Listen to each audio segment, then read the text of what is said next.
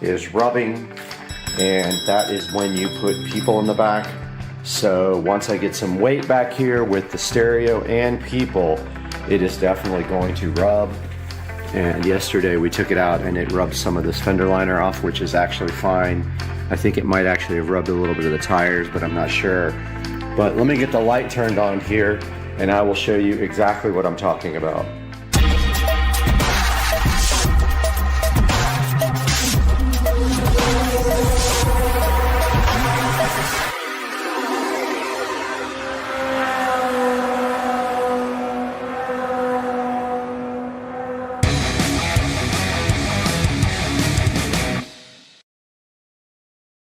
All right, checking out the back of the cart here where the leaf spring hooks, we have a couple of shackles there on each side with bushings in the center.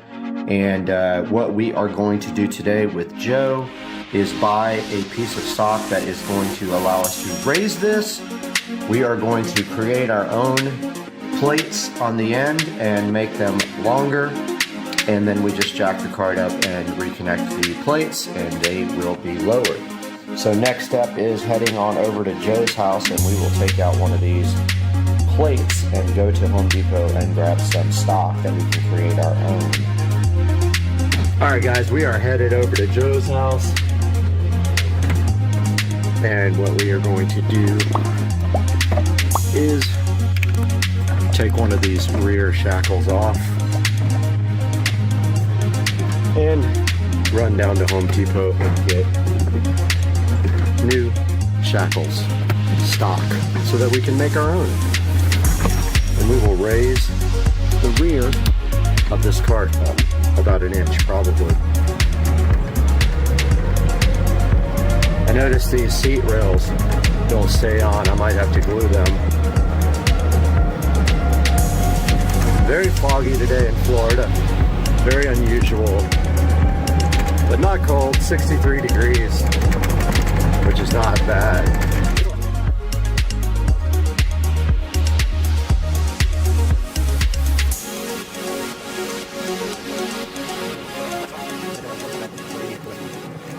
Stole Joe's truck and he didn't know it. And we're going to Home Depot. We got the bolt out, one of the shackle bolts out, and we are headed to get some flat stock at Home Depot. And what we will do is also get a nice drill bit because we both have crappy drill bits. So maybe I'll buy a drill bit set while I'm there. I know they're kind of expensive, but I really need one. Just to clarify, you see the bolt there. There are 4 plates on the back of the cart that connect to the leaf spring. And what we are basically doing is we are making longer ones. So we're going to do a 1-inch lift on the back. So we're going to make longer plates and drill those out, and then we will put those back on, at which time the cart will be lifted about an inch in the back. And if you look at the cart, it is already higher in the front. The weight on the back actually pulls it down a little bit more. So yeah, we're headed to get some stock and some drill bits.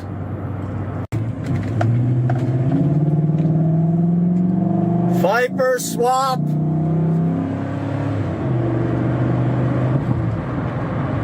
Headed into Home Depot now. Try to figure out getting drill bits and some WD-40. Home Depot on New Year's Day, nobody here. All right, over here at the flat stock, and we found the 1 1/4, which is exactly how wide it is, by 36. So we got to make 4 4-inch plates, so this is plenty.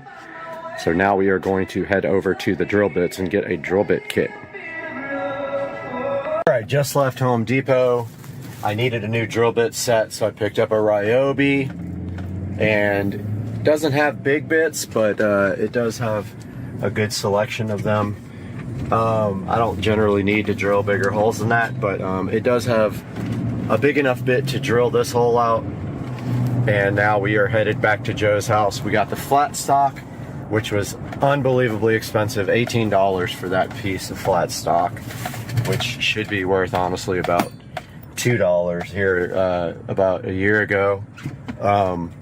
But yeah, we are headed back to Joe's house now, where we will start building this lift kit for the golf cart. Yeah, I don't have a metal disc for my big saw either. You know, the like the miter saw? Yep. All right, so the first thing we're doing, we gotta cut 4-inch plates out, 4 of them. So we're gonna try it with the ripper down there.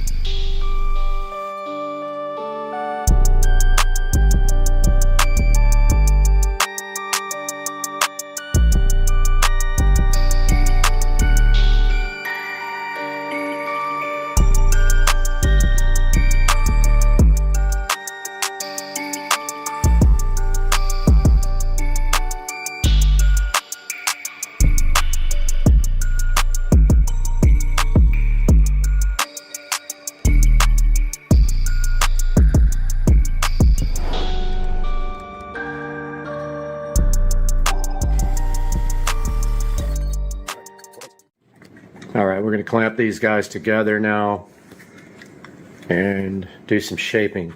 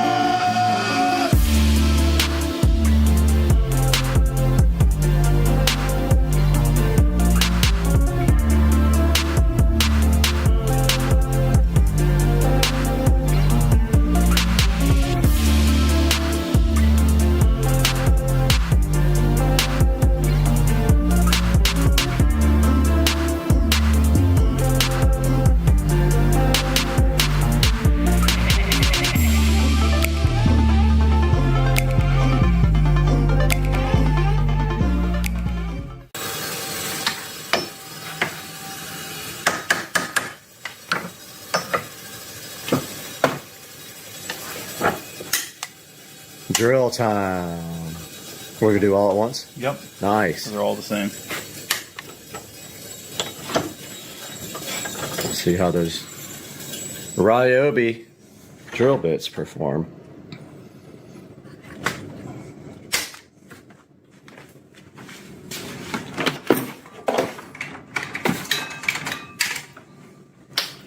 If you put all your tools back up as soon as you get done using them, you don't have this. So it's just mildly organized, is what it's called.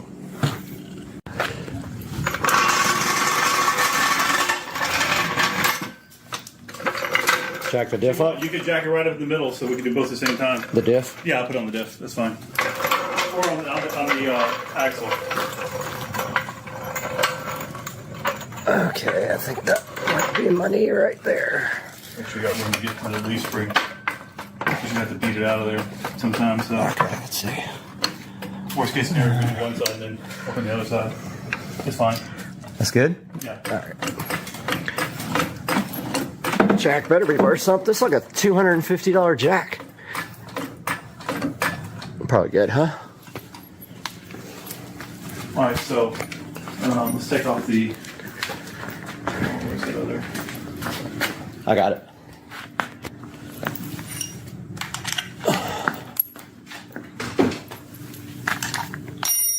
Don't you? Yeah.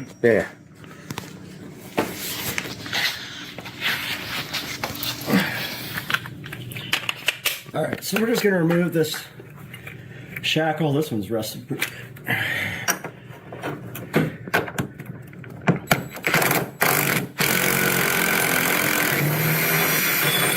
Nothing an impact can't handle. There it be. All right. There it be. So 1/2 inch on each end for the holes. Just want to make sure that, I mean, that's right at 1/2 inch right there. Pretty darn close. And it could be more or less. I'd rather be more, to be honest with you. So I think we're good with that.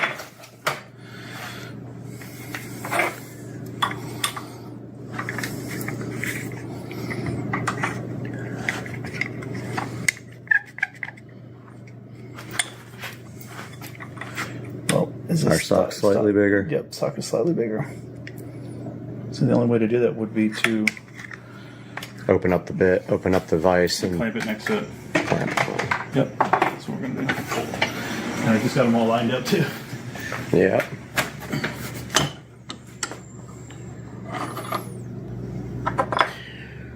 Of course, you could do one and then use that as a template for all the other 3, but it's easier just to drill them all at one time. Oh yeah, that's gonna work perfect.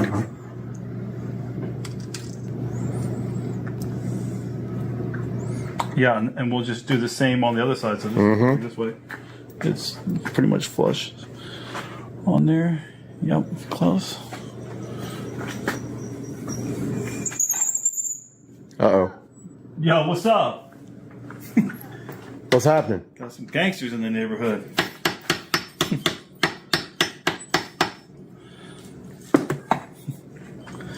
I think we're good there. Getting a lot of pressure on it. So.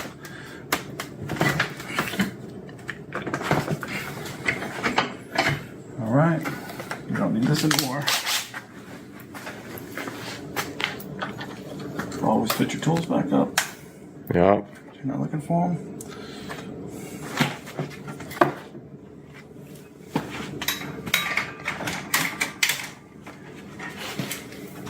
All right, so you're gonna have to lube this up. I got you.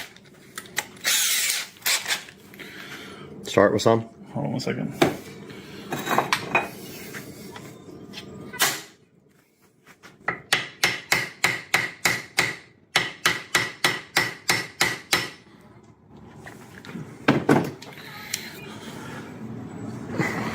Pretty good, right?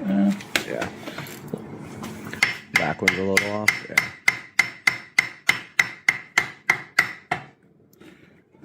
It's gonna be all right. Close enough. Go ahead and give it a lube.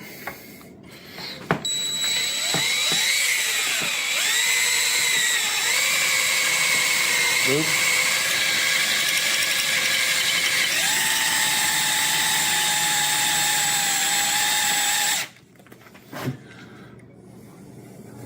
What you looking for?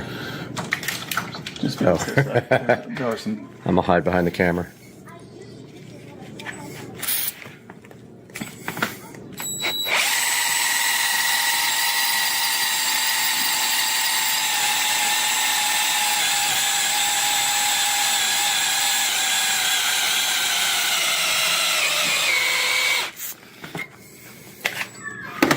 Dead battery. Man, we might have to break out the wire drill. Yeah. I got that too. If we don't burn up the bit first.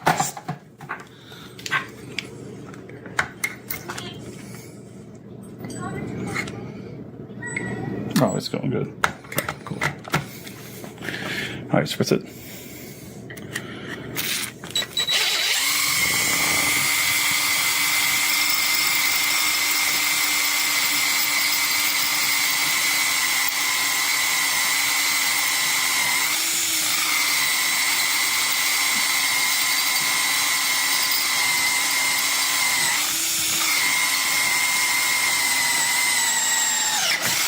Boom.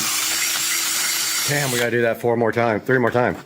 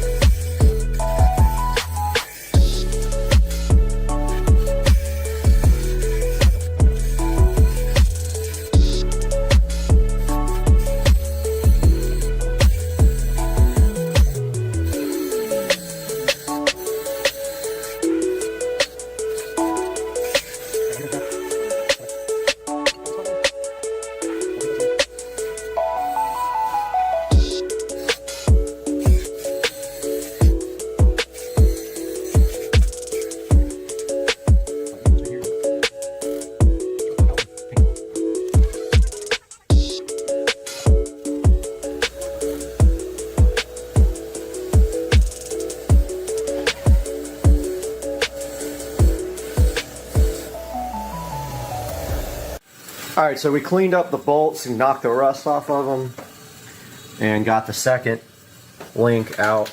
You can see the bushings there. There's some rust on the leaf springs and on the bushings. Probably normal. And Joe's got the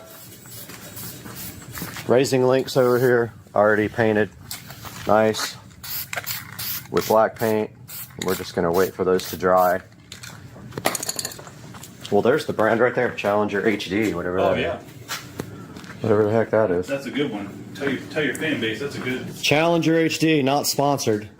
There you go. Alright, so it took a 10-foot 2x4, pry bars and everything, but yeah, we got this back on. We had to literally manhandle it back together. Then when it was just barely threaded, we took the impact gun, and now you can see there, when we let the pressure off the cart, dude, they make some cool fender flares for this too. That 3-inch, and then you could just cut the fender and let them. But yeah, this is gonna be good. All right, we're gonna do the other side. All right, we just got done with the lower raising links, and now look at the, so before the fender was sitting on the tire. Now if you look here, you record this while I sit on the back. So before with me on the back and 2 passengers, this rubbed fenders. That's me. It didn't even move. Didn't move. Okay, so once we put another person and then 100 pounds of stereo equipment, that should be good to go. And if we look underneath here, Pounds? It'd probably be like 25 pounds. I think the woofer itself is like 20, the amp is like another 10. But there's the raising links. I'm gonna hit them with some spray paint real quick. And then wrap it up.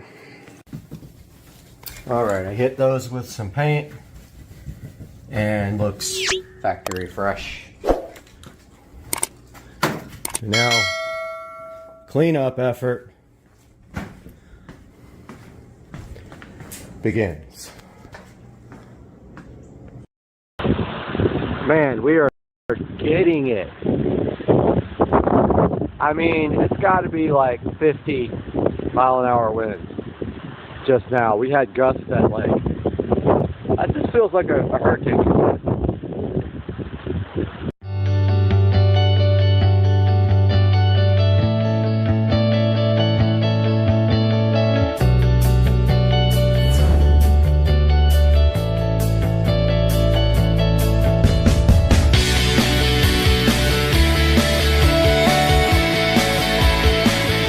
Alright guys, we're taking a look at the Barebones factory, wherever that may be, and yeah, so this is just a look at how they actually produce the mirrors.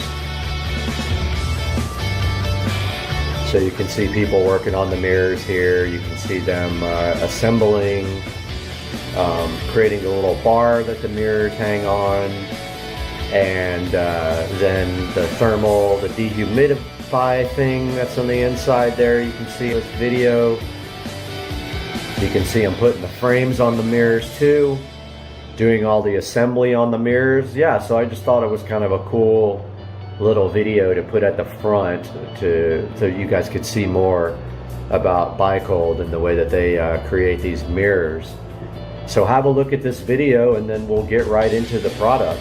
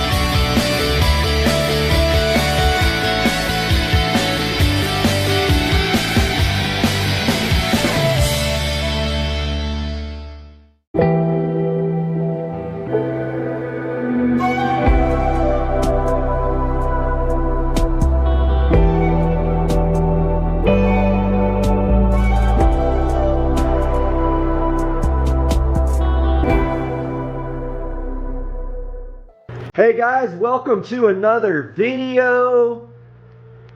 It's Wednesday. Got an update on my instrument cluster is coming in today from back from Germany or Switzerland or wherever it is.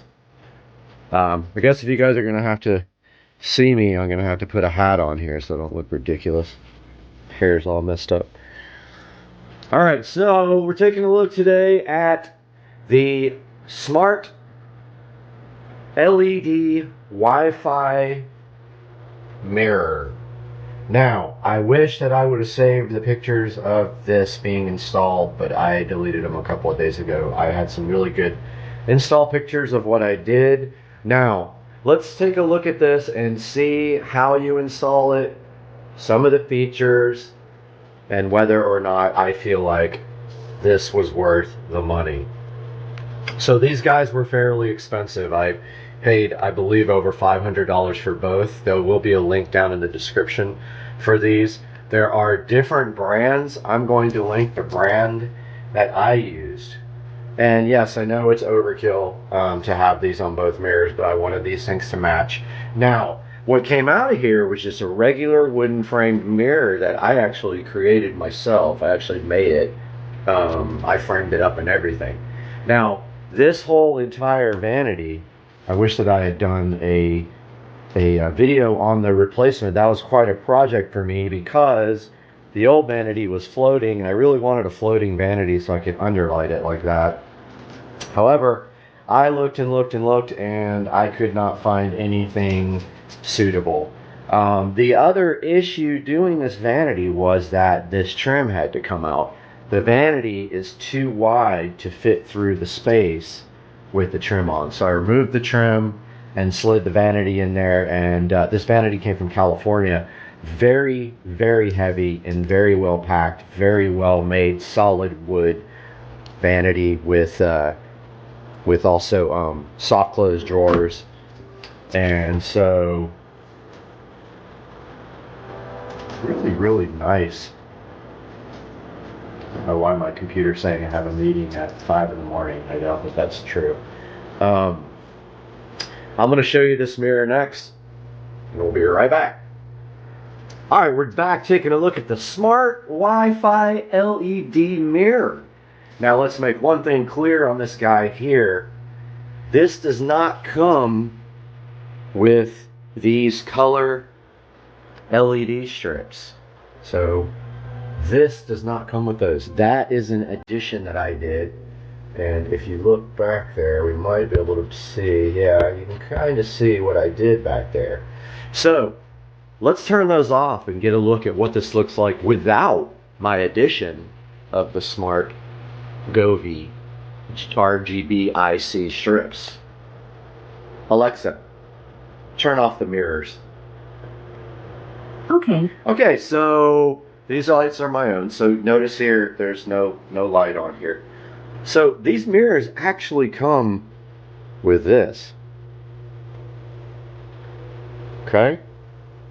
Now, so that is the backlighting that is supplied with the mirror, which is actually pretty dang cool. Okay. It looks awesome. Let me turn off the regular lights here. So these guys look like this right out of the box. And that is backlit with a white LED strip. It is dimmable. You can change the color temperature. It's on warm right now because I just like the way warm looks and it matches my warm LEDs in the ceiling and my warm smart LED bulbs there, which I don't even use the smart part of them. I just use the switch on those because I have a smart switch. So I was really wanting more out of these guys. So I added the Govee RGB IC smart LED strip to the back of each mirror. Now what I did was I hot glued that, and you're not going to be able to see it back there, I don't think, but Like I said, I wish I would have taken more pictures, but I didn't. I don't have pictures of that. But I hot glued it all to the back of the mirror, the new LED strip around. You can see the current LED strip right there. It kind of faces the side. Well, the Govee strip is actually on the inside of that frame, just next to it. There's also enough room back there. It's deep enough so that the Govee controls actually fit too. Now, if you look here, there is the mirror on-off switch, and that is also how you change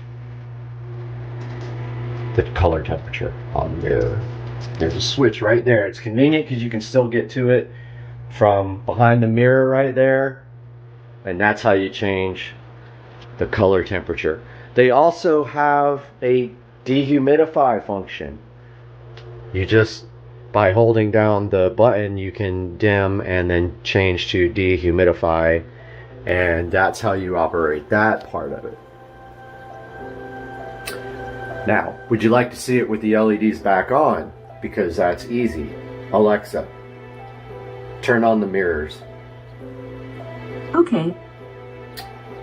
Alright, so that is with both the Govee and the backlight, and it actually looks kind of freaking cool to me. I've never really run it like that, but it kind of looks awesome. Now, let's talk a little bit about the smart part of the mirror. So these mirrors are smart. They are connected to Wi-Fi, as you can see right there. Now, how does this work? Well, this has an app that comes with it, or it's actually a universal app that a lot of different mirrors use, and that's called Wi-Fi Clock. So what you do is, I think that it uses Bluetooth initially to set up, and then it connects to Wi-Fi, and you can change the settings on the mirror so that you can do metric or standard. And that's where you put your location in. And so now the mirror knows that we are in Jacksonville, Florida, and it knows that outside it's 82% humidity, 37 degrees. That's the low and the high, I believe. Yeah, well, it's supposed to be the low and the high for today, but obviously we're at 37 right now. This side shows you your indoor humidity and then your indoor temperature. So I'm going to throw up a screenshot now of the Wi-Fi Clock app. I'm also going to throw up a screenshot of these actual mirrors on Amazon. I will link this in the description. Now let's talk a little bit about what it's going to take for you to complete this project, unless you invite me over and we do that together. So, I always wanted lit, LED lit mirrors. When I took off this vanity, when I took off the old vanity in order to, let me get some lights going in here again. When I removed the old vanity in order to put the new vanity in, I had a really good opportunity there to do some electrical. Now, the difficulty with that being that this is an exterior wall, the outside of this, that is the outside of the house. You need to be aware that when you start working on exterior walls, you might have fire breaks, which is going to make running wiring difficult because they go across this way. Interior walls like these in the closet right here, or this side wall here, super easy. They're completely hollow, so usually, so you can run wiring really easy. So I had this whole entire wall clear. I already had a plug, let's take a look at that, under. So see, I already have a plug that I put in years ago to do LED lighting underneath. I took that opportunity to run wire up the wall And over to the center, behind this mirror, there is literally a hole. And if we can get back there, maybe you almost see it. There's a hole back there below that bar, or above it, I'm not sure which. That is where the wiring came up from the receptacle down there. Now, I added another receptacle, and it's actually behind there. So there's two receptacles now, and that is where the power goes to the mirrors. So those run up the wall. Now, yes, there was tile there already. I actually used a tile bit to drill through the tile, and then I broke the tile with a hammer. It's that simple. You know, it's going to be covered forever. There will probably never be anything but mirrors over that, so I'm not too concerned about it. So I broke a hole in the tile, and then so these mirrors, you can see clearly right here, they mount with screws.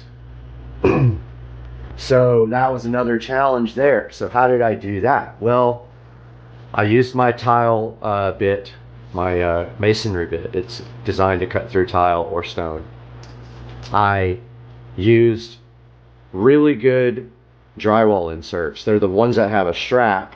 You push them into the wall and then you pull the strap and the strap breaks off. They're really, really strong. I used those with some nice big screws to hang that bar right there. I don't know if you can see it, but that's how you mount the mirrors. The difficult part of that, you're going to find very quickly, is getting the mirrors level. Completely even, completely level, completely the same exact space from edge to edge, the same exact distance apart. Very hard. One mistake and you have drilled through your tile, and then you have to either move up or down because you'll already have a hole and it'll be the wrong hole. And the most you can hope for is that if they're slightly off, you can actually manually take your hand and bend the mirror, and the screw might move a little bit and allow you to level. But I highly recommend a laser level for this. That's what I use. Laser levels are awesome. I'll put a link in the description to one for you. And the final piece of this whole bathroom was, and this is not part of the mirrors, but I just wanted to show you guys anyway. This is an Echo Show 5. Now I want you to notice, no wire, no wire, no wire, no wire anywhere to be seen. Now this is my favorite part of what I did with these mirrors. This Echo Show 5 used to be plugged in here. Okay, so I ran the wire literally behind the shelf and through the mirror over here, and we had a plug right here. So it literally came out and plugged in right here. Well, that's not good enough. That is not acceptable. That worked for a little bit, but I had the opportunity. And so I made this shelf by hand. So this is just 2 pieces of wood. Those wood are then screwed to each other in the back there with flat screws. So I drilled the bottom shelf out, screwed in the back part to it with a flat screw, and then I caulked this. Well, actually, let's back up a little bit.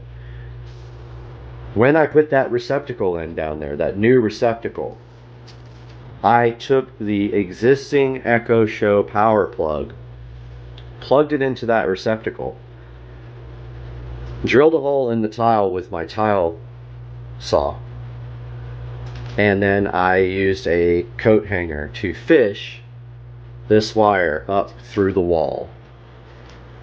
that is plugged into the new receptacle along with these mirrors. Okay, that's how I did that. Then I drilled a hole in the back of this wood, which it already had actually. I pushed the power plug through the back of the wood just enough so it's protruding. Just this much. Like, it's just the power part of the plug sticking through the back of this wooden shelf.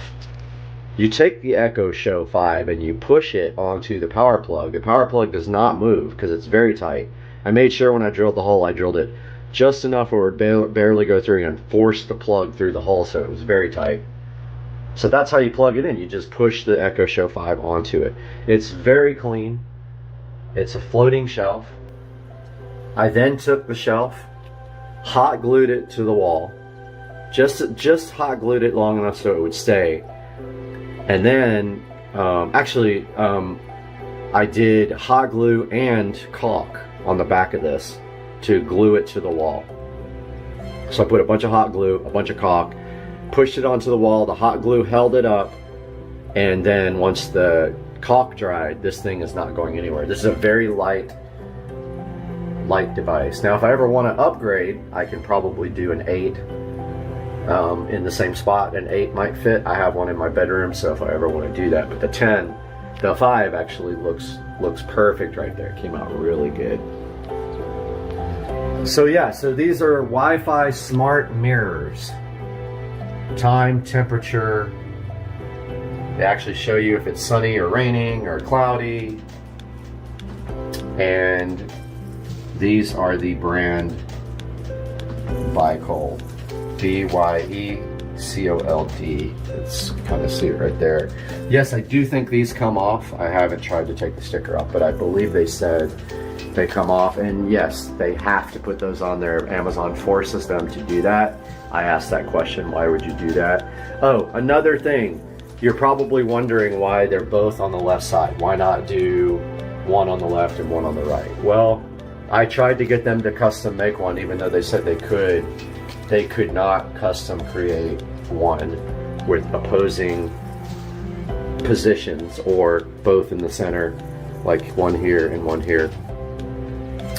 So that's just the way that is.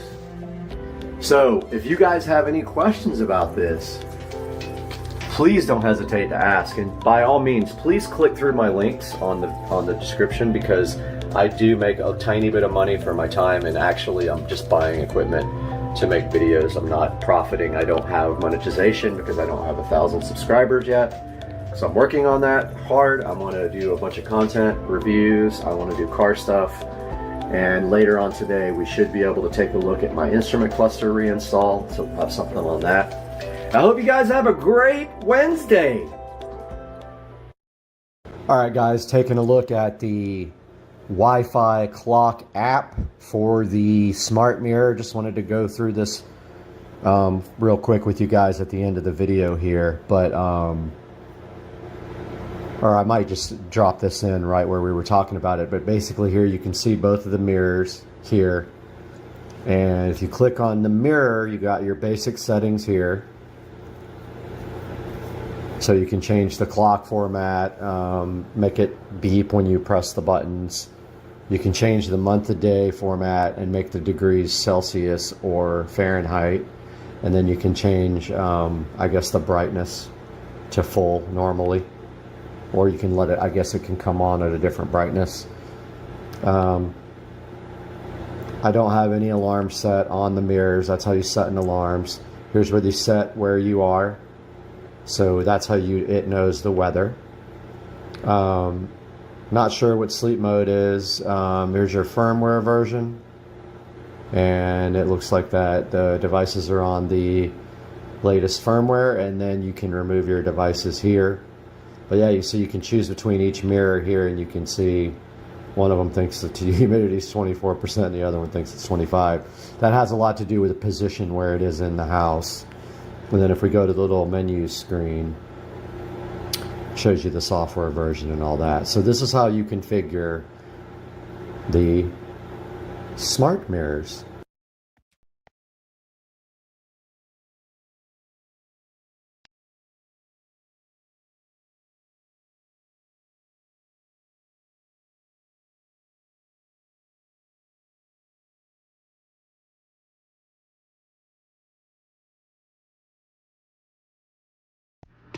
Okay, so now that you know a little bit more about 6-star pre-workout explosion, we're going to take a look at the package here. So one thing about this product that I noticed from the very beginning is that they changed the packaging from a short, fat package to a tall, skinny package. I don't know what the advantage of doing that was, but when they did that, you would think that you would change the scoop inside so that you can actually reach the product.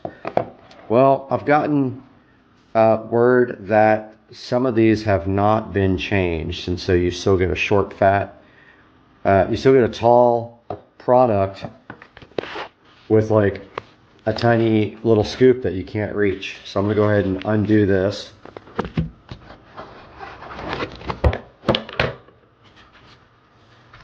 I think I got that undone. It's hard to work with just one hand, but hey, I got a tripod coming. All right, I'm gonna go ahead and undo this top. All right, so we got the top open. We take a look at the back with the ingredients. I mean, basically it's no calories, no carbs, no sugar. So, but you've got all these other ingredients. So if you're at all concerned about different types of chemicals in your workout drink, make sure you take a good look at these directions. Now they recommend 1 scoop per serving of water, and it gives you like direct instructions right back there. And I seem to think that I'll start with 1 scoop and see how that works out and see if my workouts are good with that. But you can see right here it's got creatine, it's got whatever the heck that is, beta alanine, 0 carbs, 30 servings. And so this flavor is called, what is it? Icy Rocket Freeze. So it's supposed to be like a blue punch. So what we're going to do today is go ahead and open up the top real quick, and I'll be right back with you.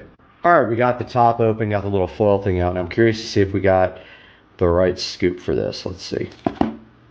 Ha, we got the tiny midget scoop. So you tell me how that little tiny scoop is going to get to the bottom of this package when most of the product, and it's only halfway full, which is annoying. I mean, they could have made the package the same exact size, but I guess they were trying to make everybody think you get more. It's powder, for God's sake.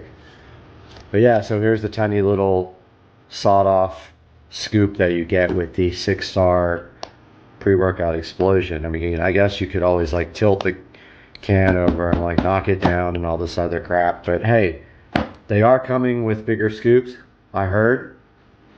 And yes, this does supposedly turn blue when you add it to water. So we're gonna head over to the kitchen and mix up a batch right now. All right, we're in the kitchen now. Got my empty Publix spring water bottle. Gonna go ahead and fill with my fridge, which has filters and all that jazz. Gonna fill it up, not all the way. I'm gonna fill it up like, I don't know, 90% of the way, so I can still get my funnel in there. This bottle is jacked. It wants to fall over the whole time. Let's get my funnel out. Got my funnel, which does not protrude into the liquid. If you do that, you're going to get powder stuck on the end of the liquid, on the end of the funnel, because it'll be wet. Now when you do this, go slowly. I mean, unless you have like a larger funnel. Mine likes to like get caught in the neck, just like that did, I think. Let's see. Yep, got caught. So I'm gonna go ahead and get all that in there. All right, so all of the powder is down in the drink now. Let's go ahead and put that lid back on. Shake that up really good. All right, so notice it turned like a nice, appealing blue color. Let's give it a taste and see what it tastes like.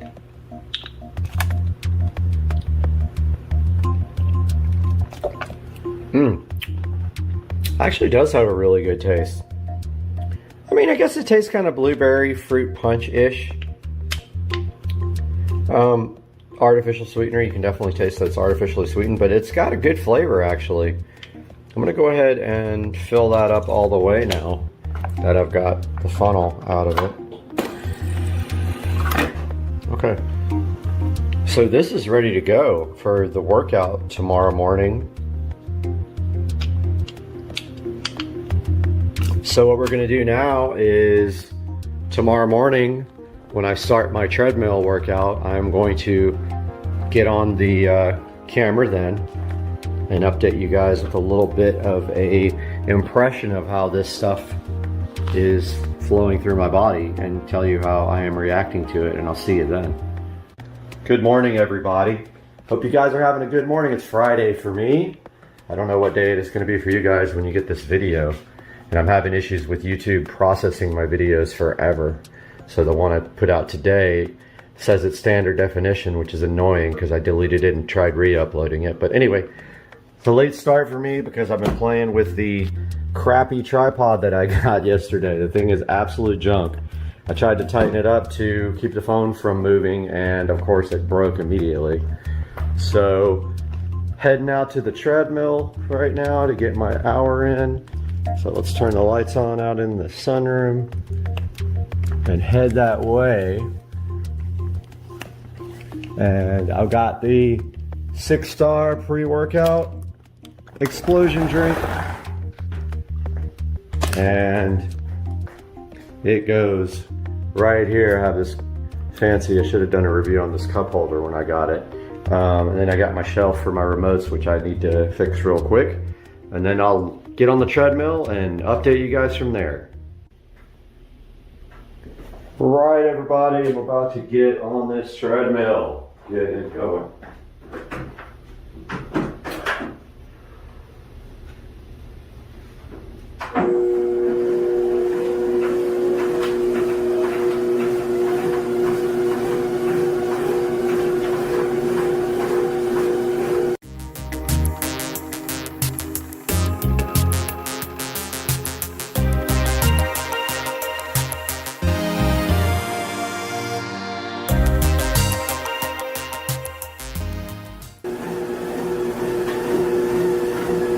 Okay, we're about 10 minutes in now. 10 minutes. And my heart rate is definitely coming up from the exercise, but I also am starting to feel the 6-star pre-workout. And my skin's starting to tingle a little bit. I can tell that I'm a little bit more ready for the exercise this morning. And I'll update you guys again in another 10 minutes.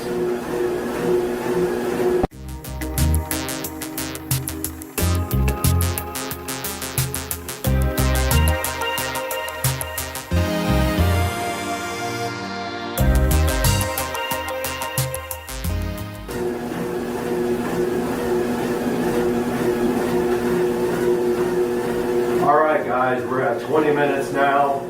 20 minutes. And my heart rate is definitely elevated a lot more now. I'm starting to really get warmed up and into the workout. And my skin is crawling a little bit, which I like that feeling. And also, I'm starting to break a sweat a little bit. I have the treadmill on a slight incline. I don't know, maybe that much. I'm going 3.1 miles an hour. I have burned 178 calories. And I have gone 1.12 miles.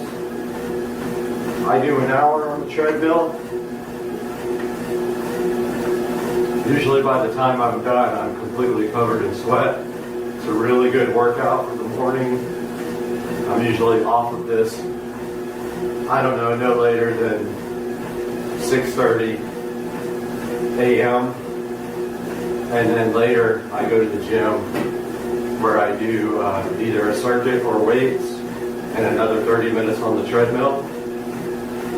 So we'll check in again with you guys at 30 minutes.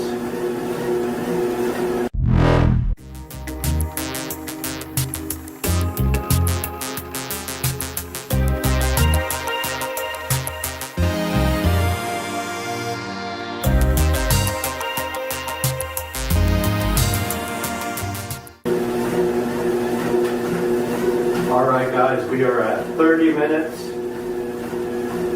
30 minutes on the treadmill, and I have drank about 3/4 of the bottle. Now the effects are fully in my system. My skin is tingly all over.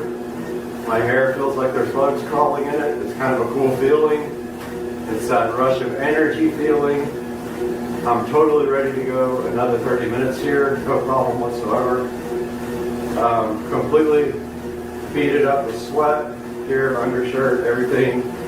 And so stuff is doing its job. It has a great flavor. It goes down really easy. I totally love it. I can see myself using this at every workout.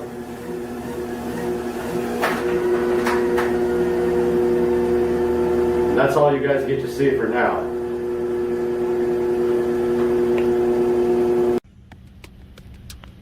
Got the 6-star pre-workout explosion right here. And this is Icy Rocket Freeze. Final thoughts. I highly recommend this. There are some great pros to this. It costs way less than some of the mainstream competitors. I'll put a link in the description to buy it on Amazon. It's probably $10 cheaper than the next competitor, which is one of the major brands I'm not going to mention during this review. I do recommend it. It helps me get through my workouts every day. The taste is very good. I've actually tried several of the flavors, but the Icy Rocket Freeze, the blue, is my favorite. There's, I think, a tropical punch as well and a watermelon. But to summarize this whole entire review, it's convenient, it's easy, it does its job, it helps me in my workouts, it actually helps my intensity and my stamina up in the workouts, and so I do drink this at least one time a day, sometimes twice a day. It also will burn calories because it's thermogenic, so your body will be cold and you'll shiver a little more, and that burns calories even when you're not working out. So go ahead and pick up some 6-star pre-workout explosion. Use my link in the description and support the channel, please, where we can get some more content. And I'll see you guys. Have a good day. What's going on, everybody? It's Sunday morning and it's like super early, and I'm up and ready for Vaughn Motors Cars and Coffee. This starts at 8 o'clock. It's super fun. You get to park your car inside, which is awesome. And I got the car out in the garage running right now. You can maybe hear it in the background. Got it all waxed and ready to go. I'm bringing some other cleaning materials too, so I can do some when I get there. So maybe shoot some video on the way if I can find anything interesting going on. If not, see you at the meet, homie. Got everything loaded up in the car. It's loud as hell. Got the car running here. Looks beautiful. Just got to get the rest of this clear bra off. So look at the Accord. Car's all ready to go. About to load up, take off, go get some fuel. See you on the road. Cruising along here. About 75 miles an hour. Got Waze going. Help me with the cops. Don't need any police action this morning. Clouds look rough. Scared it's gonna rain on me already. But yeah, we're headed to Walmart first to get some sunglasses, and then to Vaughn early to get a spot. Got some kind of Civic. I think it might be SI, I'm not sure. See what he wants, but I gotta exit, unfortunately.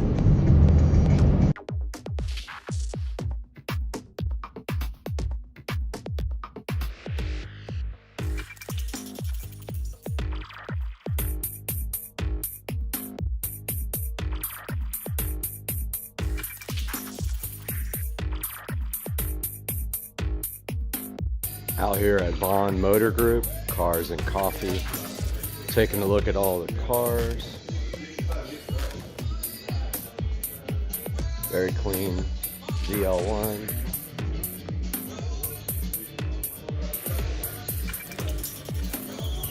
Couple of Mustang, one Mustang here, 3 or 4 more down below. It's my buddy's NSX.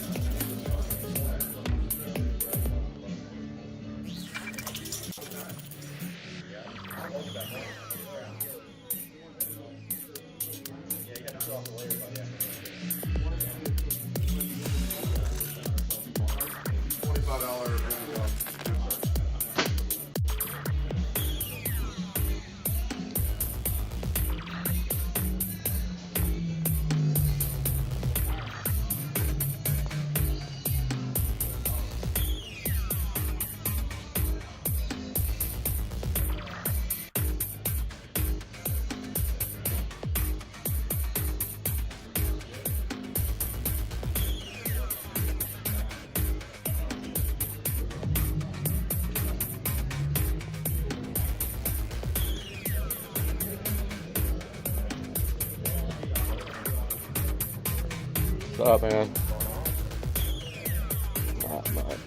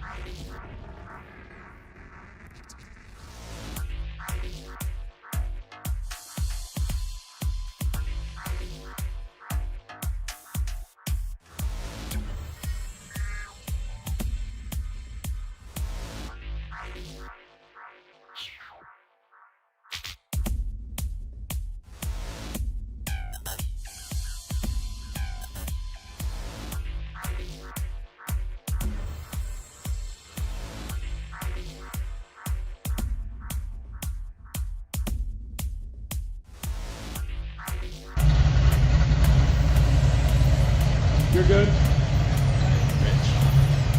Yeah.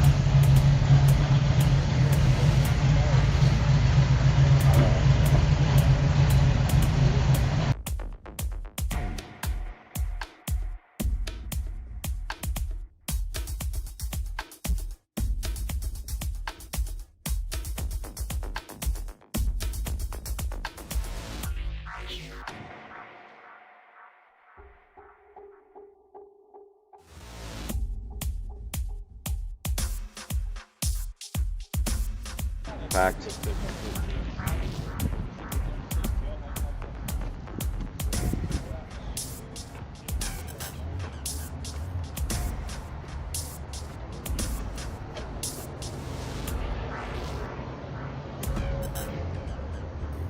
one was here before. Man, I love this thing. So clean.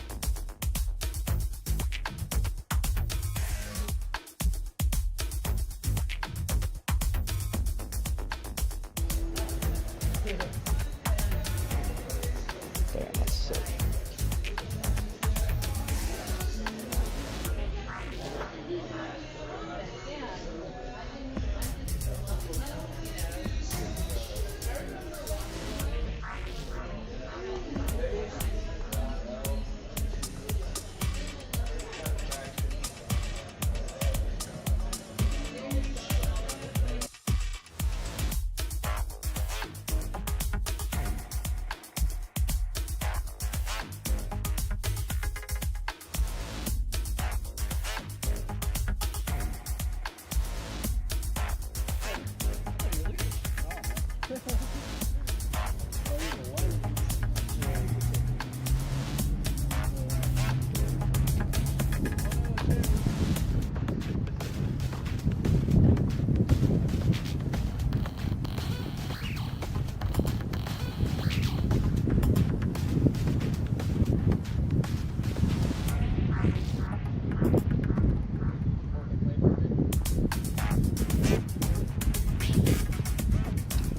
up, guys?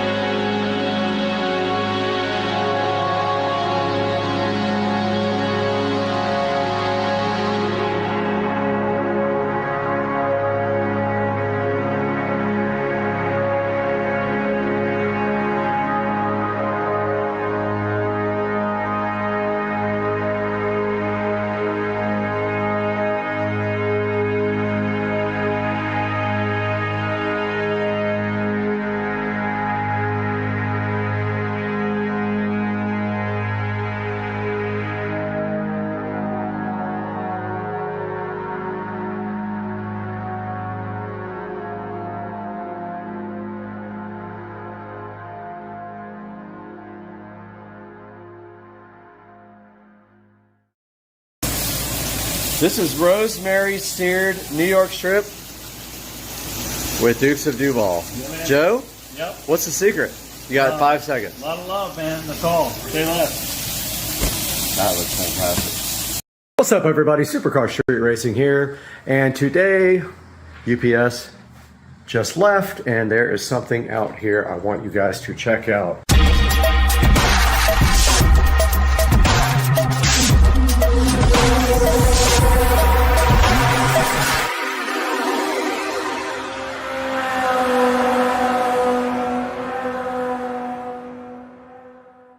Guys, welcome back to the channel, and today there is a couple of awesome boxes here. Don't make fun of my socks, it's cold and I have hardwood floors, but let's take a look at what's in these boxes. What do you guys think? I mean, I'm so hyped for this. I looked forever for exactly something that I wanted, and I found it and literally ordered it yesterday, and it is here now. And oh, you know what that is. That is the special wheel condom. And underneath that wheel condom, we have, oh man, these are freaking beautiful. Look at the wheels, guys. I am so hyped for these wheels. Look at this. Check out these wheels, guys. We got the little SS center cap, which I really want to turn black. I'll probably end up doing that black, filling that in with the wheelbase marker or whatever, but check this out. So these are 14-inch wheels for the Club Car Precedent, and they look just like some of the wheels for some of the cars, which I used to own, so I'm really, really stoked about this. These things look amazing, and the reason I love these is because the new ones all have bolts, silver bolts all the way around, and this is a clean look that's going to look absolutely sick on the golf cart, and I am so hyped. There also should be black lug nuts in one of these packages. I'm not going to go ahead and open up the other packages yet, but at the moment I am looking for tires for these, so as soon as I can find some tires, I think I found some, then the guy will also mount them pretty cheap, so we're going to be heading out to do that, maybe with Joe. Joe will give us a ride. But yeah, I just wanted to give you guys a little update and let you check out the new wheels that I got. Get you a closer look here. Look at these guys. Things are so awesome. Really, really nice quality wheels, and perfect for a black golf cart if I do get the golf cart to be converted to black somehow. I'm still working on what I'm going to do with that, if I'm going to get the body painted or wrapped or whatever. But stay tuned, guys. These are the new wheels, and I am super hyped about it. All right, guys, I just ordered a VIP carbon fiber dash kit for the Precedent, and I'm about to order the little bezel right here that goes across it in carbon fiber as well. But that is the kit, VIP dash kit here. If we click on it here, it actually has a hole here for a gauge style marine radio. However, I think I'm going to try a tablet on mine and mount it right here over this hole. If that doesn't work out, I will get the marine style, but I really want to do a tablet, like an 8 or a 10-inch tablet on this. I think it would look awesome. But there's a good look at that. And then next I'm going to be ordering the little bezel cover for the dash to match the carbon fiber dash kit for the Club Car Precedent. All right, I know this is confusing because that looks like wood, but this is the carbon fiber dash trim that goes over the top of the dash to round out the carbon fiber dash kit. Hopefully it works out good. The reviews are mixed, so we are going to see. But another place has it, but I already have a credit in Amazon. I'll put a picture of the other place on eBay that has it up on the screen so you know exactly what that looks like.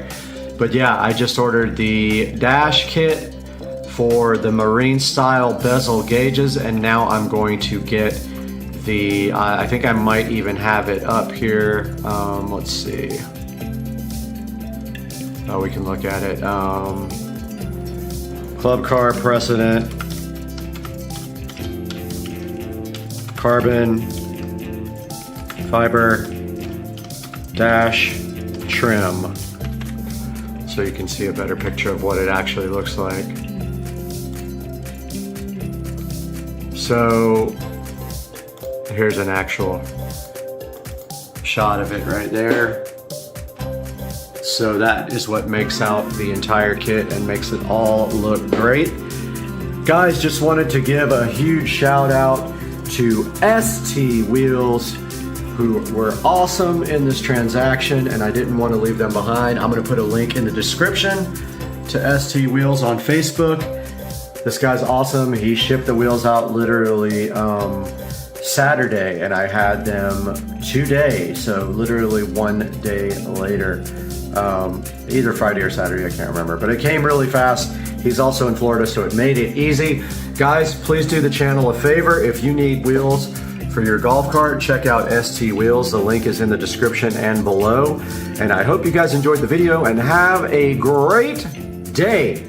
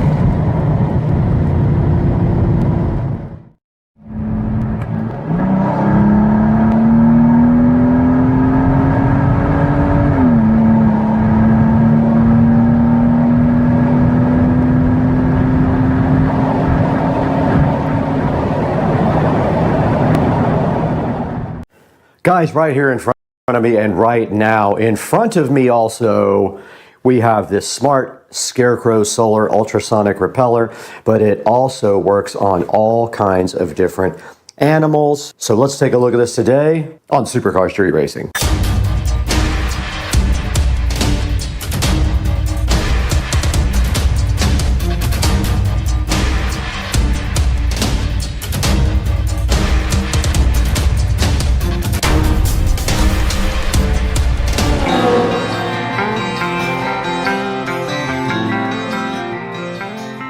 In front of me today with a plethora of other products that are awaiting our look is this smart Scarecrow solar ultrasonic repeller. And we're going to be looking at that today. And as you can see on the front of the box, it does indicate that it does repel a bunch of different types of animals. Now, the solar repeller was graciously provided by the manufacturer for us to take a look at and unbox and test and give an update later. Okay, the battery did die on the microphone, but that's not going to stop us from checking out this solar pest repeller.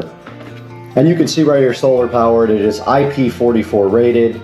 It says it has a 110 degree effective range, and it operates on various frequencies. Supposedly that does repel different types of animals. Now on the back, it does say solar or USB. What is not clear by the manufacturer is if it has a battery in it, or if it just operates when only the sun is out. So I'm not sure about that. It does have a 5.5 volt solar panel.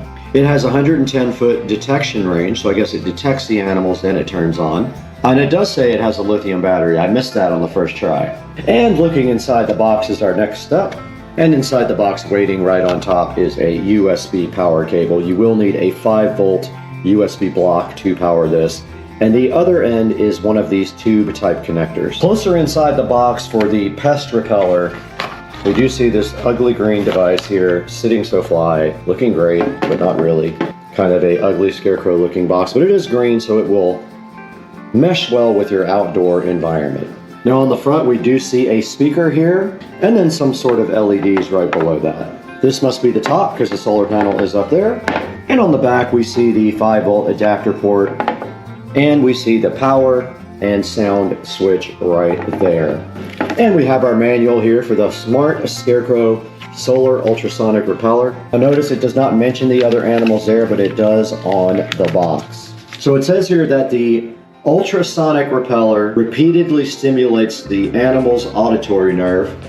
It has a flashing light to simulate the animal's visual nerve, and then a PIR to detect whether there is an animal near. Once close to the area, the PIR triggers the product, and the intelligent working mode will repeatedly stimulate the animal, And the intelligent working mode will repeatedly stimulate the animal. Makes animals restless and want to escape from an environment that is not suitable for them. And if we're looking here at the manual, and it does have a diagram, there is a charging indicator that should go red when it starts charging and green when it is finished charging. There is an indicator on the front here when it starts making sound. The sensor is right here, and the battery is inside of the back, which is not available to be gotten to. This part of the device right here is actually the ultrasonic speaker. Further in the box, it does come with some stakes and a warranty card.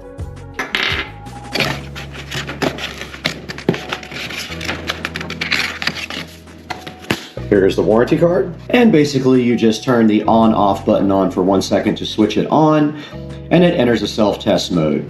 The horn's going to be 3 times, the 3 LED lights in the front and the red light on the right side will light on in turn. Then after 5 seconds, this device will go into a standby mode. When it is in standby mode, if any animals come close to this, it's supposed to detect them and trigger the product automatically. Now when this is triggered, it will run for 7 seconds, and the ultrasound and light will work for 13 seconds, and then all 3 things will work for another 5 seconds. So the entire process to scare the animal off is a 25-second process from the pest repeller. Now there is also a silent version where there is no alarm, so you can choose whether you want this to make noise when it detects a pest, or whether you want it to be silent and work ultrasonically as well. Now to operate this, you simply press the on-off button and the alarm sound can be turned on-off. Now we do need to go ahead and get this thing charged, so let's get it on a USB now. All right, do not lose this cable. It is proprietary. It has this different tube type charge connector on it, but let's go ahead and get this guy plugged in.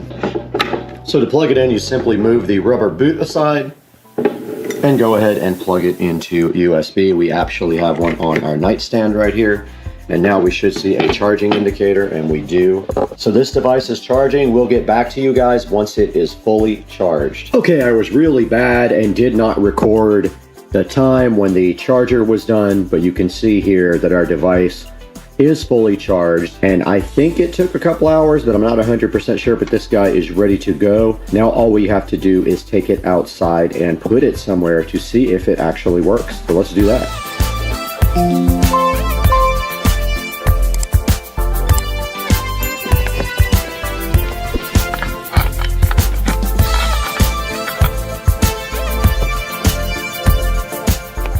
This thing really does look funny. It looks like a monster.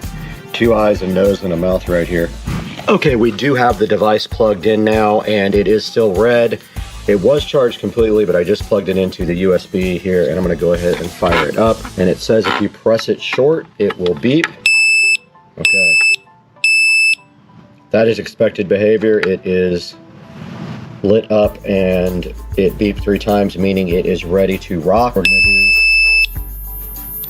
Oh, I actually heard that. That was interesting. I heard the actual high-pitched tone. It must have detected me. There's the light.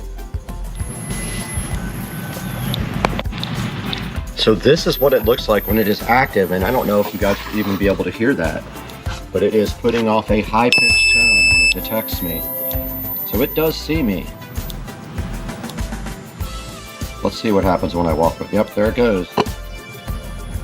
What a crazy device. I love this thing. Oh, there's the blue lights. So is this thing gonna go off every time a person comes by it? There's the high-pitched tone. Does work, I hear it.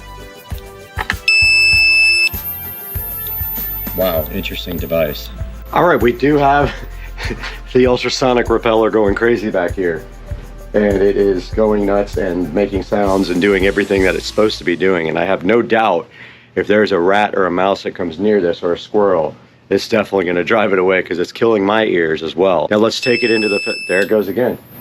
Let's take it into the 4K production studio with Brad and take a look at this online.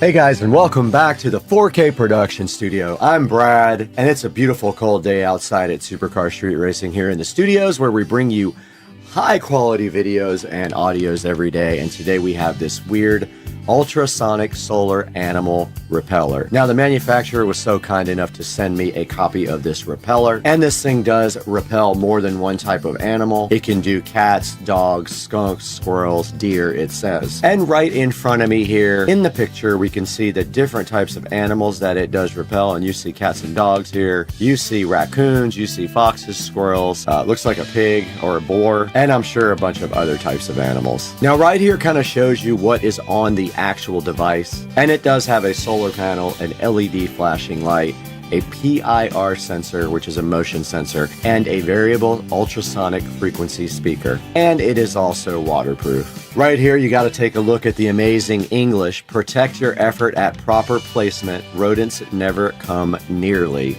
So funny. You see a squirrel there eating corn because they don't have an ultrasonic pest repeller on the property. Now here is a close-up look at the front with a diagram of everything. It does have a red LED when it's charging, and it turns blue when it is fully charged. It's got a low power indicator flashing light. It's got the PIR sensor. It's got 3 1-watt LEDs and the ultrasonic speaker. And it does have a 5-volt charging port that will charge with any USB 5-volt adapter. It's got a solar panel, and it's got hooks to hang on the fence and a power button right on the back. Now right here, it shows that somebody did wall mount it with the 2 hooks. And it also shows it here going right into the ground with the stakes, and you could technically take your power cable and run it underground if you wanted to. Right here, it just shows you the 3 easy steps for putting the stakes in. You just put the stakes together and then push the stakes up to the bottom of the device.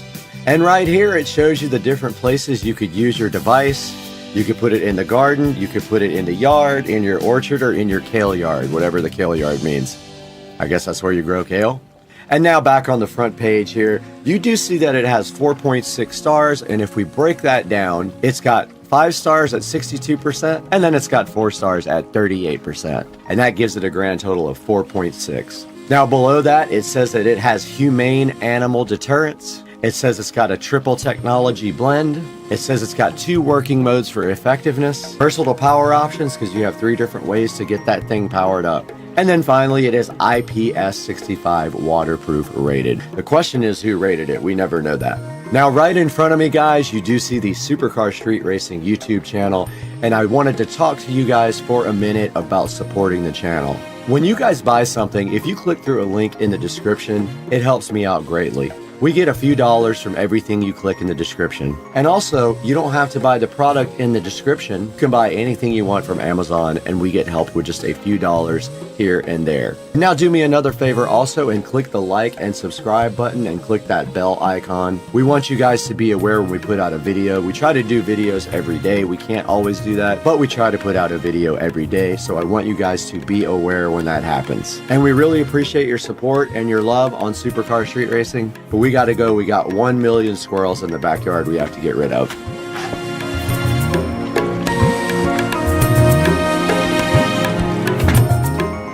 Bathroom, when you're in the house, the did on my channel about a year and a half ago. Now, so this is going to support the mirror mount in 2 different places. First.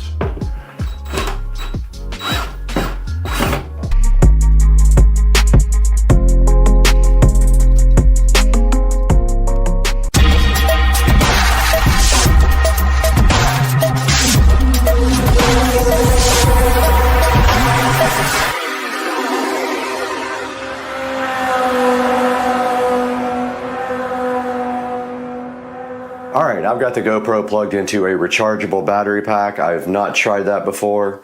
I'm gonna see if this is going to keep it charged longer because the batteries last like 15 minutes. But I think I have a new plan that makes more sense. I think towel rack here makes sense. And then the Echo right here. But is there any studs?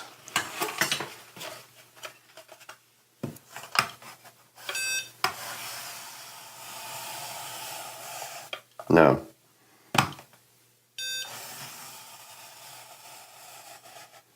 Don't think there is. I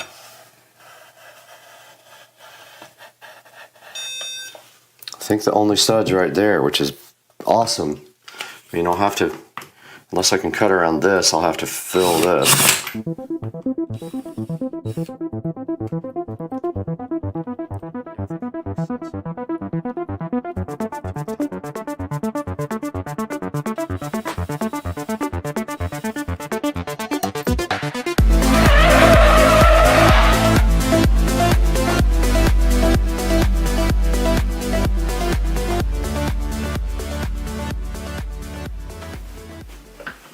We're back in the bathroom here, and I kind of need to clean up some of this mess before I start the next part of this project, which is going to be cutting the hole for the Echo Show 5, which we're going to put right there. And we're going to keep it up top here to keep it a little bit higher and also reuse these holes. So mounting this is super easy. I've done it many times. The trick is getting it level. So this is the kit. And pretty cool little kit. All you have to do is cut the hole, and there's some little clips that hold it into the drywall. They also give you an extension for your plug if you have to run power somewhere, but we are going to be putting a power adapter inside the wall, so we don't need this guy, so I have a bunch of extra ones of these.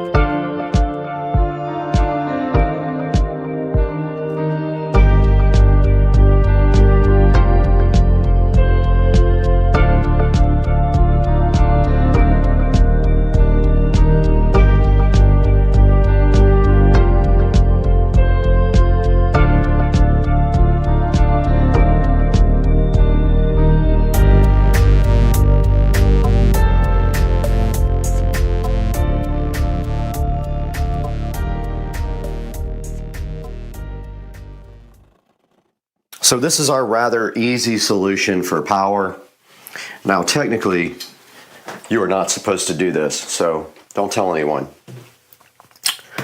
What we're gonna do is grab power off of this receptacle here and put power to this Show 5 device. So I've got some electrical cable here. It is not Romex, and again, you're not supposed to be doing this. But at this point, I'm not worried about it. It's accessible. The Echo Show pops out in 2 seconds. So it is what it is. It's happening.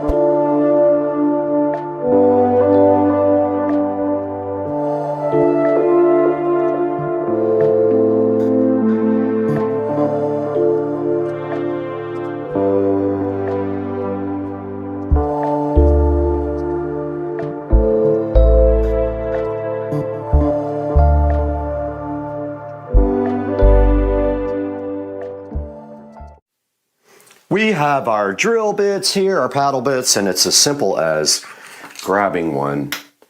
And I'm going to put a nice size hole in the side of this guy. And when you're doing it, do not hit wires. Do not touch the side of the plug. It is on and active. This is very not recommended. So we're just going to go right through the side.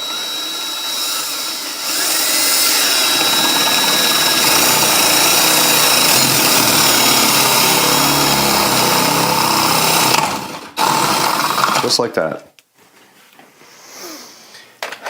That's all we had to do. That easy little plug hole. And now here is our electrical. We are right in access point here. So we're just going to come right through the side of that hole with our electrical.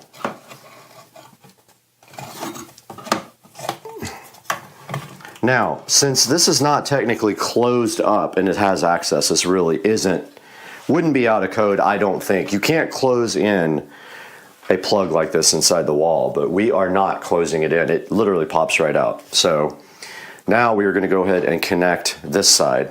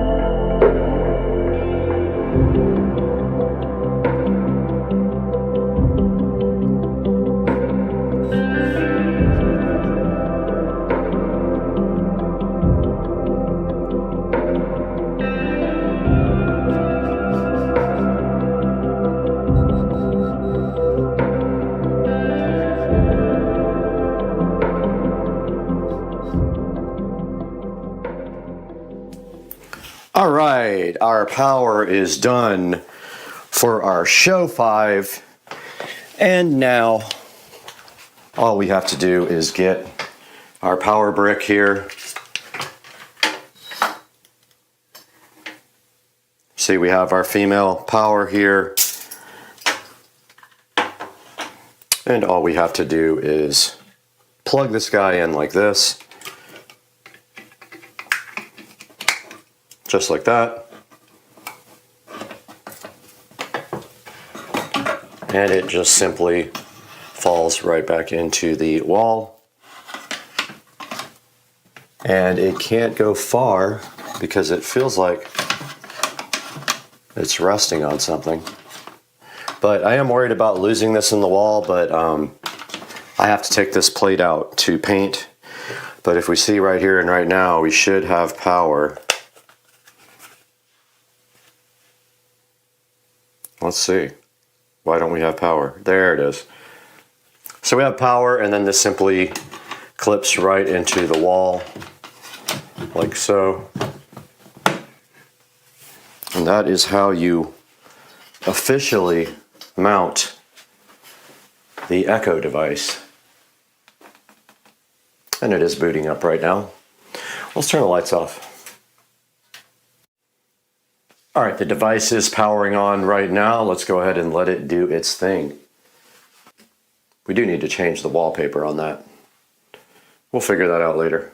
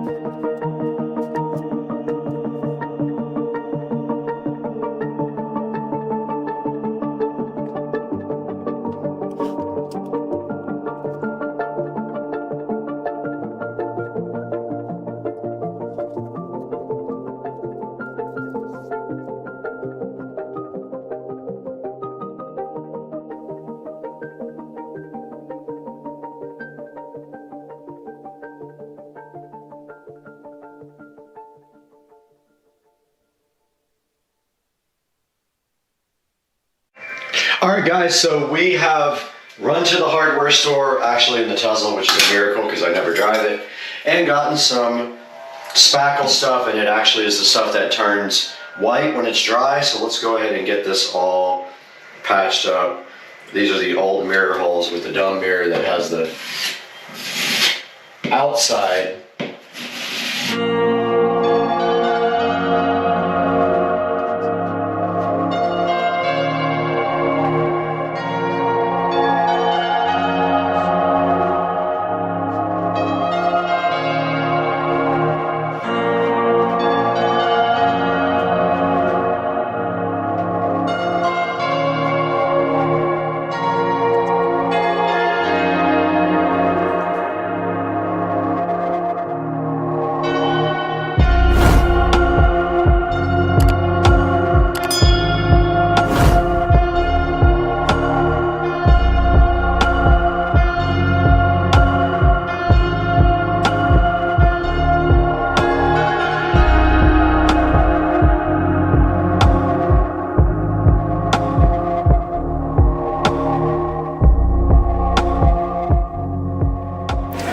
So I just recorded this whole cool thing about this new paint system. These new paint cans are awesome. They have like a key to open the top, and then the thing becomes a funnel, which is pretty cool. It's a new thing I've never seen before, but we're headed back to electrical.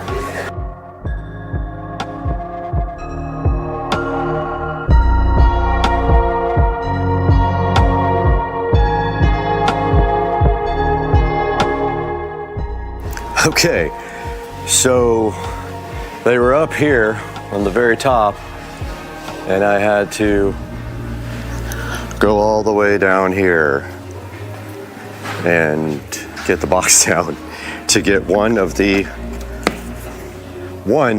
old work boxes out. These are the ones that have the flip tabs, so you just put a hole in the wall and you flip them up, and that's what we need.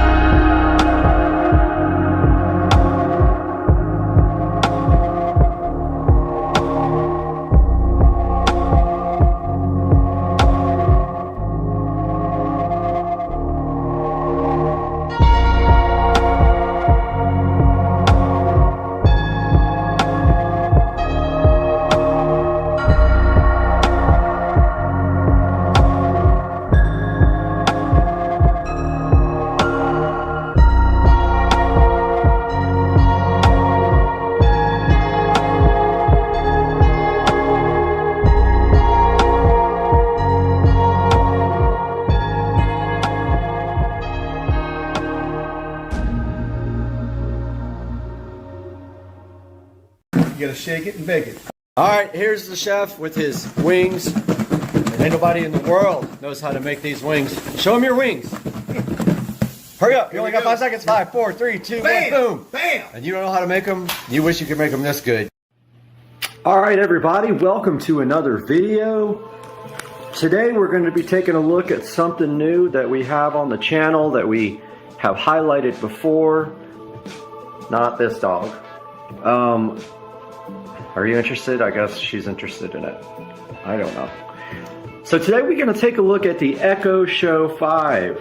I've got quite a few of these in the house. And what I ended up doing is when I bought the skin for the Echo Show 5 for the new theater room remodel, it simply was junk. It literally was just a sticker that you place over the top of the Echo Show 5, and it didn't even cover the front of the device. I absolutely hated it. So I ordered an Echo Show 5 in charcoal. Now this would be the first one that I have that is charcoal, but I needed something in the theater room that would not look white and reflect light. Still have not got my tripod in that I ordered, so I'm still waiting for that. So I'm still one-handed when doing all these opens. But I'm going to go ahead and get this cut open, and I'll be right back with you. All right, once we get the packaging open on the Echo Show 5, now this is a refurbished model. I have really good luck with refurbished models from Amazon. So I bought this refurbished model. Let's take a look at what that looks like. So it comes in just a plain box, unlike the full retail version of Echo Show 5. It's got a little sticker there, keeping it closed. Let's see if I can one-handed open this thing again, or if I'm gonna have to put you guys on hold. Let's see. I think you just pull this part off. Look at that ingenious level of packaging. Okay, so there's one thing about this Echo Show 5 which I want to talk to you guys about when I take it out of the box. So there are 2 generations of Echo Show 5. Take a look at this packaging. Pretty cool, huh? There's how it looks right out of the box. There's the top. I like the black. This is the first black one I own. Mind you, only the front will be shown because I have my Genie.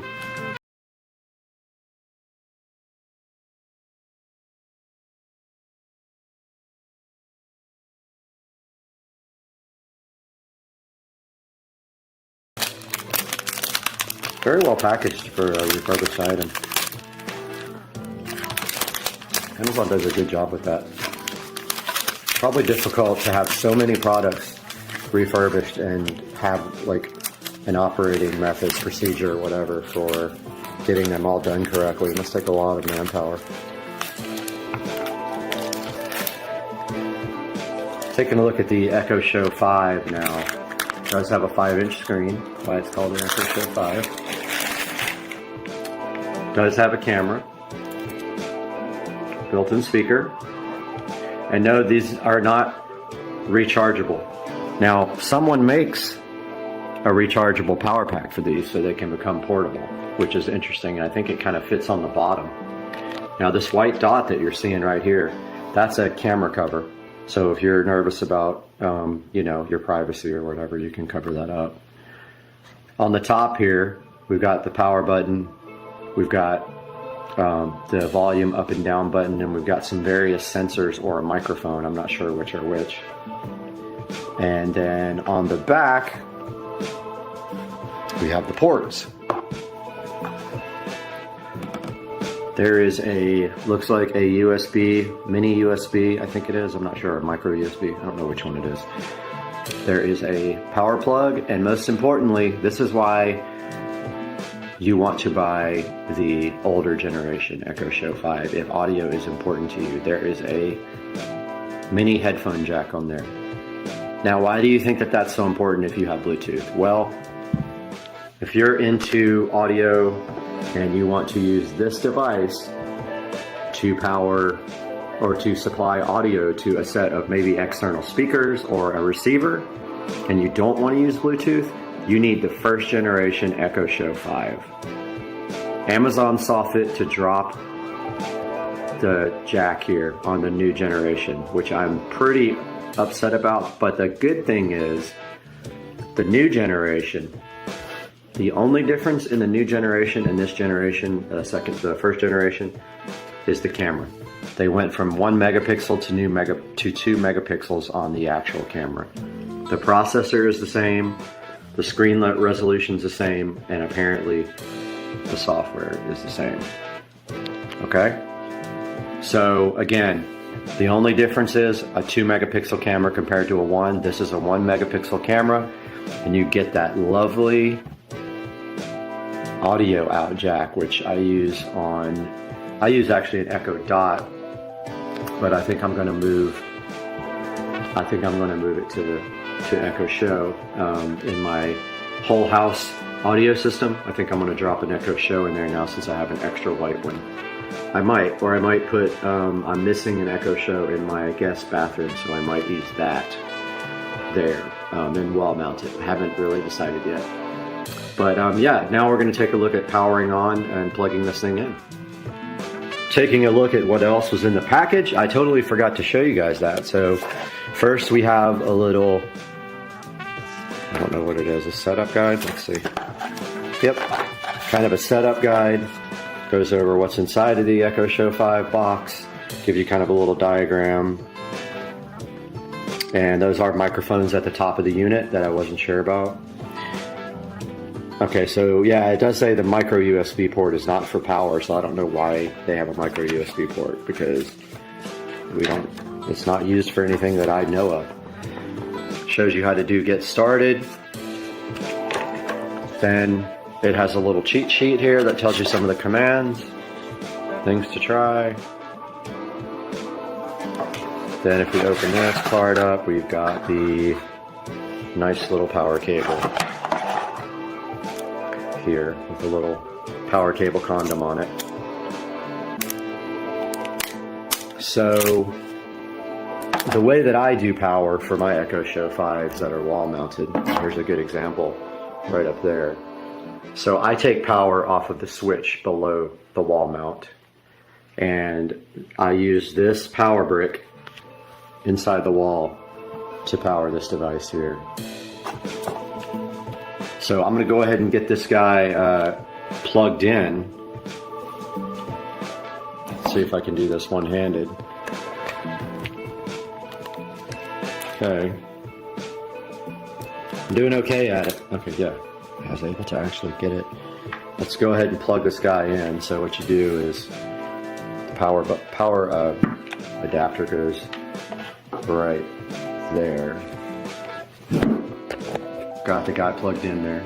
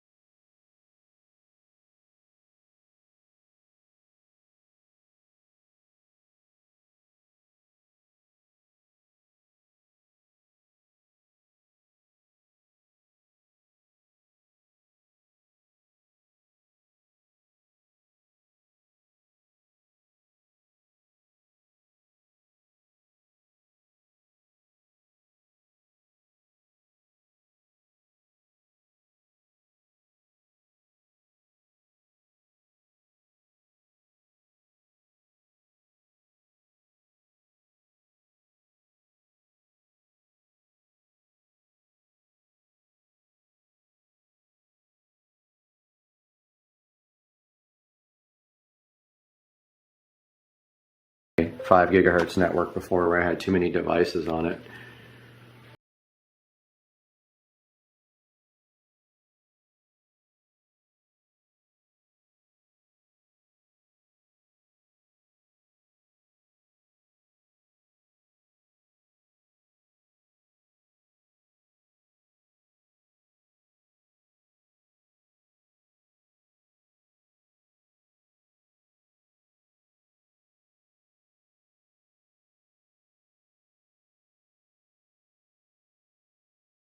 So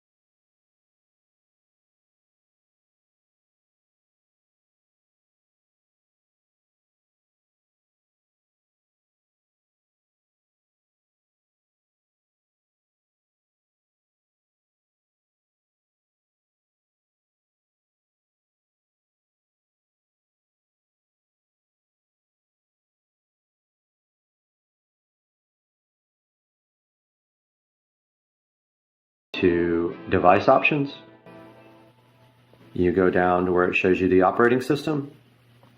You click that. It's actually updating now.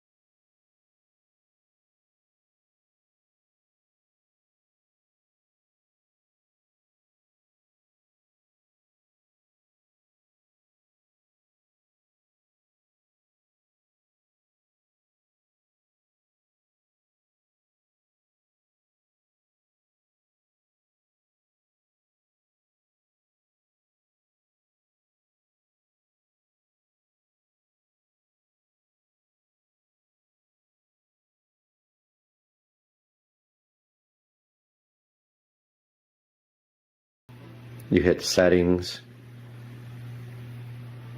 There's all the list of the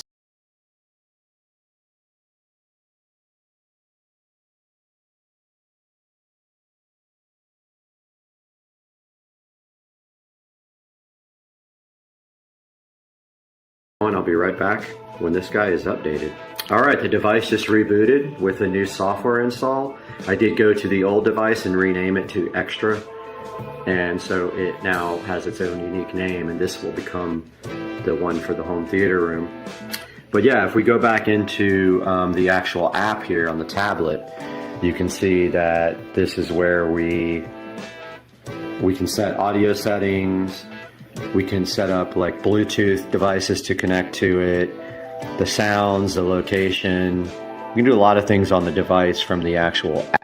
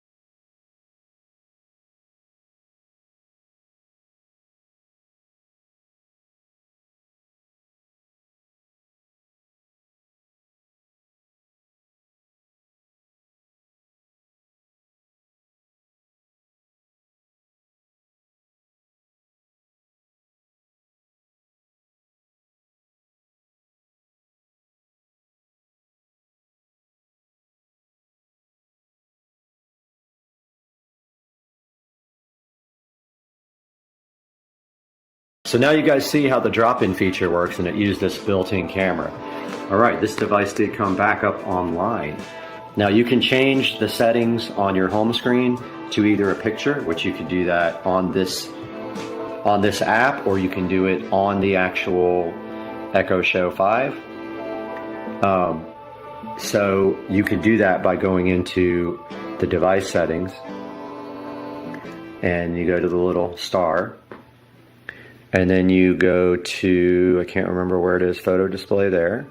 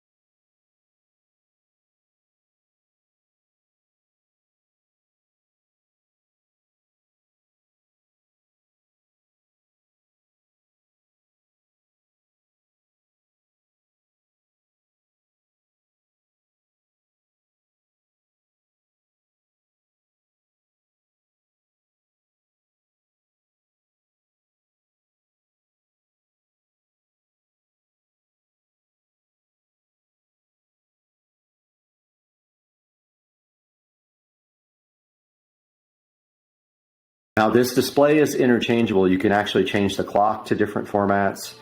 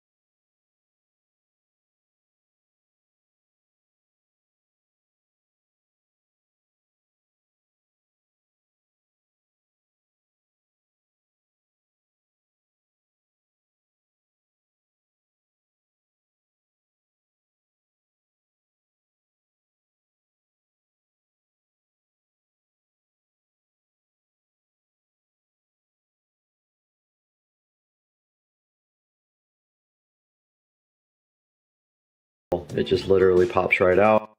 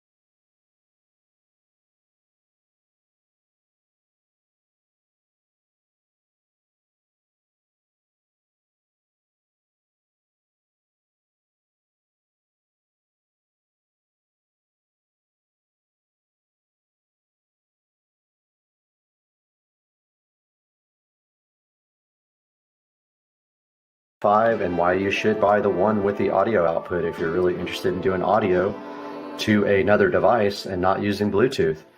Hope you guys enjoyed it. Please like, subscribe, and I'll see you guys next time. Dropping the lower left, and it says that there are no drop frames, but I had a lot of problems with this being choppy, and it is already a little choppy here.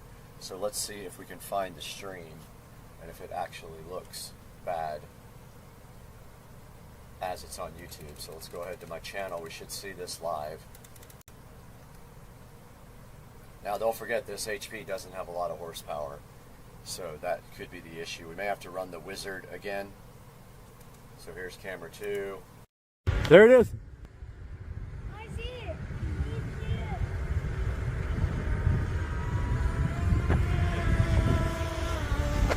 It's right there. Straight down.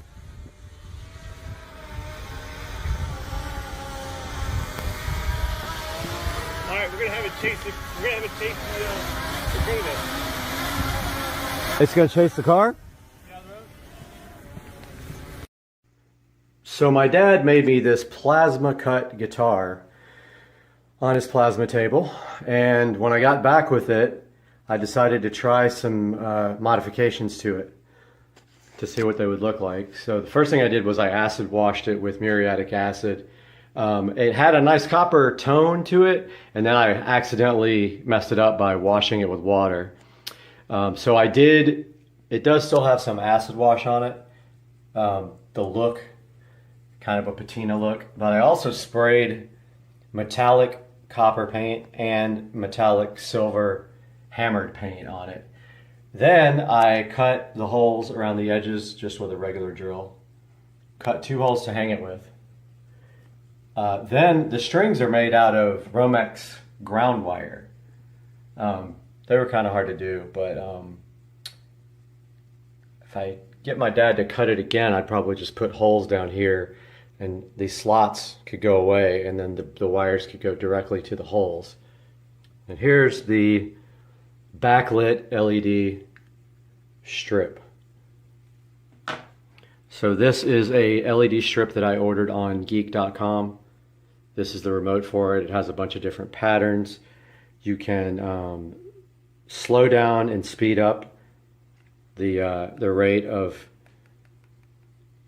the fading, and it's basically just stuck to the back with the adhesive backing that it comes with, and then also hot glue, which is very difficult to stick to metal.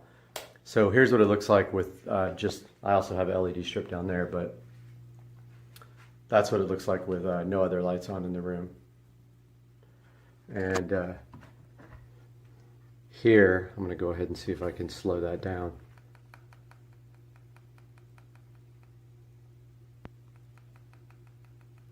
Okay, so that's it. LED backlit plasma cut guitar.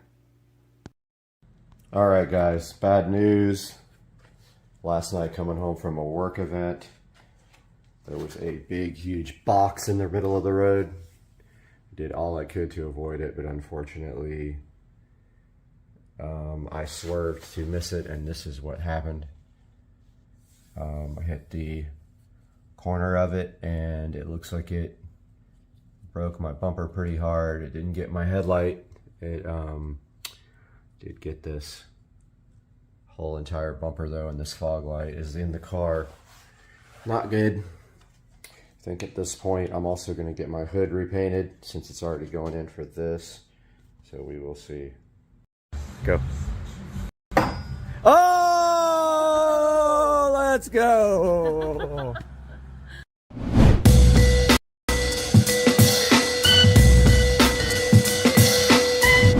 Welcome back to Supercar Street Racing, and we are out here in the Supercar Street Racing garage with 2 new products that were donated to the channel today. Our proud sponsor, Gertschway, has given us these 2 things to check out today on the channel. So when we come back from this short break, we're going to take a look at the Gertschway digital tire inflator and the Gertschway tire inflator with pressure gauge. And that's all coming up today from the SCSR garage, so hang out.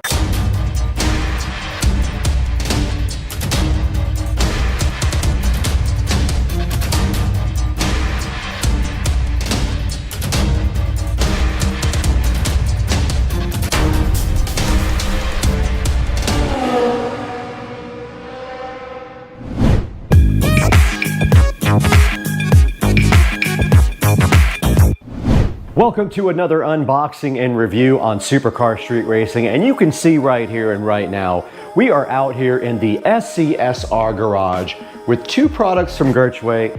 Gertway was so kind to go ahead and send us these two tire inflators. One of them is digital, one of them is not, so you can pick which one you like best after we show you exactly what they both do. And they are sitting right here on top of the Tesla Model S Plaid. And what we're gonna do today is go ahead and unbox these things in front of the SCSR Plaid, and then we're gonna take a look at how you use them. Now, you do need an air compressor or an air source of some kind to use these two devices right here. So you will need some kind of air supply for it that has a quick connect fitting on the end. Now, one of these guys right here is a standard analog gauge, and that is this one here on the right here. And then this one next to it is a digital tire inflator. So if you want to go like a little bit better quality and a little bit better display, you can go ahead and get the digital one, which we will open both of those here momentarily. Now, taking a look at the first product here, this is the Gertway tire inflator with pressure gauge right here. Now, this is simply an inflator with a quick connect hose on the end that you do attach to a air compressor hose, and you can go ahead and see what the tire pressure is in your tires. And when you squeeze this handle, it should allow air to pass into the tires here, and you can go ahead and air up to whatever preference you like. Now, on the back of the box, it does say it's useful for any kind of automotive or bike, truck, car application. It tells you that it has a 100 PSI limit to its inflation range, a plus or minus 2% accuracy, a dial resolution of 1 PSI, and it measures in PSI. It has an NPT connector on the end for any air compressor. The tire inflator with pressure gauge. Now, this other one sitting right here in front of us is the one we talked about that's a little bit upgraded from this guy right here. Now, this is the Gertway digital tire inflator with pressure gauge. Easy and precise tire inflating, and look at the front of the box here. It shows you what a cool looking device this is, and it looks like it does have a light on it. I'm interested to go ahead and check that out in the inside of this box. And on the back, it shows you again that it has a application for bike, motorcycle, car, and truck, and it does say it has a 3 to 200 PSI inflation range, so it does go higher than this one up here. It has a plus or minus 1% accuracy, a 0.01 PSI dial resolution. It measures in PSI, bar, KPA, and KGF CM2. And it also has the same NPT air compressor fitting sitting right on the end of the cable here that you can connect to any air supply source that has NTP.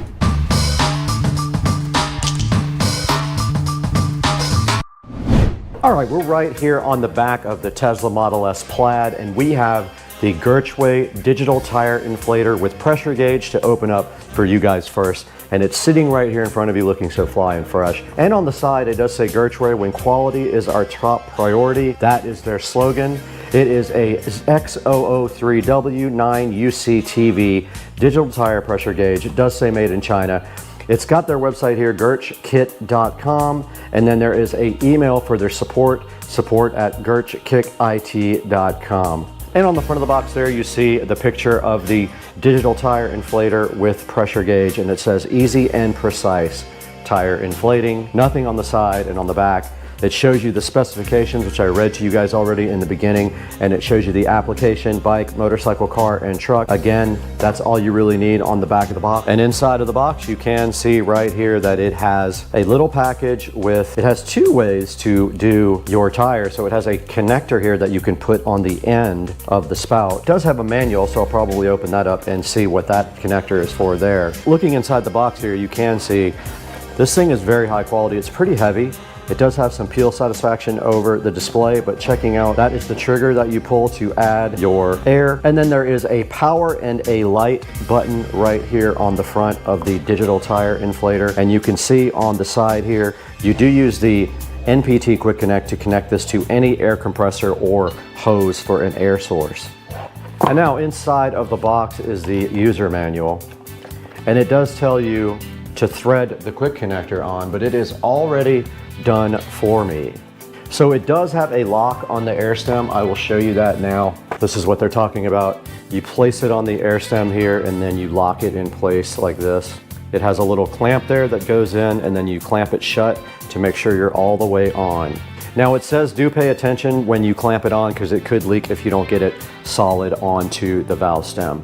It says go ahead and push the chuck onto the air stem firmly and rotate it on the valve stem thread until it seats, or use the included screw-on air chuck. So that's what this additional thing was. There is a screw-on version as well if you'd like to use that, but in order to use that you have to remove this other guy from the end of the hose here. So to inflate your tire, very simple. You just simply squeeze this and pay attention to the display here, but that is it. And if you want to bleed off air, you simply press this button while you're connected, and that does bleed off air. We will demo that to you guys in a short amount of time here. I think I know why it didn't work. I think I know what was going on. I think it had a clear plastic thing inside there to keep the batteries from going dead. Let's see if this does the trick here. And now it is on, so yes. There was a clear plastic inside. Let's go ahead and put the cover back on. Thank you, Gershway, for the batteries. Let's go ahead and get these screws back in. So just take off the back cover and remove the little plastic and you're good to go. I didn't see that in the manual. I'm gonna double check and maybe have Gershway put that in for the future. No matter what, you do have to take off the back cover though, because there is a plastic that keeps the batteries fresh. See right there, we turn it on and it is set to bar. So if we push it again, now it's on KPA and now it's on PSI. Let's go ahead and peel off the protective peel sat. There we go. Peel satisfaction guaranteed on that one. Now here again, here is the bleed, and then here is the trigger to go ahead and add air. I'm gonna go ahead and power it off, and there it did shut off. Now here's a look at the accessories they give you. They do give you Teflon tape, so if you have to change out the NPT fitting,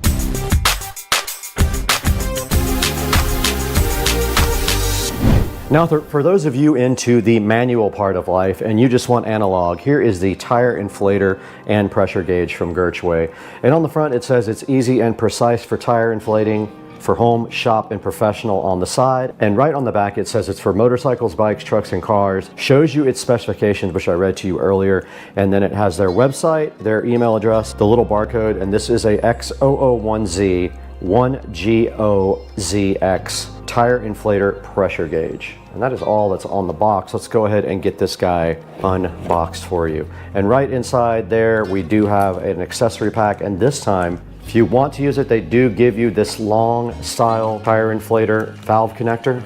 You would have to remove the one on the end of your inflator and use this. And since this does not use power, there is no battery to worry about here. And taking a look at the inflator here, pretty high quality. It's very heavy. I like the way the gauge looks, and I like the contrast of the gauge. This is our trigger to add and remove air here, and this is our bleed right here on the side. So when you're ready to bleed off air, you simply leave this connected and you go ahead and push this button and it will bleed off air from the tire. Deeper into the box here, inside the Gershway analog tire inflator, there is an instruction manual, and this does say to thread on the NPT fitting, which is already on the inflator, so you don't have to worry about that. And then it says connect the Gershway pressure gauge to a compressor using the quick connect or a air hose from somewhere. It says put the air chuck on the valve stem, and to avoid leaks, push and turn. It also says you can use the enclosed dual head air chuck, which I showed you guys already. And then to fill the tire, of course, you squeeze the handle here on the side, and to bleed air, you simply push this button, and we will demonstrate that here momentarily. The dual head air chuck is mainly used for heavy duty vehicles, and that is it for the Gershway analog non-digital tire inflation device. Now the next thing we're gonna do is get down here and actually use these. So we're gonna need our air compressor. Let's grab that.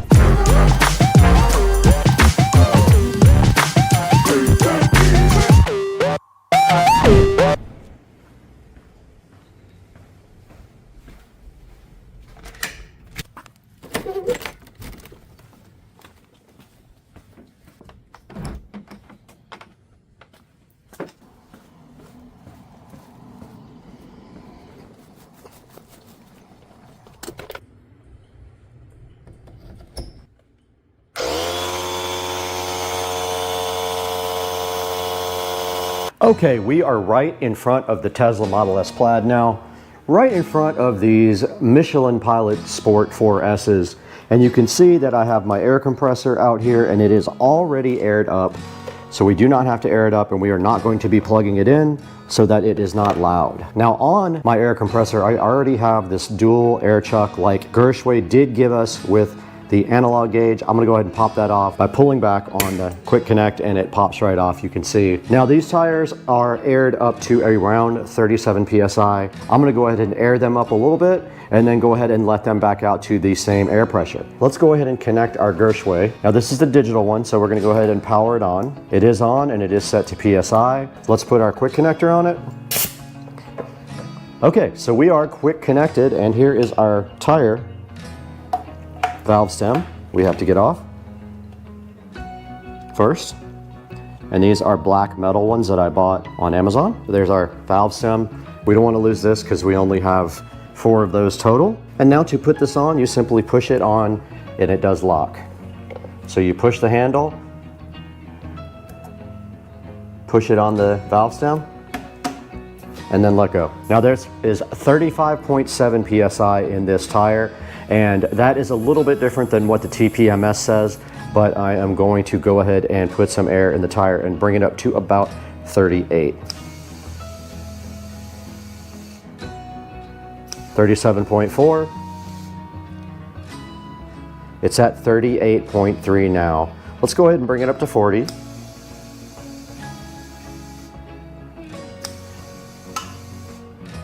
We're at 40. Let's go ahead and let a pound or 2 out now. Now by pushing this bleed button right here, you will let air out of the tire.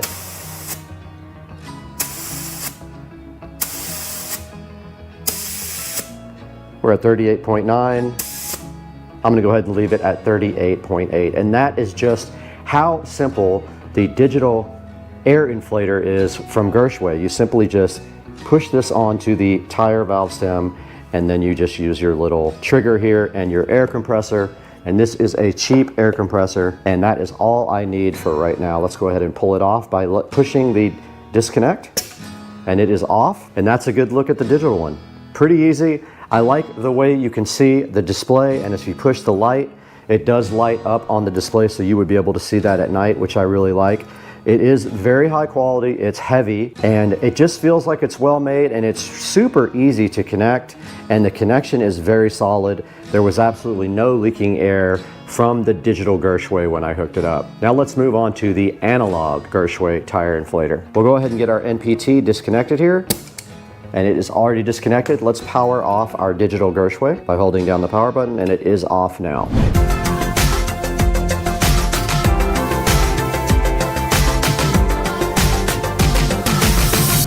All right, we already do have our valve stem cap off from last time, so all we have to do right here and right now is grab our analog Gershway here. Now I'm curious if this does glow in the dark. It looks like a glow in the dark type thing there. It might glow. It's got that weird color. And taking a look at this one, it is a similar design, except it has an analog gauge, right? It does still have a trigger to add air. It does still have a bleeder on the side here that you can let air out with. Let's see if it connects just as easy. Let's go ahead and connect it.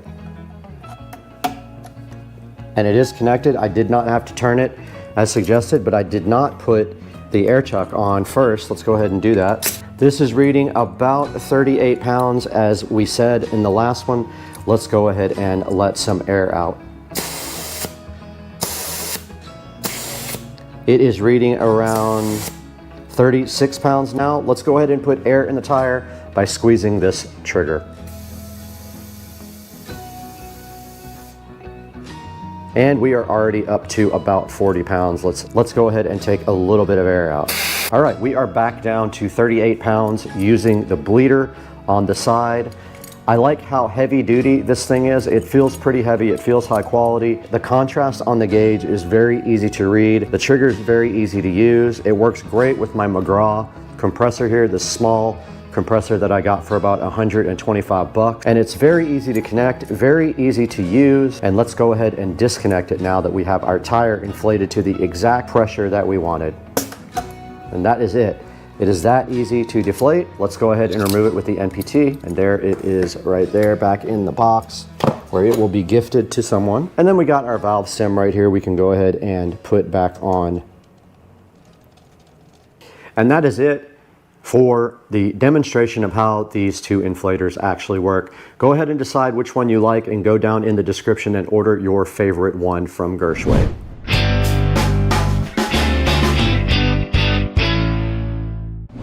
All right, now we did just take a look at both of the Gershway products that were provided by them at no cost for us to check out with you guys, so that maybe if you're looking for something like this, you can go ahead and order from the links down in the description below. Make sure you check that out. If you liked one of these, go down below, click through the affiliate link, because when you do that, it helps the channel out so much. We only get a few dollars here and there to run the channel, and so when you buy from us, it helps us out, and the affiliates also see that you support the channel by seeing how much you actually buy. So go ahead and grab yourself either the standard tire inflator with pressure gauge or the Gershway digital tire inflator with pressure gauge. Our street racing, we got to get out of here.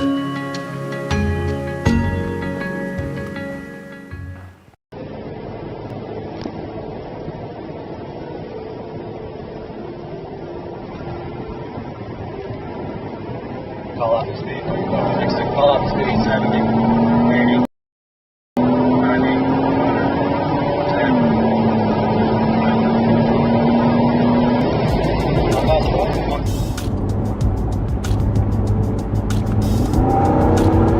Oh yeah.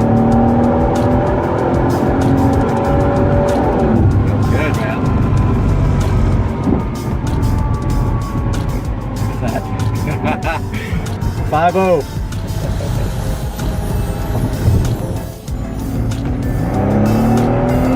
Damn, wheel spin.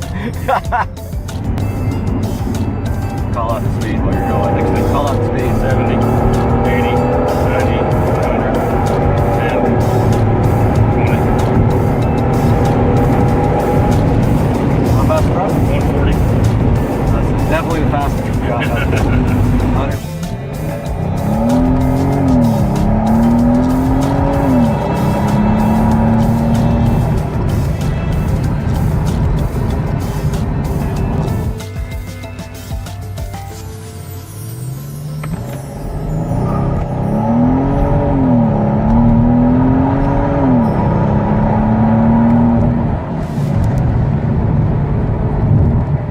Damn.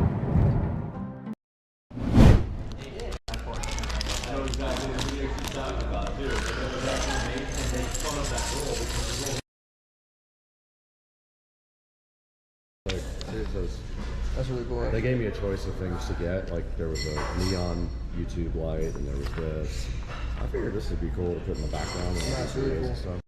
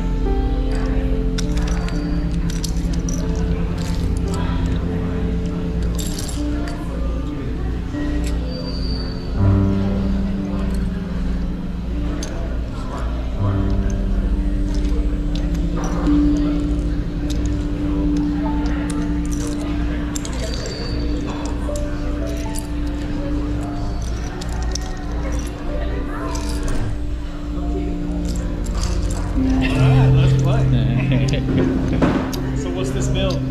It's he got it from YouTube. Oh, so YouTube. Play button. Awesome.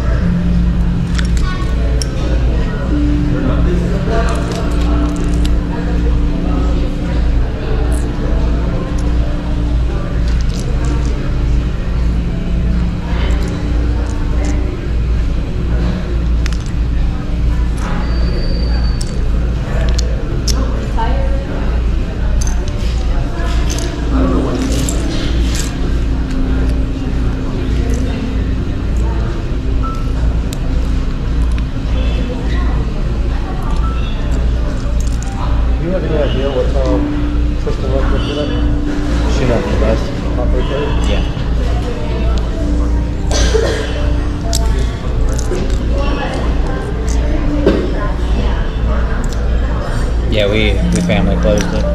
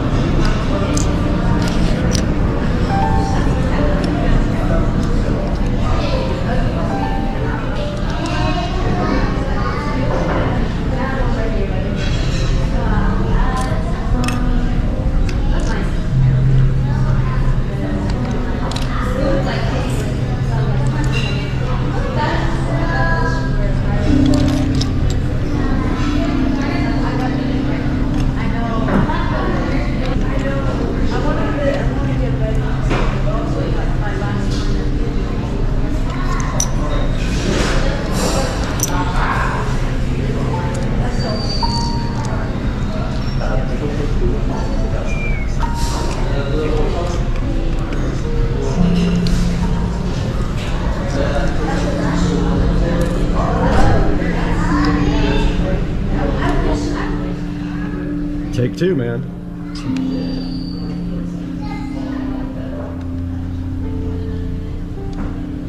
That's crazy that it only lasts that long. I love how it's 3D, man. That is sick. That's sick.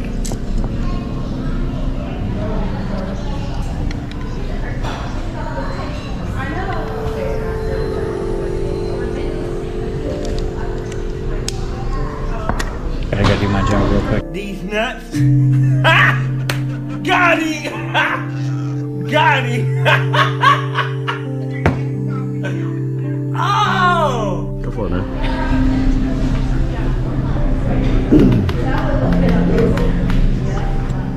It's going in the video. You know,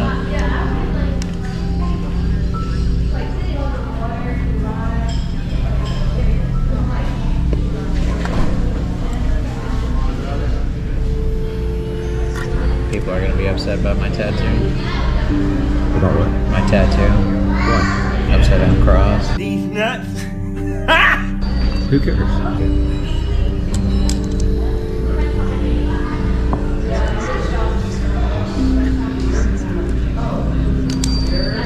Dang.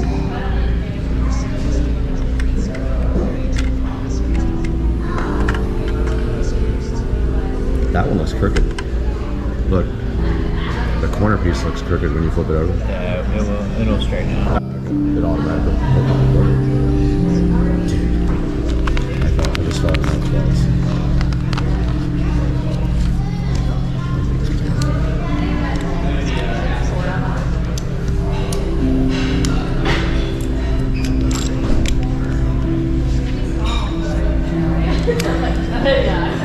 He's killing it. Hi. That's going in the thumbnail. It's like, that's your new leader. 1 billion views. Hi. You know, honestly, it's like, it's really enjoyable to like build off of instructions and not like off from my mind. Do they usually not come with instructions? Well, Or not when they I do? build like things for the city.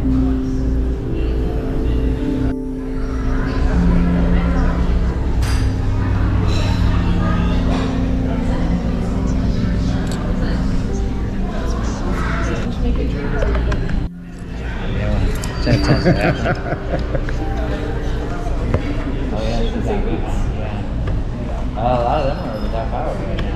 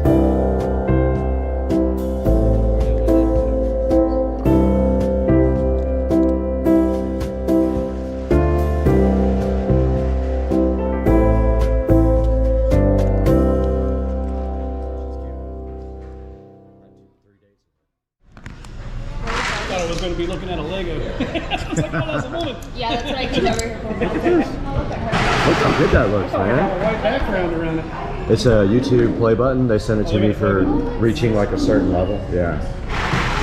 So he's building it and I'm gonna put it on. Huh? Oh yeah. He's the man. Prostituting Garrett out for you. Yeah. Oh yeah. He gets to build it while I drink. What's your YouTube handle? Legendary hand. It's this is it. It's That's sweet. Y'all living That's it. seriously. Oh, street racing? Yeah. Oh, I thought it had something to do with Legos. Nothing to do with Legos. Yeah. But it does now. Look at that. All right, so Jared just got done building the YouTube play button. He absolutely killed it. And it came out awesome. So that's gonna go in the studio. Thanks, Jared. And that is going to do it for this one. But yeah, so this is the manual for it that they sent. And I think it took him about, how long did that take you? Like 15 minutes? 15 minutes to build. Not bad. Right, Fatima? Yeah, totally. He killed it, right? Totally Killed it. Thumbnail. All right. Hey, what's going on, everybody? It's Friday, Supercar Street Racing here, Brad, and just wanted to give you guys a little bit of an update. The car is still with Tracy at Tuners Inc. I'm letting him take his time. He's doing me a lot of favors on this car. So he's taking his time on it, and that's totally fine.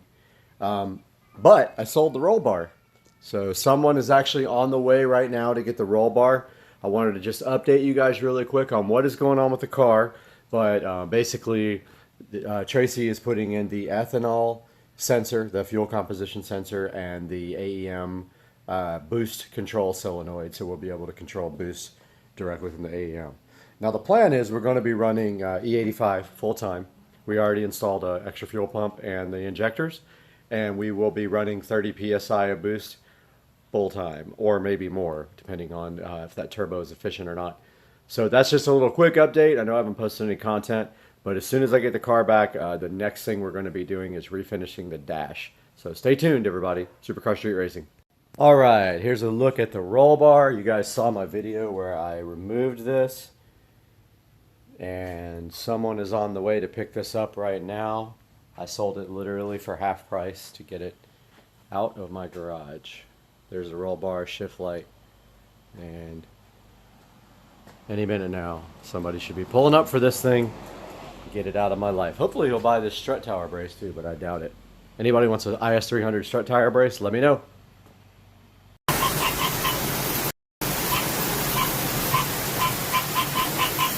Frog attack? What in the... Frog, where are you, dude? You shut up. That we felt it together. Well, you are Your dead baby's coming after you. You're both working From the afterlife. family. These prices are high. And it's Why would you slap your dead baby? when people start only The wind is picking up this morning. There is a hurricane coming. Day after tomorrow. You can already feel it right now.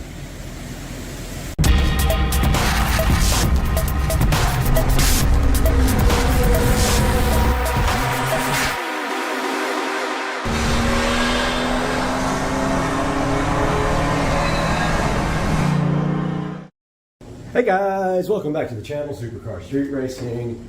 What's up, people? Today we are going to start the process of painting my shed floor with elastomeric paint and then putting the Minwax coating on top of it, ultimate floor. First steps first, we got to clean this thing. Let's get it blown out. Leaf blower here. Gonna get all this stuff out of here.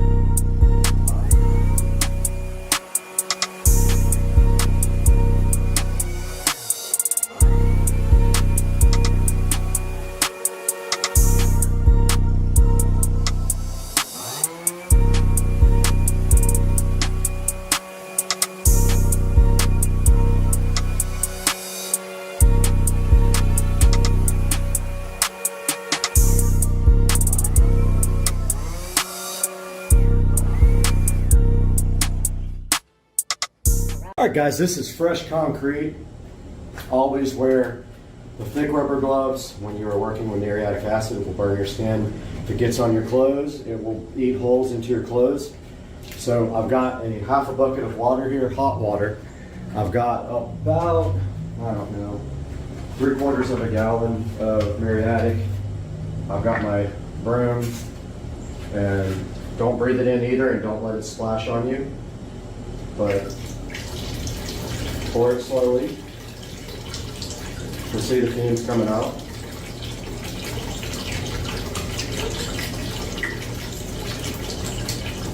This isn't a very big area, so I'm not going to pour the whole thing in. Okay, go ahead and cap that off. Do not breathe in the fumes. And I'm going to go ahead and start mopping.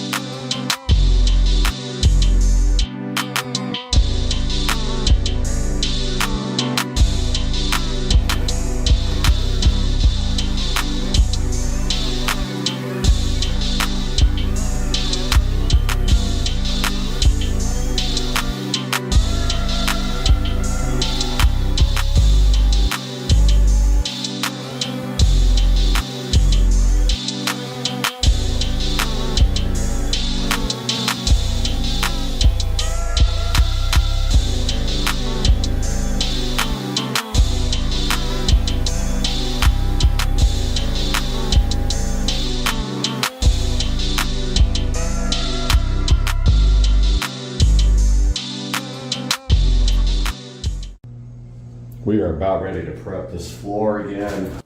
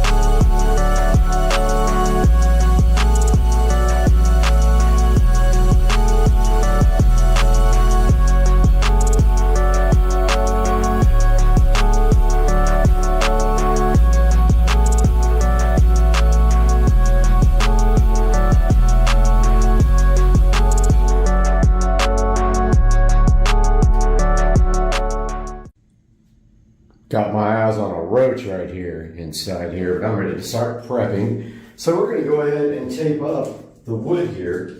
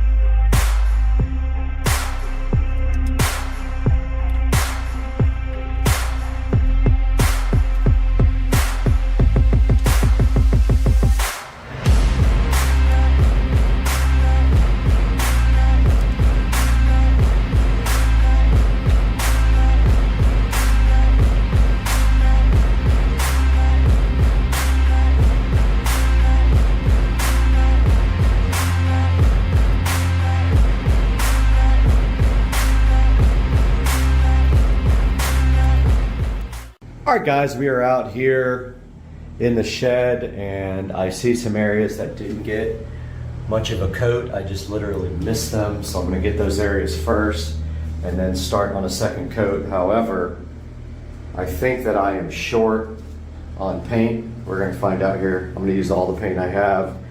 Then Rich and I are gonna go to the store and grab, I'm gonna get another gallon, and I also might be short on the hardwood floor coating that goes on top, the polyurethane. So I'm gonna go ahead and get these areas that I missed real quick. And then we are gonna go shopping and grab some more paint. But came out good so far. I don't see any paint peeling, but I do see some obvious areas that I missed here. That'll dry pretty quick, and I should be able to get a second coat on it right away.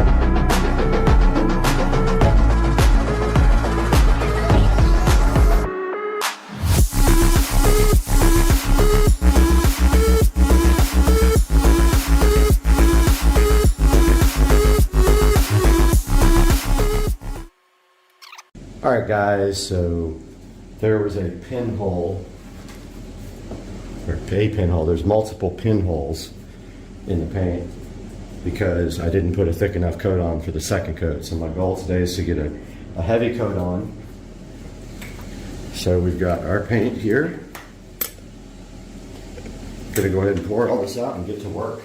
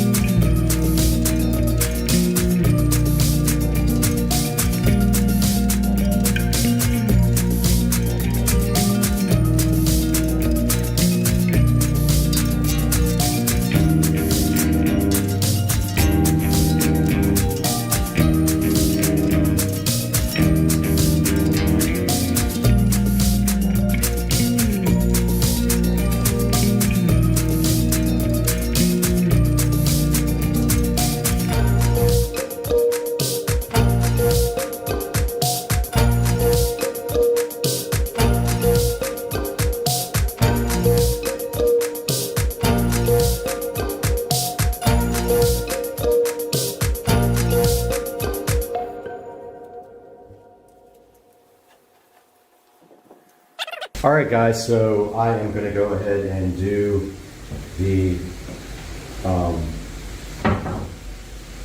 min wax because the hurricane's coming. I want to get one coat on this floor before it does.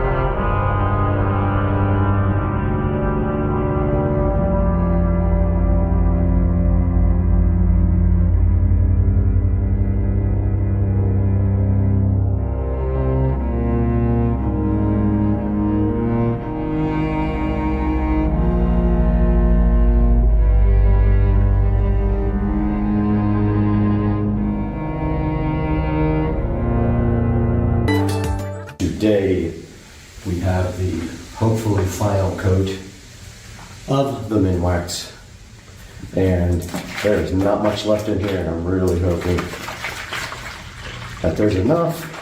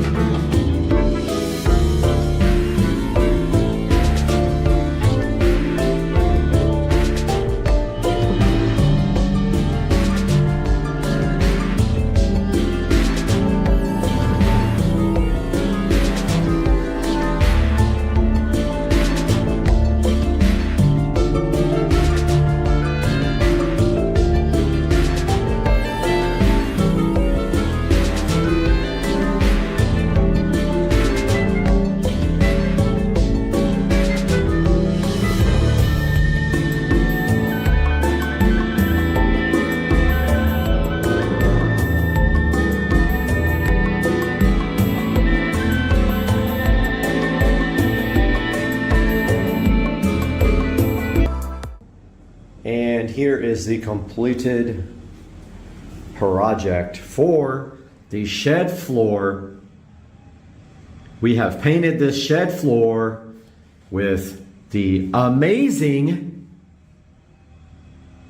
paint Then we coated it with the amazing Minwax Ultimate Hardwood Floor coating. 3 coats of paint and 2 coats of the Minwax Ultimate Floor. Looks like this. Came out good. And that last coat of Minwax has sealed in our decorations on the floor.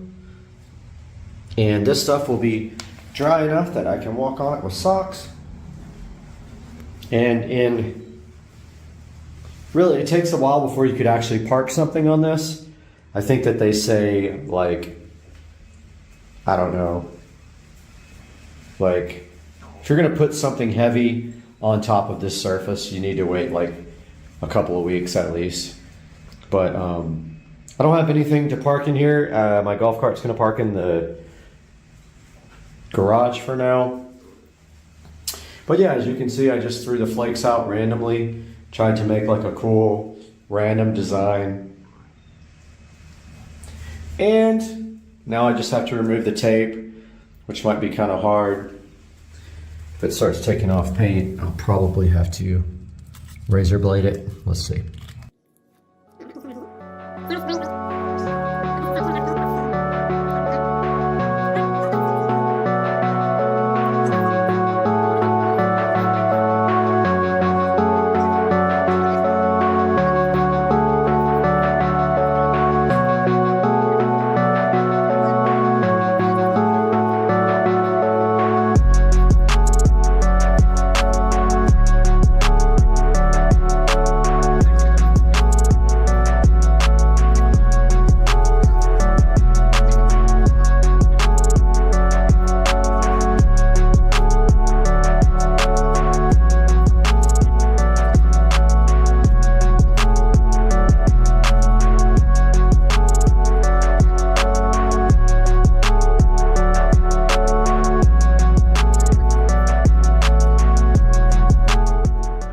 We got all the tape off. I scored a lot of it, but we still had some issues with some of the edges taking the paint up. I should have just scored it all, but I got impatient.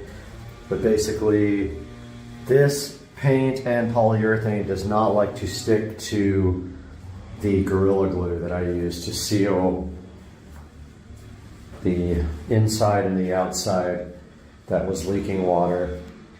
The good news is we had a hurricane and nothing leaked, so I'm pretty sure we have a watertight environment now, but we will see. Yeah, so that's how it turned out. I hope you guys enjoyed this video, and I hope you can do your garage or your shed if you have concrete. Follow my plan. I'll put links in the description to all the products, and hope you guys have a good rest of your week. Supercar Street Racing. See you later.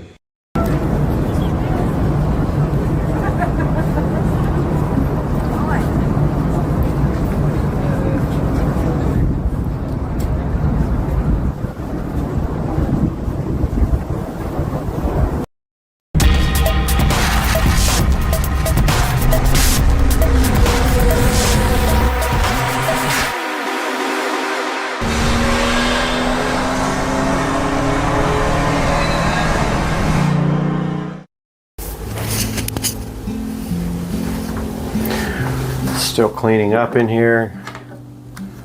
Just vacuumed everything, wiped a lot of stuff down. Gotta grab my subwoofer now.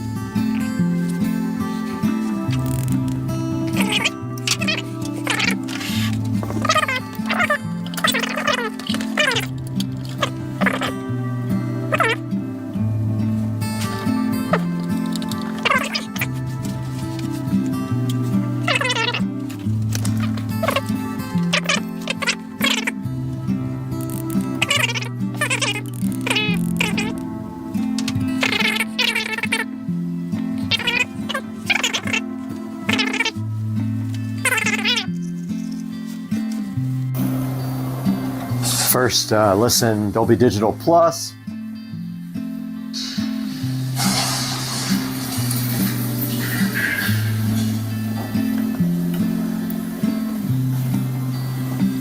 Probably get a copyright strike, you know, because you can't do anything on YouTube. But yeah, I'm giving it a test right now. So far, so good. Here comes the TV. Woo, woo, woo, woo, woo. The hype is real.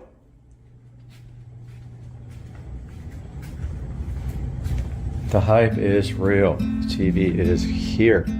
That is a big box. Now I'm excited to see how big it's going to be on the wall.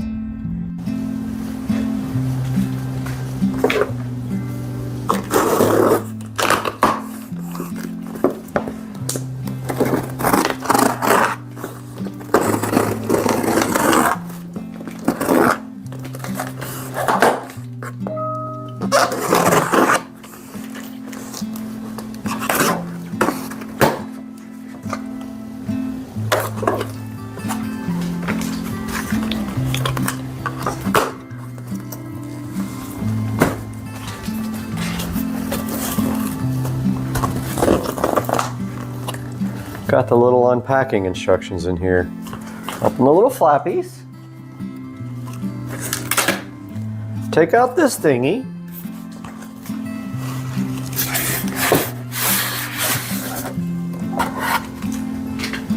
Two people are supposed to pick this TV up, and I only have one. That is a bummer.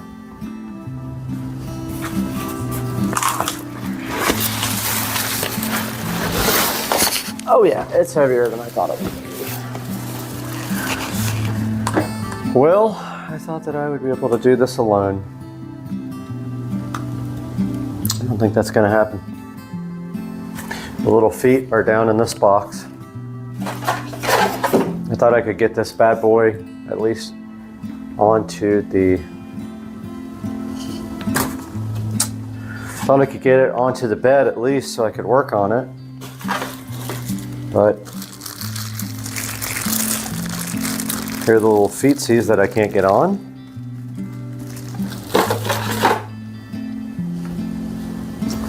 And it's not that heavy, it's just awkward, it's wide. I mean, I can pick it up easy by myself.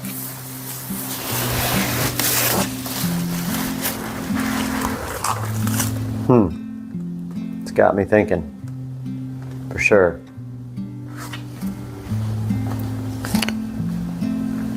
Ah, it says the bottom comes up. Oh, that's weird. Bottom comes right off.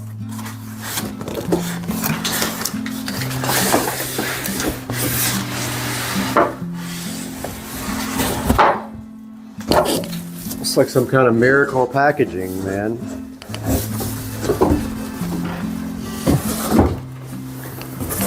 Let's not make this the video that goes viral.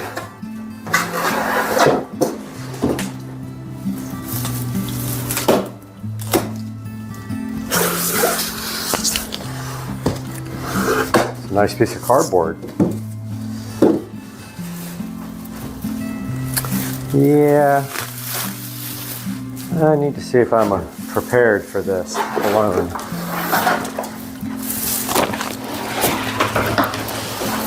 Let's slide it into the hallway.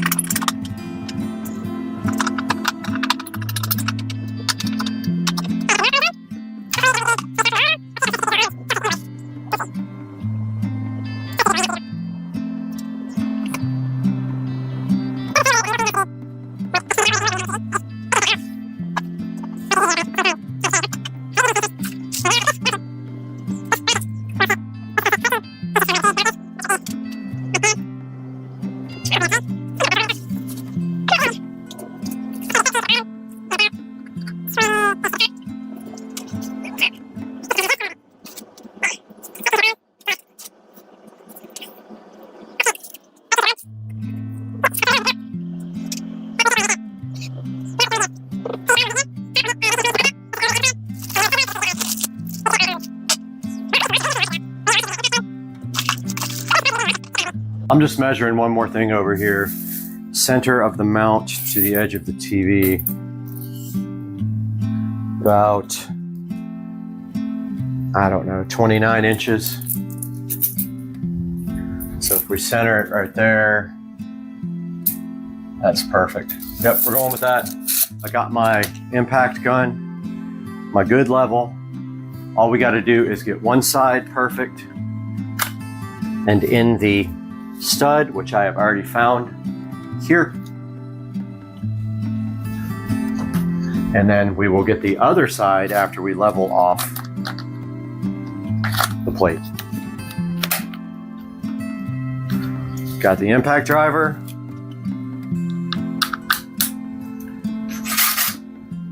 We got my converter for doing sockets. And we have our lag screws right here. Perfect size. I'm gonna go check my work real quick and I will be back to do that. Moment of truth, let's put some holes in the wall. First one is going to go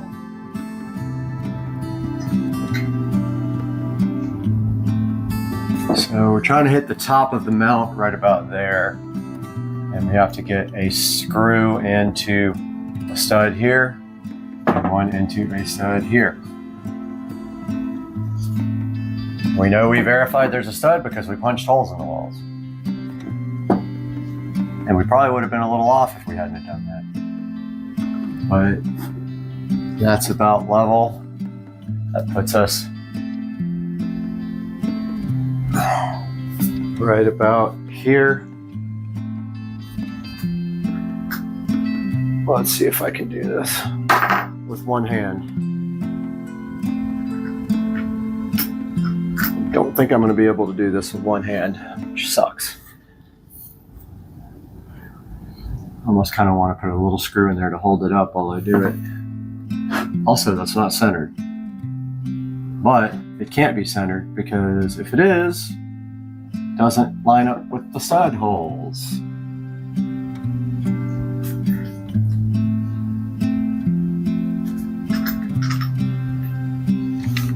This is going to be crazy if I can get this to work.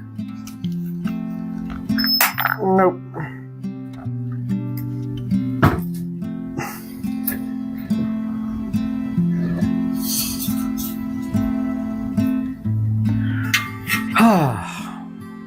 Well, we're going to do it like this instead.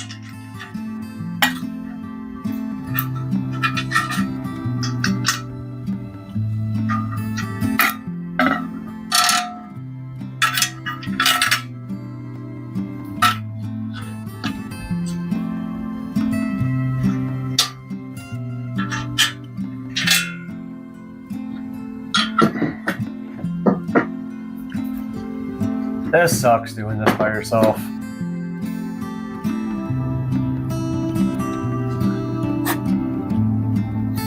It really ultra sucks.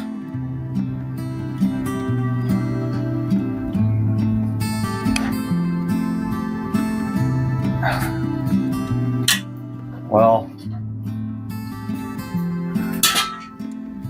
put the dot right there.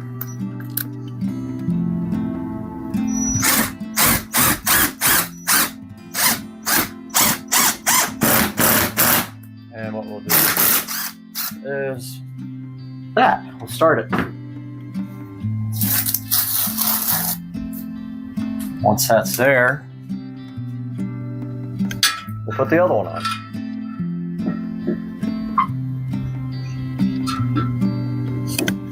Just like this.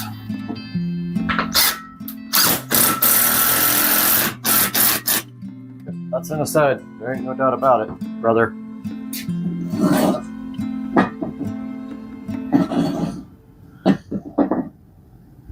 Looking good. We can take our tape off.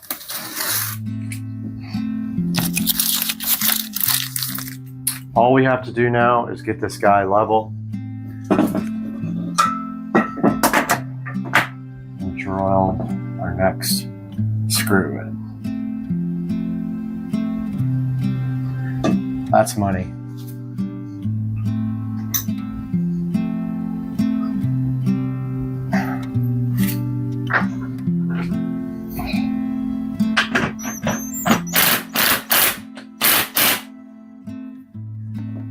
That's how good that is. Now, we can move it to make it level. Just like that. I don't know if you guys can see this. 100% on the bubble, one stud there. And I am going to work with this one now. Try to go right in the center.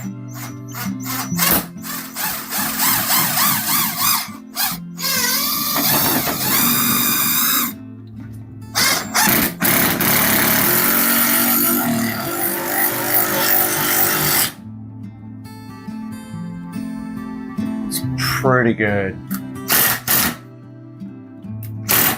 Now it's level down, but it's perfect now. I was able to loosen it and move it up just a slight bit. And it's money. Meaning I can now put my double workbox in where power is going to be. So we're going to do it over here since power is over here.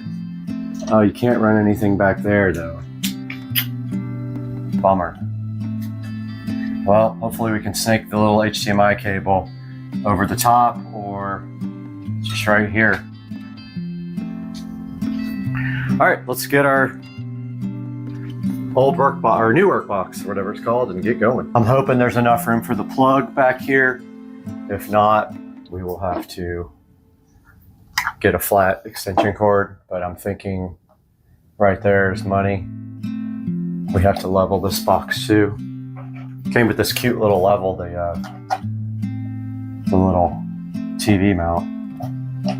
Man, I had it pretty good.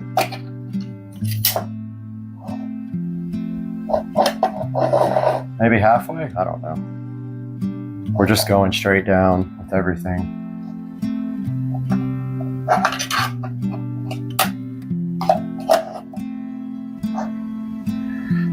So that we put that right there. This level's hard to see with the blue.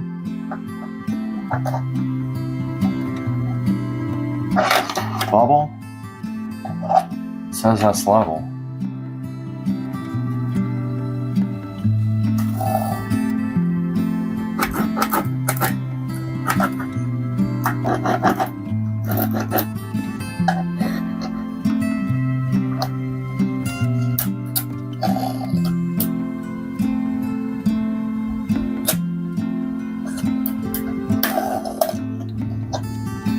There's our box.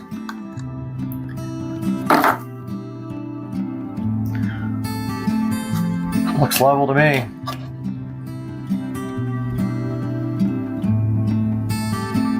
It's close.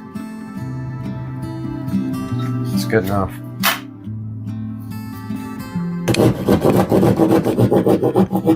Hopefully I got this TV in the right place.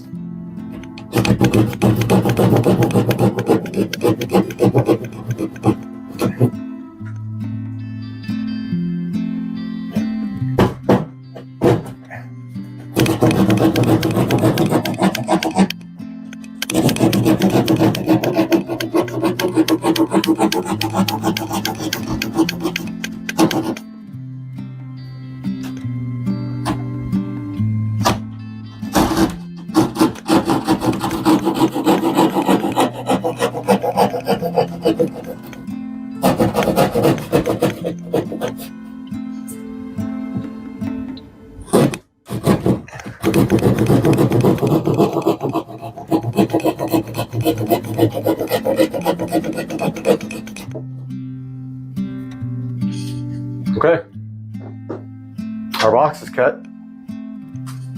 All this tape is kind of pointless now. I either did it right or I didn't.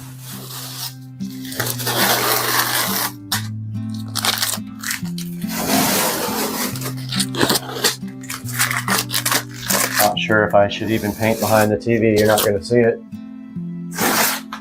Oh, I forgot to take the tape off. Oh, you won't see any of this. Kind of wanted to tape, fill these holes and paint, but no, I gotta get my shop back now though.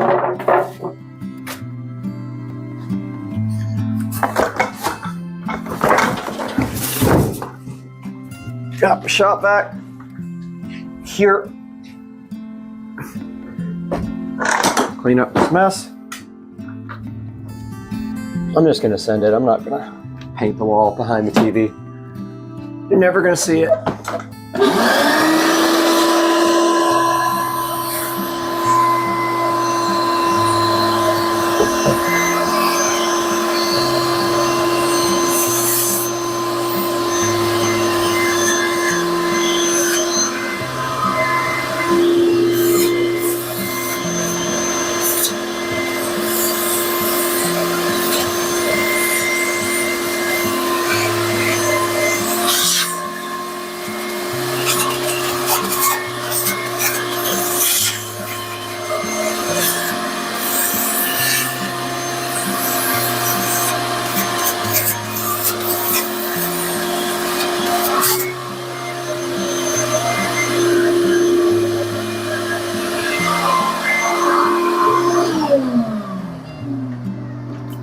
Okay. Area is clean.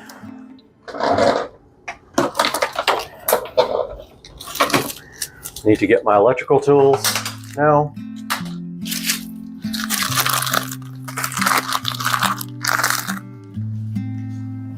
Grabbing my electrical tools from living room, checking my work.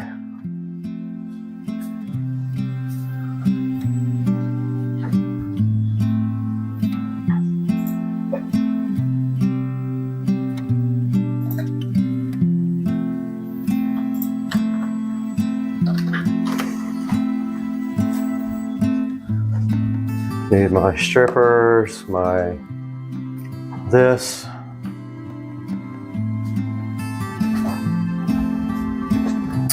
And oh yeah, also my Romex wire. So we are running HDMI power to the box. Oh, we need our wall plate too, I totally forgot.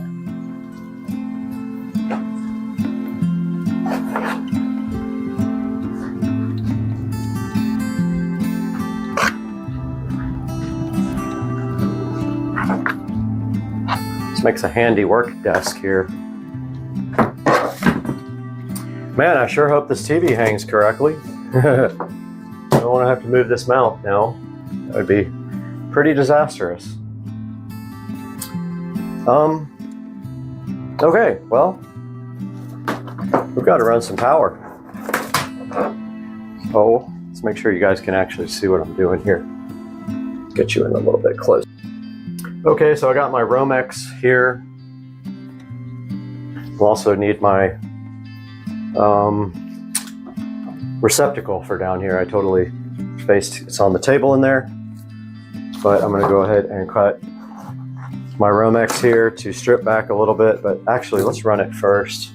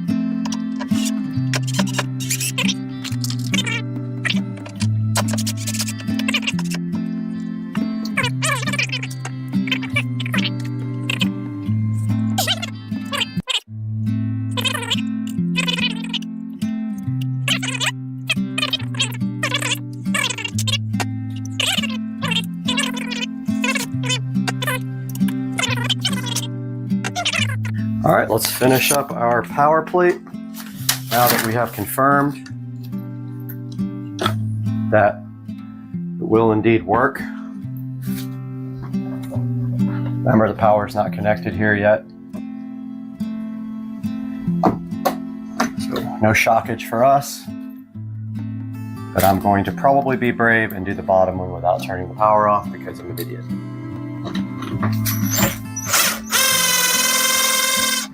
But it doesn't need to, it's going into the back where you push in the wires. I don't have to unscrew anything. Much easier than unscrewing and screwing in while it's hot. Okay, there's our wall plate. Let's get our cover plate, which, let me guess, I don't have a flathead screwdriver. Nope. Okay, I gotta get a flathead screwdriver.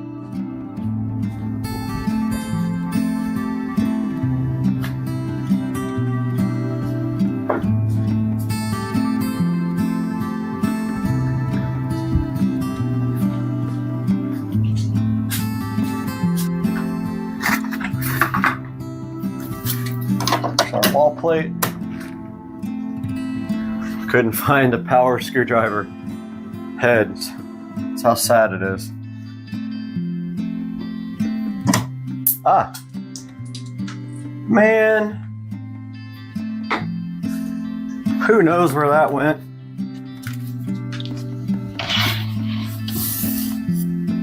It's Phillips too. I found it. I love this. They have started putting Phillips head screws on everything. They have phased out putting flathead screws on these wall plates, which is absolutely fantastic. It's the best thing ever. They suck. I don't know why anybody would still put flathead screws on these.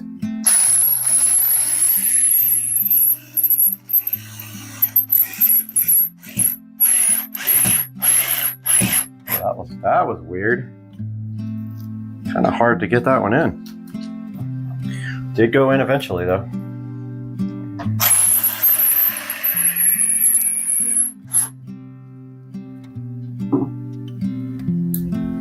Boy, I hope this works.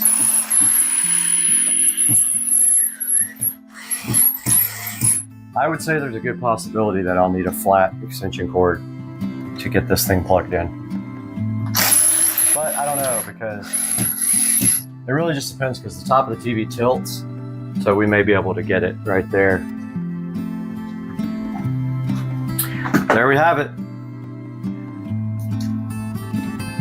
Now we just got to do power at the bottom. This is hot power coming in. Here we go. So for this, I will be getting some gloves. I'm working with hot power. All right, let's start on this side though, where we don't have hot power, but we need to get our tools. We need this, and this, to get our receptacle hooked up. Yeah, so once again, the strippers do not work with this type of wire for whatever reason. They do not like it. Maybe I don't have something adjusted correctly. I'm not sure. I'm not going to stress about it though. It'd be nice, but instead I just strip it manually. So this is going into the back of the receptacle. But first,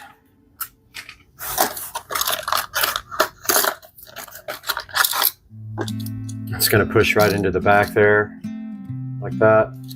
But I'm going to go ahead and do the ground. Ground's got to spin backwards like this. Oh, well, I guess I should put it through the box first. Both of these, actually. This is tight over here, though, man. Super tight. And I gotta tie these together and then ground them. So I need another ground. And I need my box. I need to find a little ground wire and my box. My extra box. Get to use my brand new wiring nut kit here. So what we're doing is we got another piece of Romex here. We're gonna grab a ground out of it.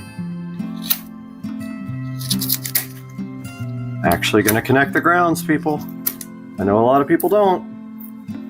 I would be surprised if any grounds in this house are connected anywhere. So I'm just taking the ground out of this and open up my new wire nut kit. And I'm gonna use a couple of gray,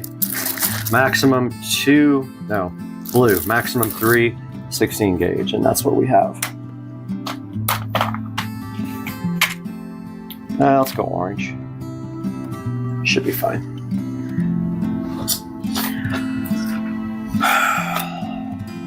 So we're going to put these 3 grounds together. Take our workman's pliers and twist them before we put the wire nut on.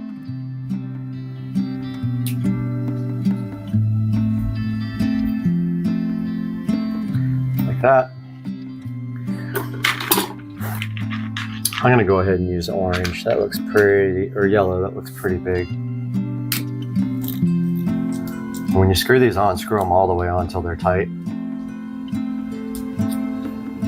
Like they should be tight, like so tight you can't screw them on anymore. That's on good. But I screwed up. I hope you saw what I just did. I hope you guys saw what I did. I put that together without a box. Fantastic. Lovely.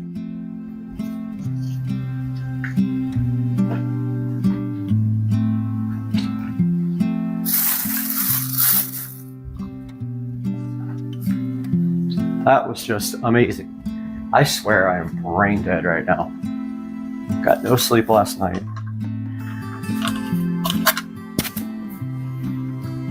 I have to take this apart.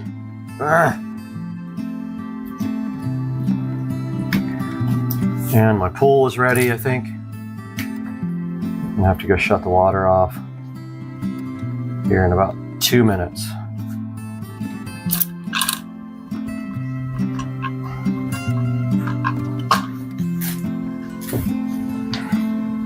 Pool is refilling and it is right about where it needs to be. Alexa, stop all alarms. I'm pushing the tabs out. Pushing all the tabs out. This one is so short over here. I hope it works. It's gonna be hard to get it working. Might need to come from the bottom on that one.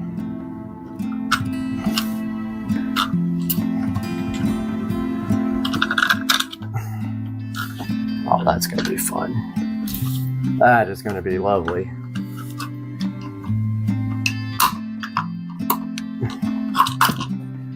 That thing's going to be a pain to get in. The wire's too short. That is going to be not good. That might not work. Might not work.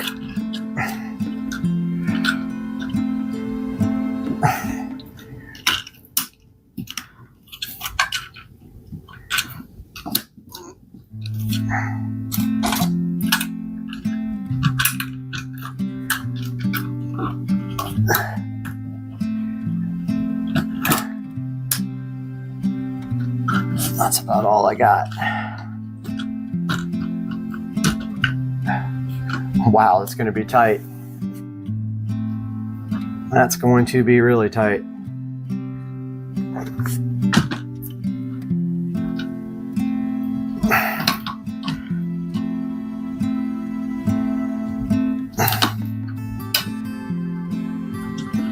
Well, I'm going to make it work.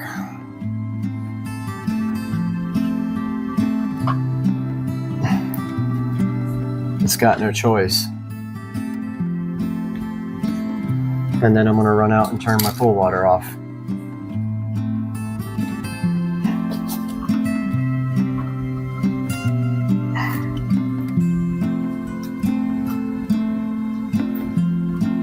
That is going to be really tight.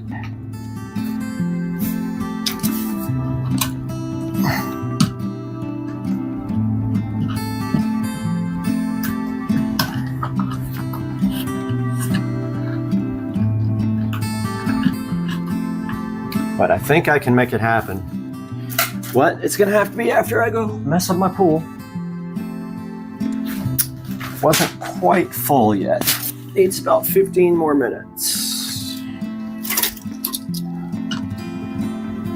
I need to put this box in. Where is my gun?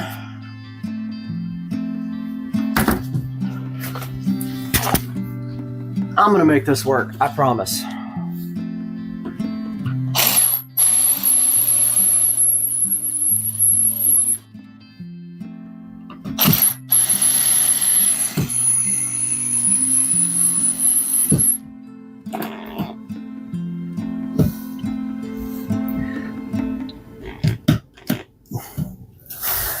I don't know what's level on that thing. I can't tell. But all we got to do now is connect this ground.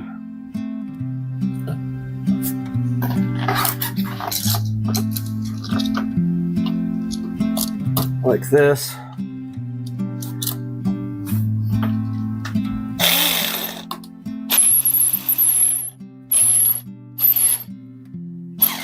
Ooh, pinch my finger, good. Okay, remember, white on the left. So these are the hardest ones to connect. So do those first. Black on that side. White on that side. These are short little mothers. Those are in.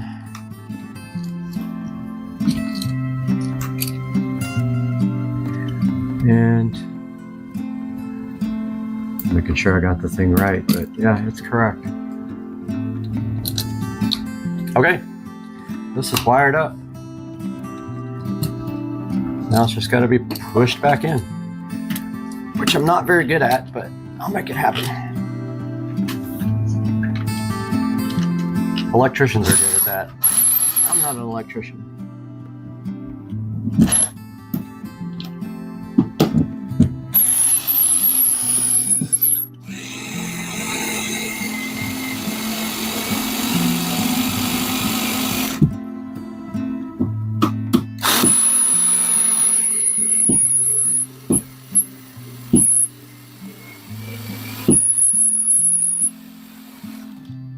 Okay. All we gotta do now is push the power in the back of this one and we're done. And put our wall plate on. Looks like it might be a little bit crooked, but we can adjust that. Oh, that looks good. Good. I like the jumbo wall plate.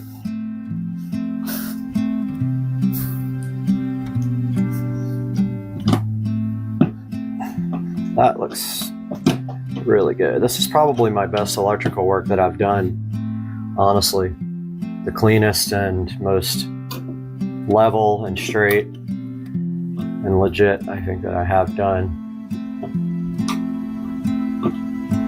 Okay, what do you guys think? That looks great. All we gotta do now is, first of all, unplug all this and put our gloves on.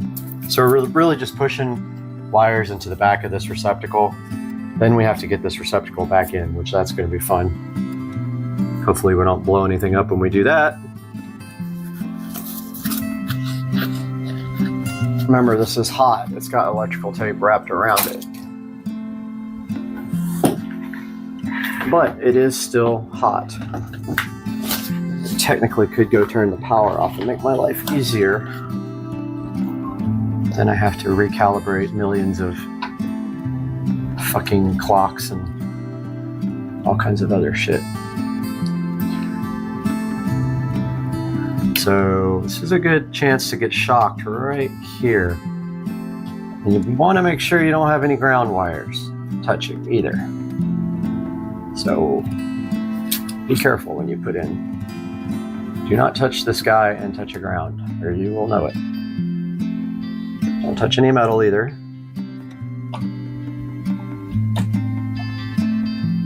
I can't even see the freaking hole.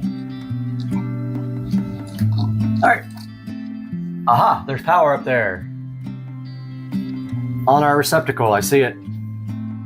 There's a green light on that receptacle, which I love that. It shows you that there's power to it. So our power is on upstairs at the TV.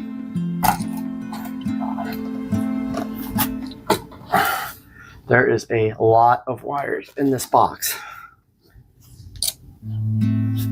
A lot. And I just put 2 more in it.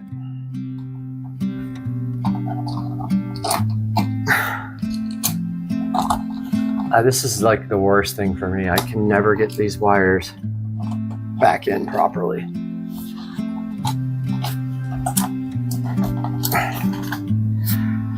I'm really glad that there's electrical tape on the side of this because I can see it touching something.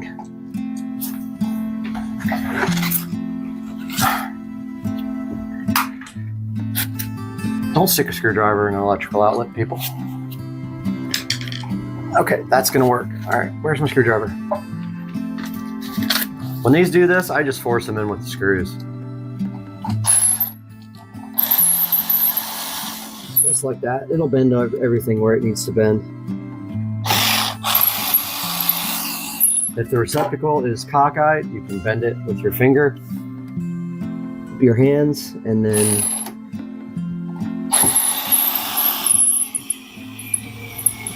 let the screwdriver do the work.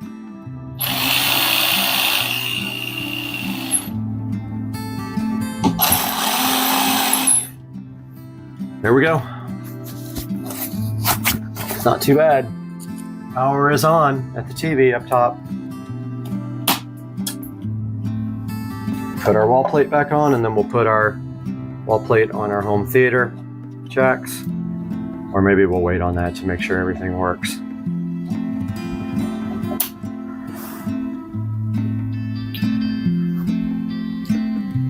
This looks good once it's all buttoned up. So we can't hang the TV until we get the Govee strips on them, on it. Unfortunately, don't think I can put that on while it's on the wall. So that's a whole nother ordeal. But here is our finished power. Is done. You can see here we have power right there, USB, Ethernet. We've got our new receptacle here as well, and our old one there, and then our home theater plate is here, all wired up and ready to get going. Our mount is good to go. And now we have to put the Govee strip on the TV. And that is before we even see if the TV is going to actually mount properly.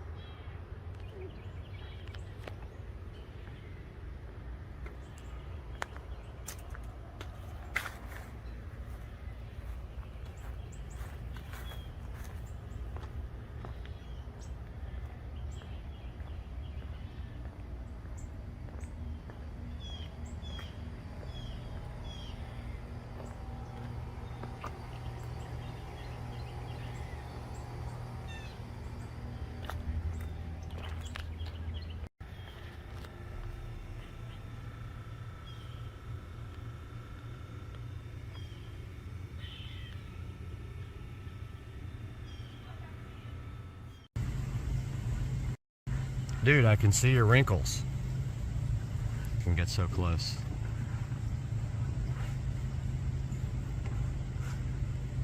And he bailed.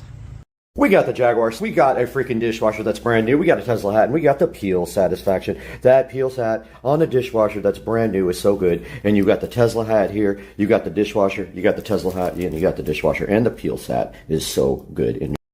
What's going on, everybody? Supercar Street Racing here, Friday. Coming to you from my backyard. So my house back there. And just hanging out on my dock here. And I'm going to talk a little bit about interior trim and what you can do to refinish your interior trim. Now, of course, there's a lot of things you can do, spend a lot of money on, and you can make it anything you want. However, I'm going to show you a way to redo your interior trim with minimal effort to matte black finish. And for those of you who have wood trim and you don't like that, you can easily make it matte black. So I'm going to show you that now, and let's take a walk over here. My boat over here behind me, and a little tour of my backyard. There's my pool, and here's my patio area. Gonna head over to the garage right now and show you guys what we're gonna do today. All right, guys, we're headed to the garage now. Take a look at what we're gonna do today. But first, we have some matte black Plastidip here. What we're gonna do is throw it right here in the sink, like this. Throw that water on warm. Not too hot, just warm.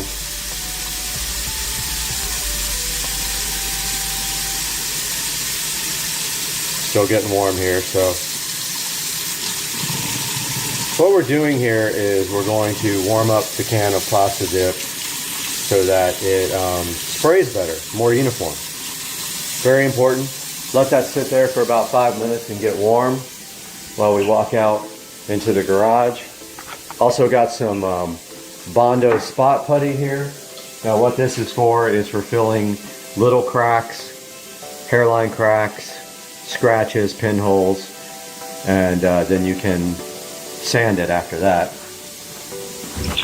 Take a walk out here in the garage and turn this garage light on, and there's the Mercedes here and the Honda just chilling right there. So here is the factory Mercedes center console. So what we're going to be doing today is sanding. We're going to clean this really good after we sand it. Same with the door panels and the shifter, and then we're going to be Plastidipping these in a matte black and reselling them. That's coming up next. Got my supplies here for, I'm going to rough up this. It's kind of smooth, so roughing it up will help with any issues with the Plastidip sticking, excuse me. There is also a scratch right here that I don't know if I'm going to be able to fill, but I am going to try right there. I'm going to fill that and sand it after I get this nice and clean. So the first thing I'm going to do is go inside and get my cleaner, so after I get done sanding, I can clean this off. Here's some cleaner with bleach. Take that outside. Alright, so right now I'm going to take my sanding block here and I'm going to start hitting this pretty good with the sanding block, and I'll get back to you after that. Got the whole thing sanded down. Basically it's clear coat that sands down and it looks kind of powdery. Now I'm cleaning the area that is going to need the Bondo glazing and spot putty, just like that. Get it nice and clean. It takes about 25 minutes to dry. I don't have any thing to kind of spread it with, so I'm just going to use my hands. So I'm going to open it up, puncture the cap with this top part.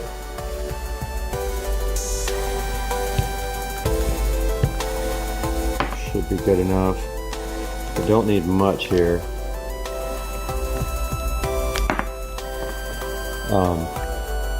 Try that.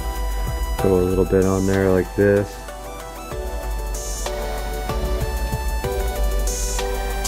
So that's how it came out. Gonna maybe with my finger kind of fill in that crack.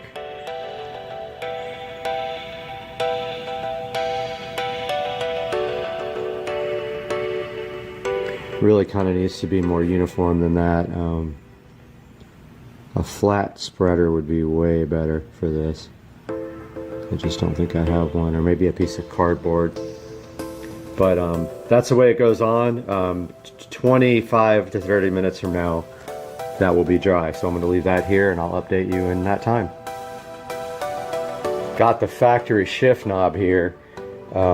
It does have some wood on it.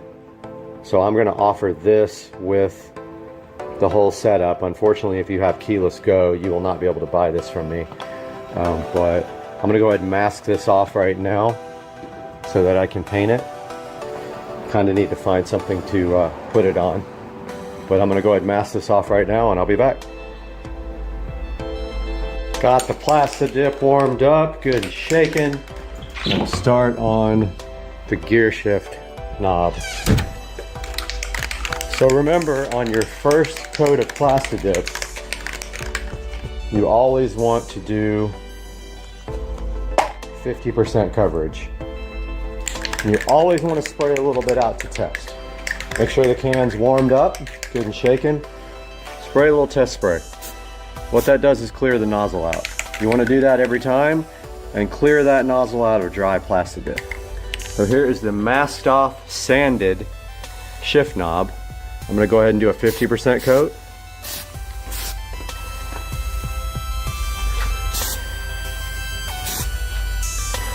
May not seem like much, but if you do any more, it will run. Make sure you get it from all angles. So that's 50%.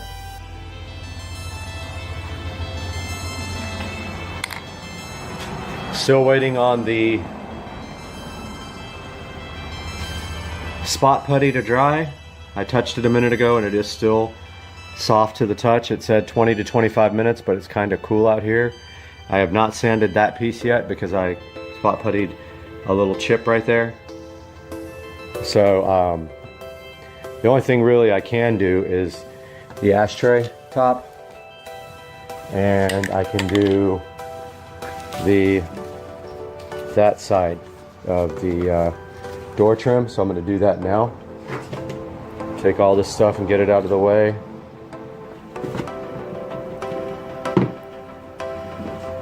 Get my sanding block out of the way.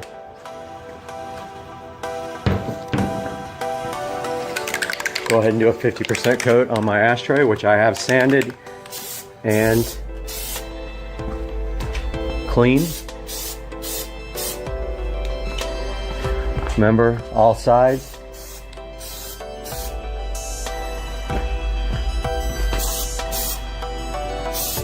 That's good enough. That's possibly a little bit too much, but I can live with that. Now the door panel.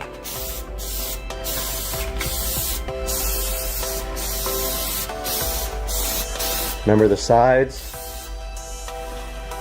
50% coating. You should be able to see through the first coat.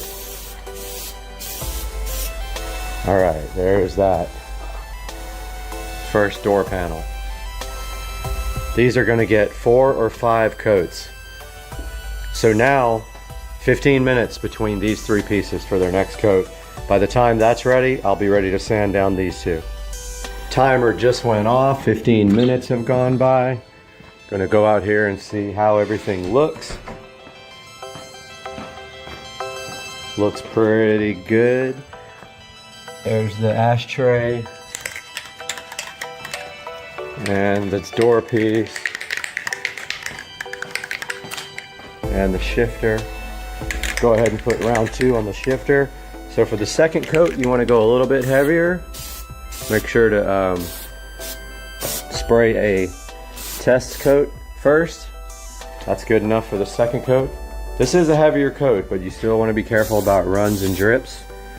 Make sure you go all the way around. On a flat piece, you don't have to worry so much about runs, but still, that's good enough for the second coat. And then here's the second coat on this one.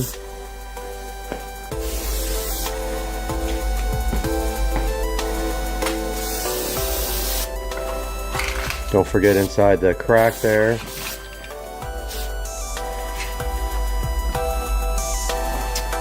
Now, while that is drying for 15 minutes, let's put our timer on.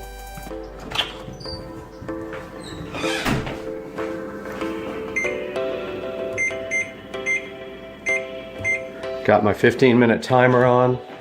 I'm gonna check the Bondo spot putty, see how that's drying, so I can start sanding that. Yep, that's the first area that I did there. It feels like that's dry. Yep, that's dry. I'm gonna go ahead and start sanding this, and I will give you an update when I'm done. Okay, I got done trying to sand this. It did not work.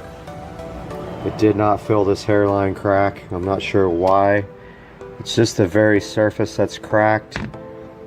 I'm going to try to go ahead and paint Plastidip over this. I don't know how that's gonna go, but I'm gonna try that now.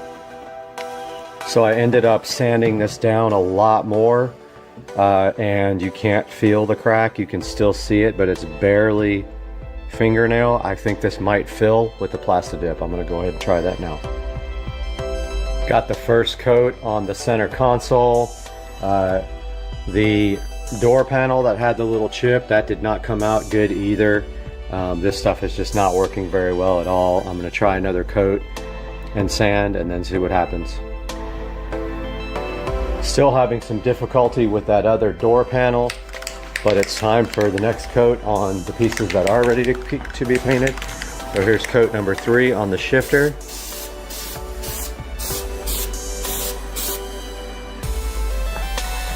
On the ashtray.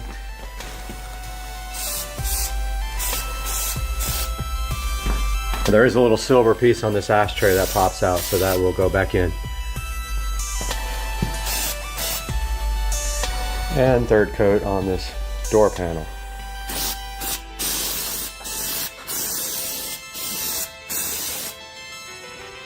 Make sure you get all sides.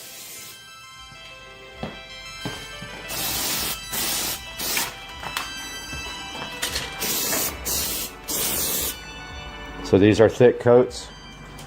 Don't forget. This one I tried to touch up a little bit more. This stuff is just not working well at all for this application. I'm not sure what I'm going to do unless I just try to build up a really large amount of Plastidip on there to fill it in. Time for the next coat on the center console. Go ahead and get that. See how it's splattered out? You always want to do that test coat. Make sure you're getting all angles. This is a good heavy coat. Looks like that crack is filling in pretty good. I might get lucky on that. However, I'm just noticing that I've been missing this part that's really hard to get to here. And I may have sprayed too much right there.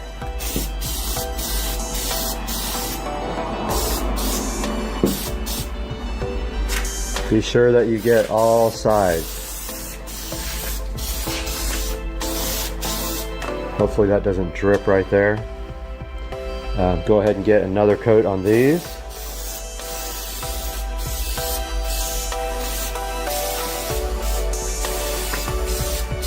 Sorry about that. I had the camera off of it for that. Kind of hard to shoot and record. Paint and record at the same time. And this is coat 4 for all the rest. Now, the thing about plastic dip is for this shifter, wherever you tape something off and you have these lines, you can either attempt to peel that off, or the best way to do it is if you've taped off an edge, you want to peel that when it's wet. So when I do the last coat, I'm going to peel the tape off while the plastic dip's still wet. If you do it when it's dry, it will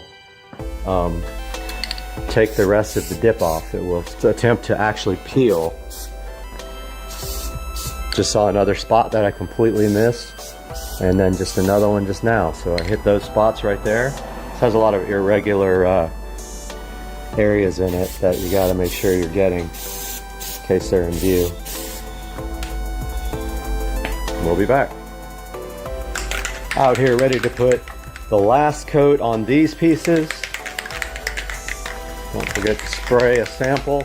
Now right after we put this coat on, I don't know how I'm going to do this, but I need to peel off this tape, or either I can try to do it later. I might just try to do it after. Supposed to peel that off now.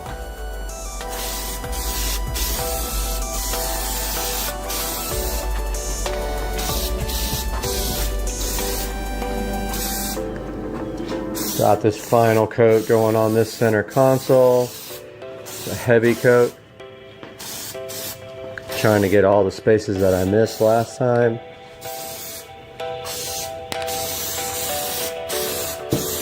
Also assure that nothing scratches. I'm just taking a look at all these areas up here that are hard to see. And all the edges, like that edge that I missed. Which is covered, by the way. Most of this is covered.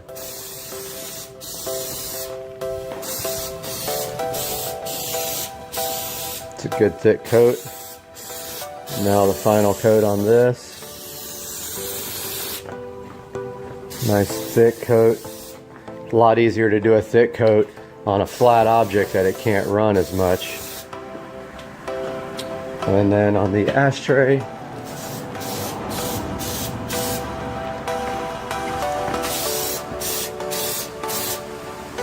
got all that done. Still waiting for this putty to dry. I'm gonna give it a while because I don't think it was dry last time before I can do that piece. So the shifter, I peeled the tape off too late. It has to be completely wet and I messed it up, so I peeled the tape completely. I'm gonna try the other way, just spraying it and peeling around the edge of that little edge right there. So I have to start over on the shifter.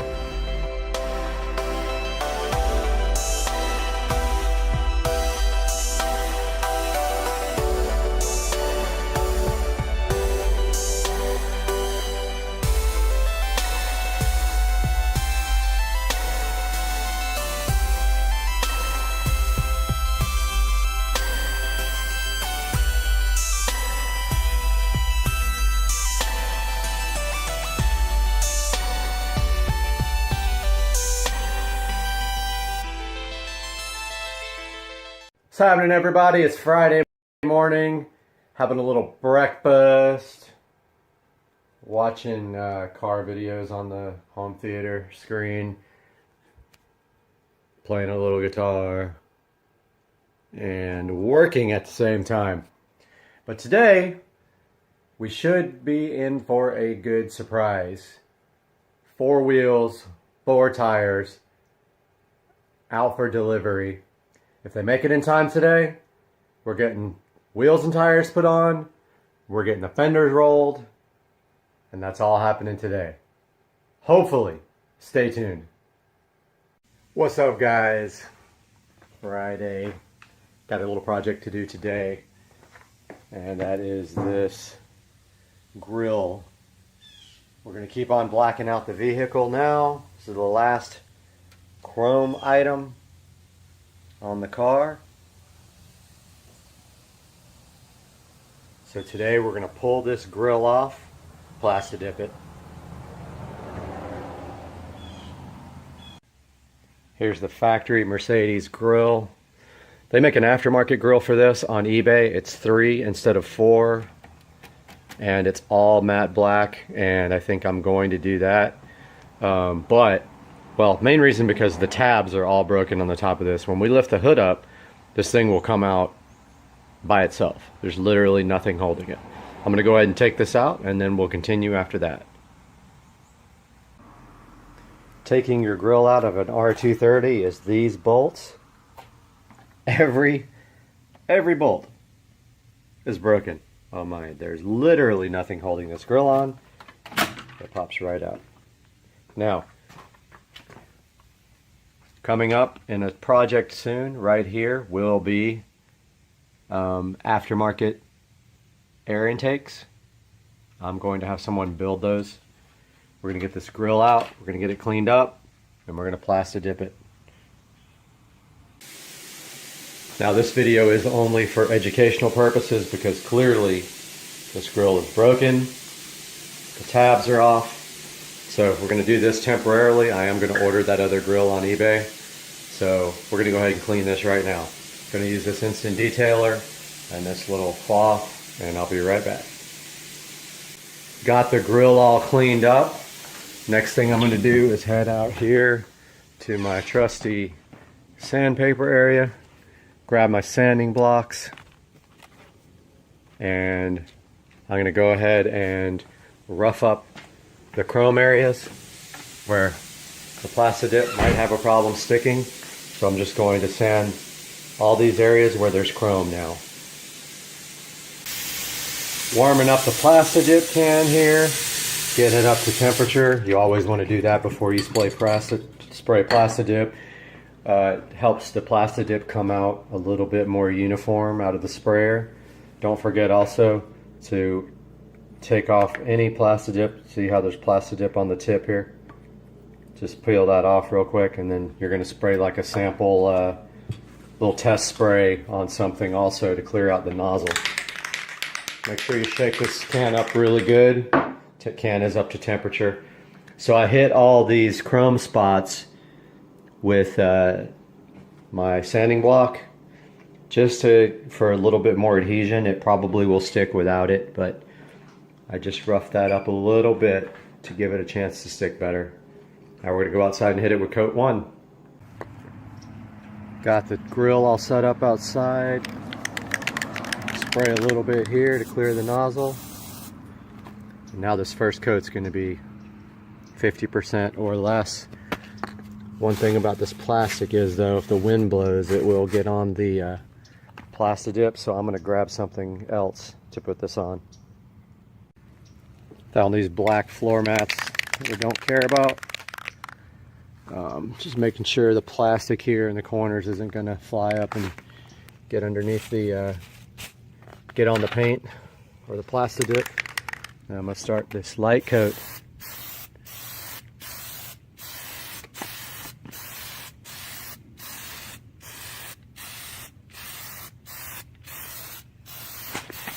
This first coat, you want it to be 50% or less coverage. Don't forget, you got to get from all angles.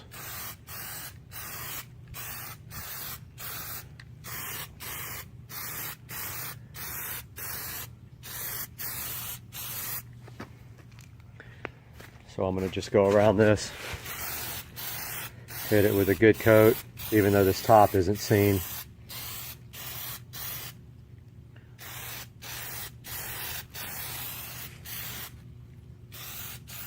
Got a few splatters right there.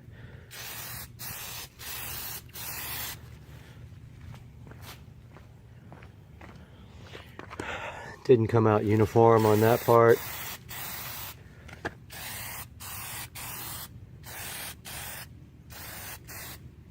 That's okay, we'll fix that later.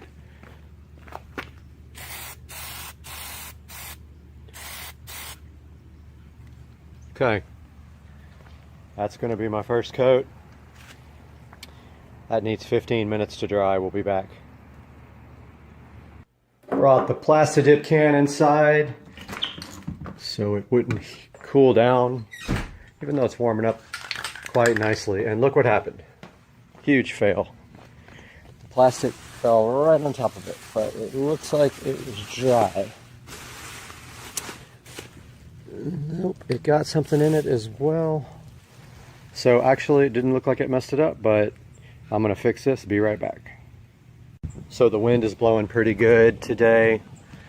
Also noticed a little bit of debris in the plastic dip, but it came right off because apparently the dip was dry already, so that's good. Just make sure you don't do this like I did with this plastic flying all over the place. And we're gonna put on coat number 2, which is going to be a wet coat.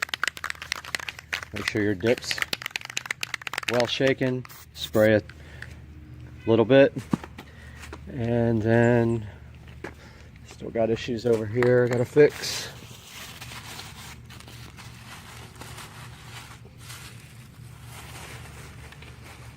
Don't care about it getting on the driveway, it comes right up. Looks like I missed this side. But here comes coat number 2. This is going to be a wet coat.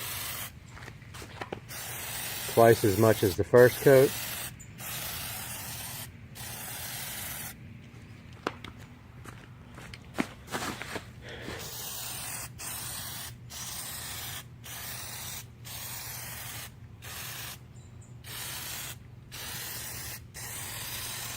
We're going to be cutting it close on this can.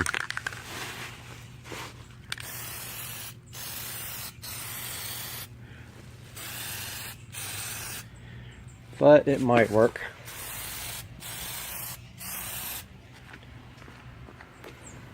Make sure you go from every angle. All the cracks. We'll be able to see that. From some angles.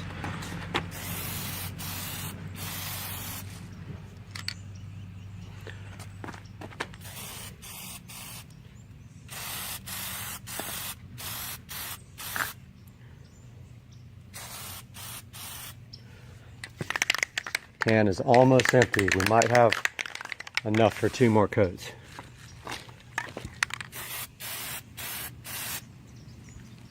A little bit thick on that coat, but I think it'll be okay.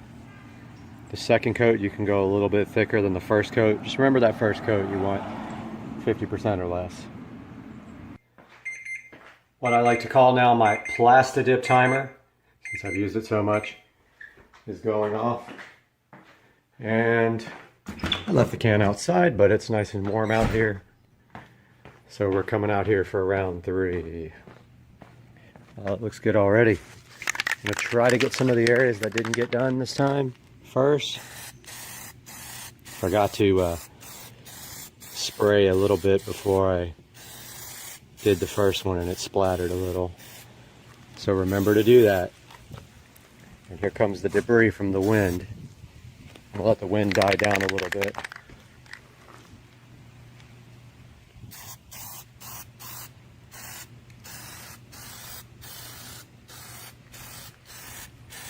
Third coat is going on kind of thick.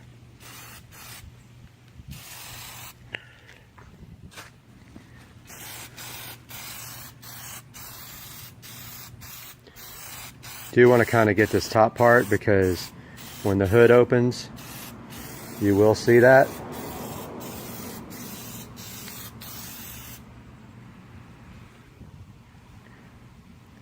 Don't want to go any thicker. It looks like it's starting to drip. Really thick in some places, but I didn't get it underneath there.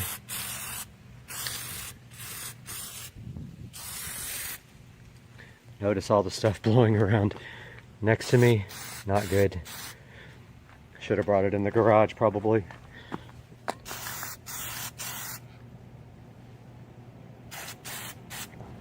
And that's going to be all for this coat. One more coat and we'll be done. Timer just went off, so it is time for the last coat, at which point we're going to let this dry for about 30 minutes. I did take the opportunity while the front grill was off to thoroughly clean this area. This is where the custom cold air intake is going to be going, right in that area there. 2 4-inch filters. So I cleaned and armor-rolled that up real good. Time for the last coat. One good wet final coat. Start over here. Oh, I shouldn't have. Yep, it splattered really good there. That was my mistake again. I might have to do another coat on top of that because I forgot to spray one little bit before I started and it splattered right out.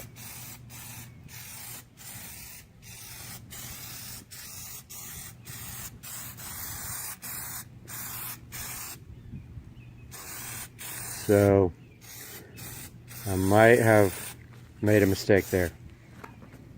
I'm gonna see how it dries, but man, I was doing so good and I forgot to spray a little bit before I started and it splattered out pretty bad. So I'm gonna see how that dries. It's gonna be really hard to get that off of there now.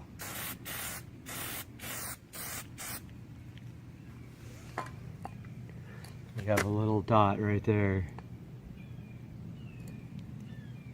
where it splattered out. I don't even know if you can see that.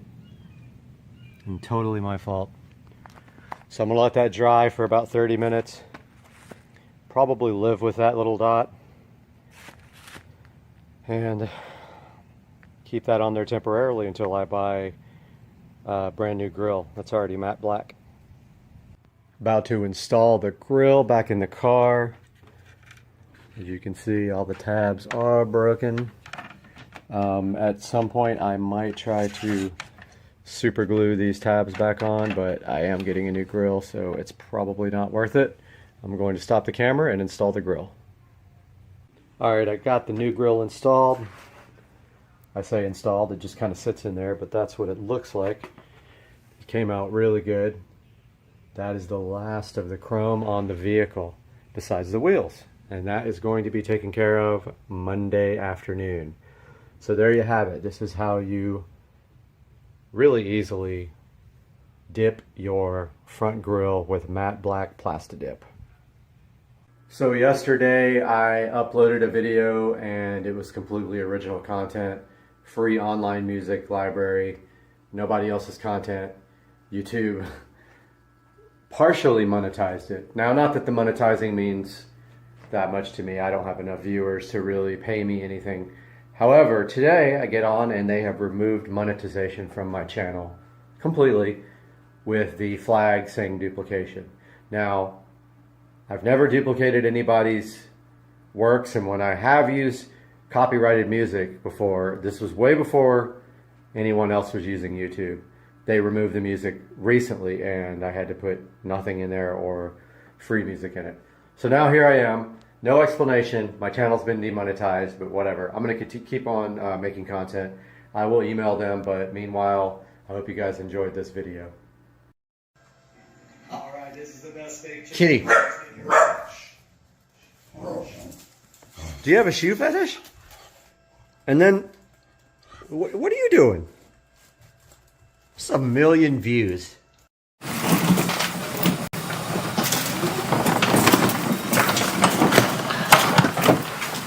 Need a toe strap. Do I have one? Yeah.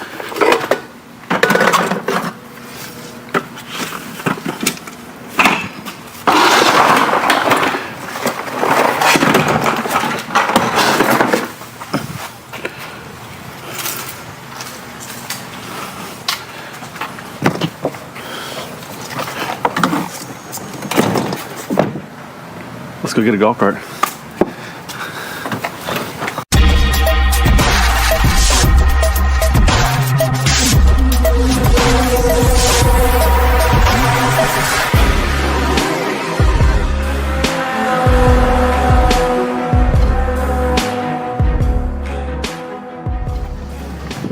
All right, everybody, welcome back.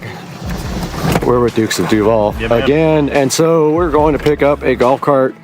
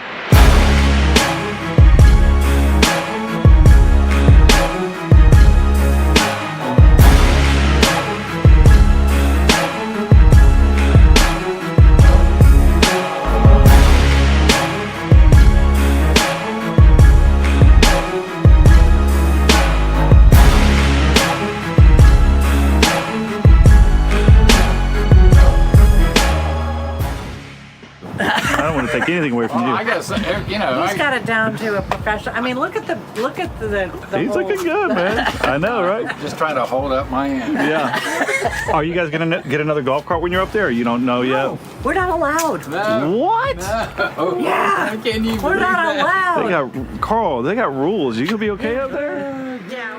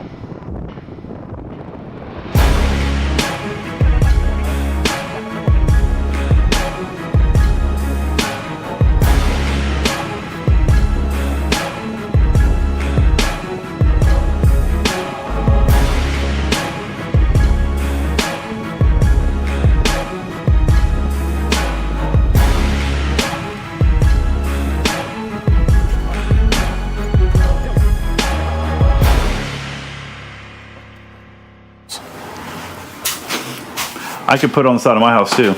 I think it'll go through the. Through the gate? Yeah, I think it'll go through that gate. Yeah, it'll go through that gate.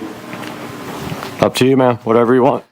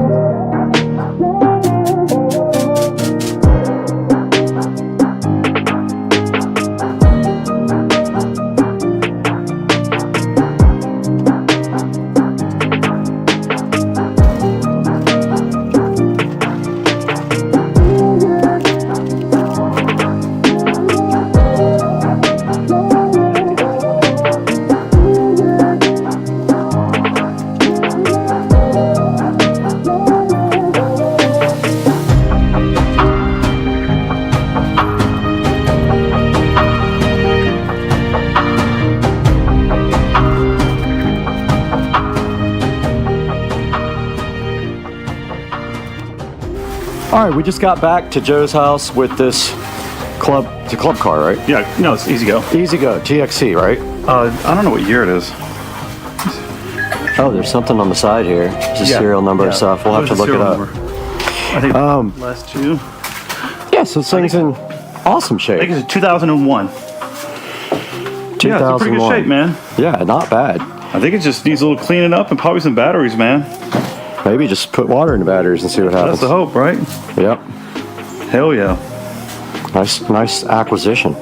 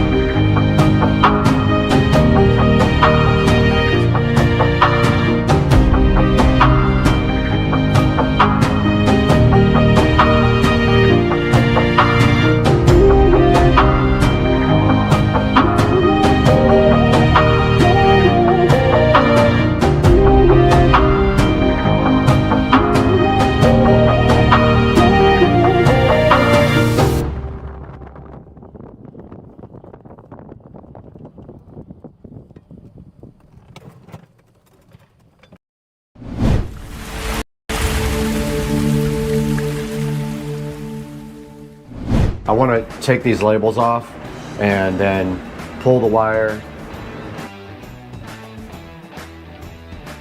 All right guys, I'm all done extending the wire. Today we have the Juke audio in front of us again. So now I have to figure out with the app how to switch to the analog input.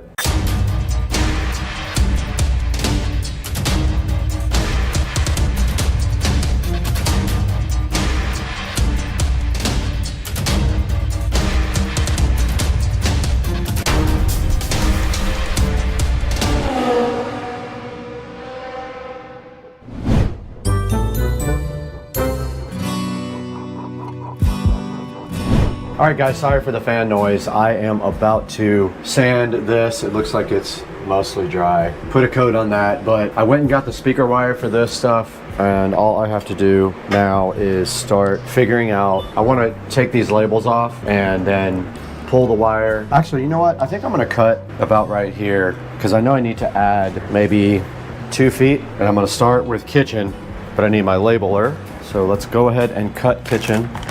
I just bought some brand new snipping tools. There's the answer to that. Can't use these.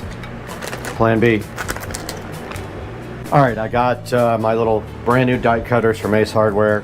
I'm gonna cut off about, I don't know, that much. Doesn't really have to be specific. And then I'm gonna use my Tincon connectors. We're gonna go gold positive, silver negative. I went ahead and stripped some off of there. These just push right on, right through the center. The solder's in the center. You push one through, right through the center. We're gonna grab our heat gun and melt the solder.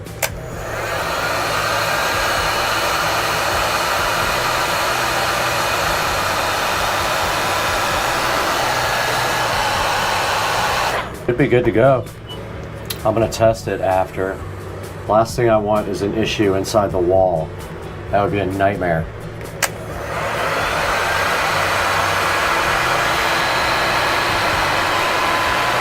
Forgot we got to do this twice for each wire. This is literally going to take me a long time.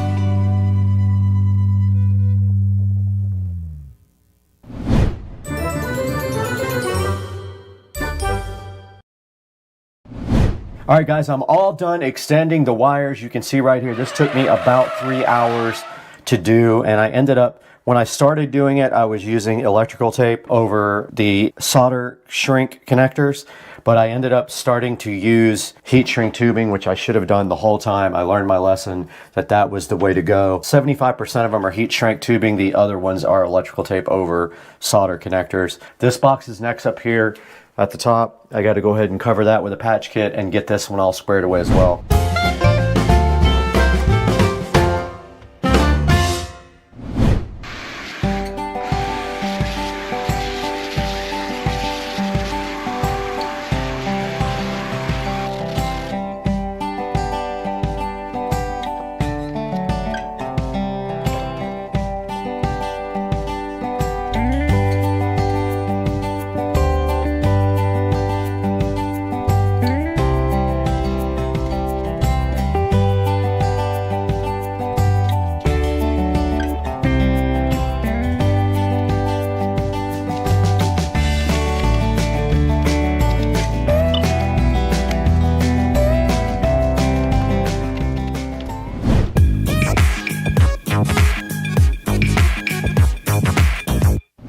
All right, we are back, and today we have the Juke audio in front of us. Now, don't be confused between this and Juke Micronics in the movie Shattered Glass. Nothing to do with each other. Juke Audio does make whole home amplifiers, and you can see right in front of me, they have worked with me on this a little bit to give me a little bit of a good discount on something in order to go ahead and promote for them. Now, this is rack mountable. Here are the ears right here. I am not going to be rack mounting it. It's going to be sitting on top of a piece of furniture. And you can see in the back of the Juke, it has plugs for the zones. This is a 8-zone unit. You can get them in either 6 or 8. You can buy the 6 and then upgrade it to the 8 with a software update. You just email their customer service and they will send you an invoice, and you can go ahead and get this for $300 more and upgrade to 8 zones.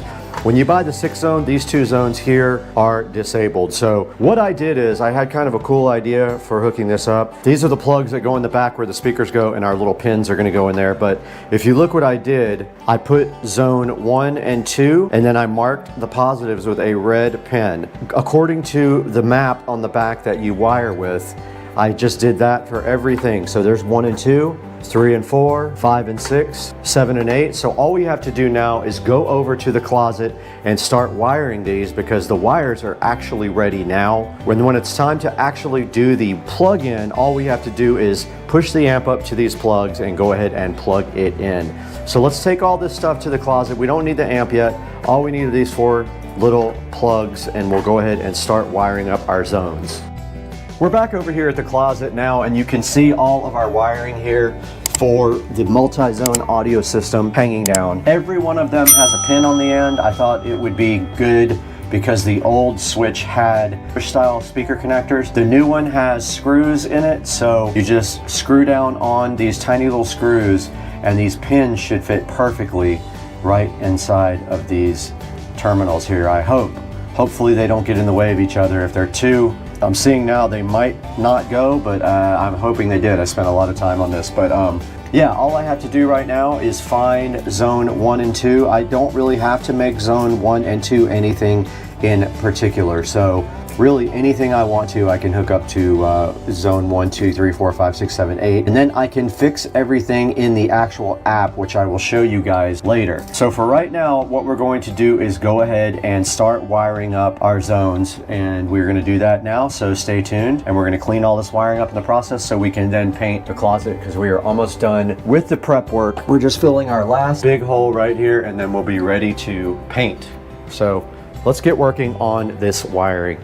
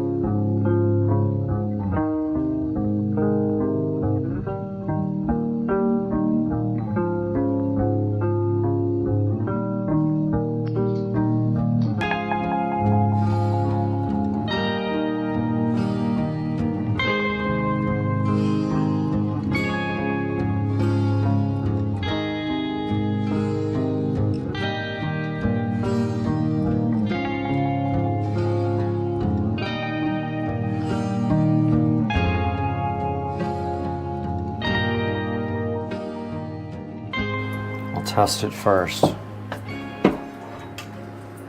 Go grab a stool to put this amp on, we'll test it. So I didn't show you guys the back of the amp where the analog audio input is. It's basically a USB connection, and you purchase this Digit Now USB audio capture device, and that feeds analog into the Juke. That's how you get analog in. Now the Juke Plus, the new one, has built-in analog, but it's quite a bit more expensive. It also outputs more power. We do have a leak.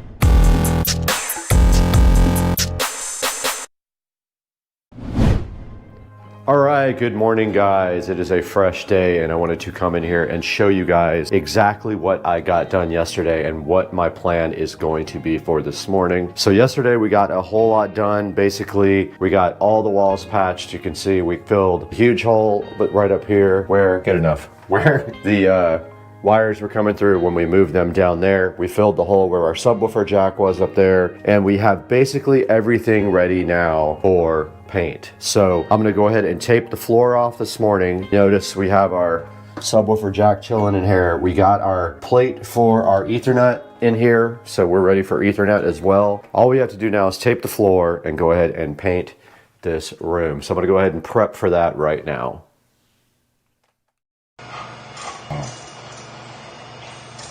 Papa, it's Cat TV.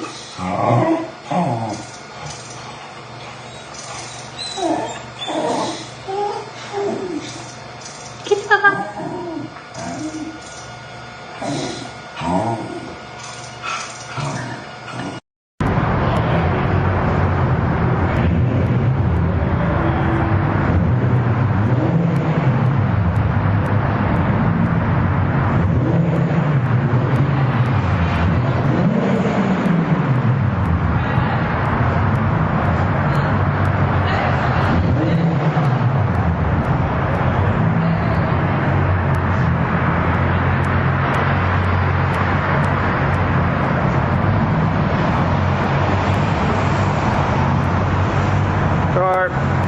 Game on.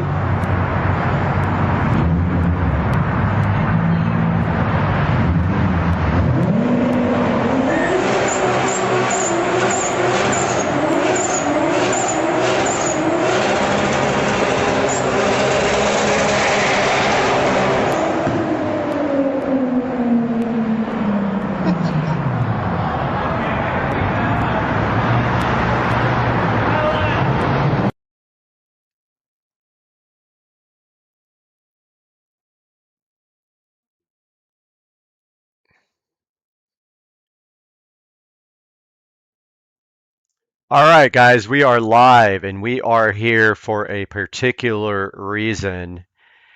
And all of a sudden yesterday, this creator music beta showed up, and I think I chose to participate in it. I don't know what it is at all. I have no clue, but check this out. This is brand new.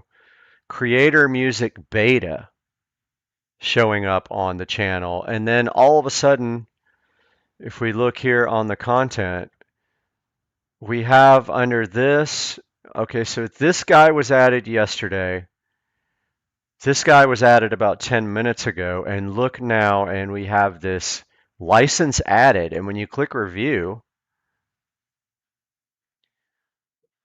it shows you like the audio track and how it didn't affect anything. License global does not expire. Add tracks if they're not in there. They want you to add this to complete the licensing. What is this and why is it a thing? It's like, okay, so the way that creators get music for their channel is they either purchase music through a service that has licensing for music, or you actually can go here. If you go to,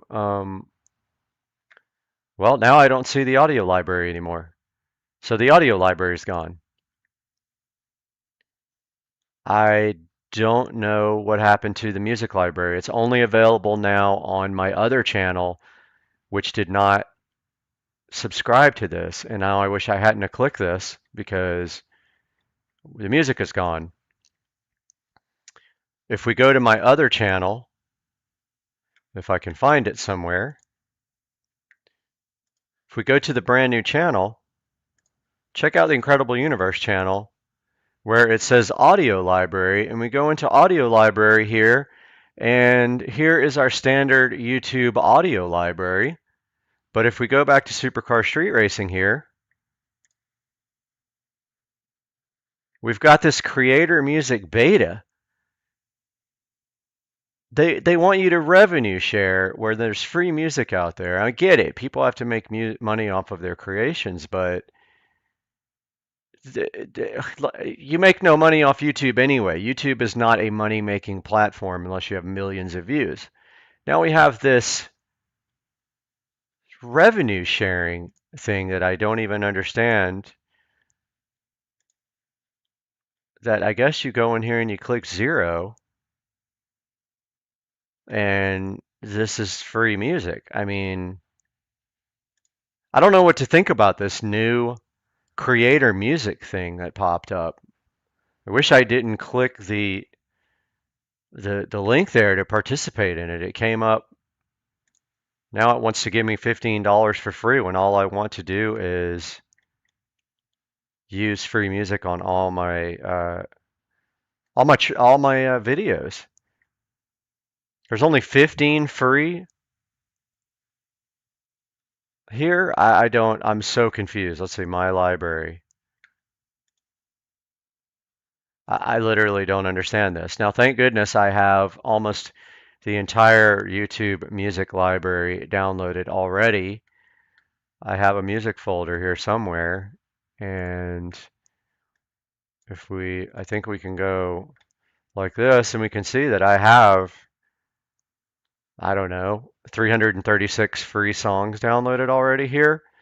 So I don't have to deal with whatever this is about, and I don't have to figure out what this is. But as a creator, you have to be concerned about this, the disappearing of the audio library. But let's go back to Incredible Universe where it's still available again. Here's the standard audio. This is what I want in my channel. I want the standard audio library. I don't want to buy music as much as they want to force you to. And I don't want a revenue share. If that's the case, I'll create my own music. I don't want to do this. Creator music beta, revenue sharing tracks they want you to add to your music.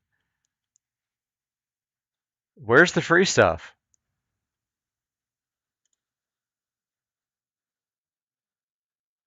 It all says 0, but yet I'm not getting it. I'm not getting the point here, what this price is. It's telling me, let's see, I can say buy license. I mean, I don't even know what this sounds like, but let's listen.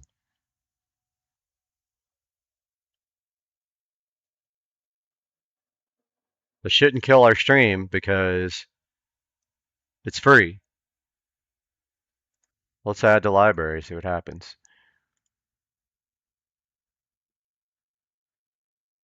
Okay, so now my library, I have this song, it was 0.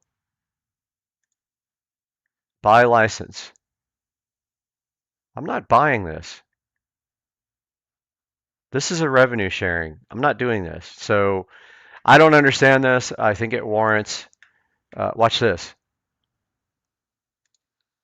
Very dissatisfied. Okay, so dislike, music is not, music doesn't, other. How about some free music? I want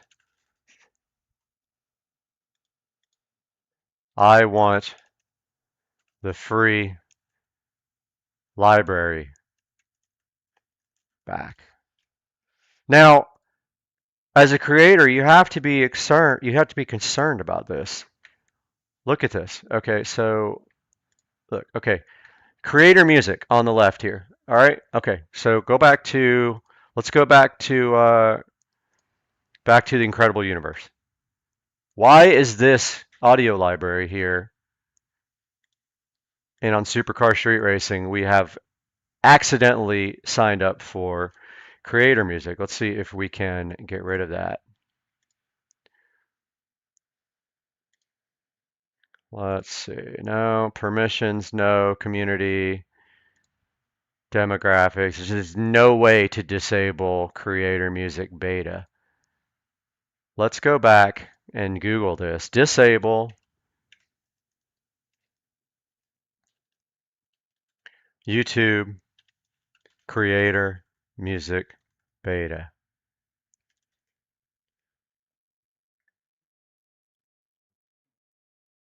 No, it's all creator music. It's all creator studio. And here's the fact about this. So this is going to take over. This is going to take over where the audio library was, guys. Look at this. This music situation on YouTube is literally out of control, and you can't really do anything music-wise on YouTube. Forget about using any commercial tracks. If you do, you won't get to monetize your video. Even though a guy like me, let's be honest, what do I make? $100 a month on YouTube. They want me to share my $100 of revenue with some music creators that make millions of dollars a year on their music already.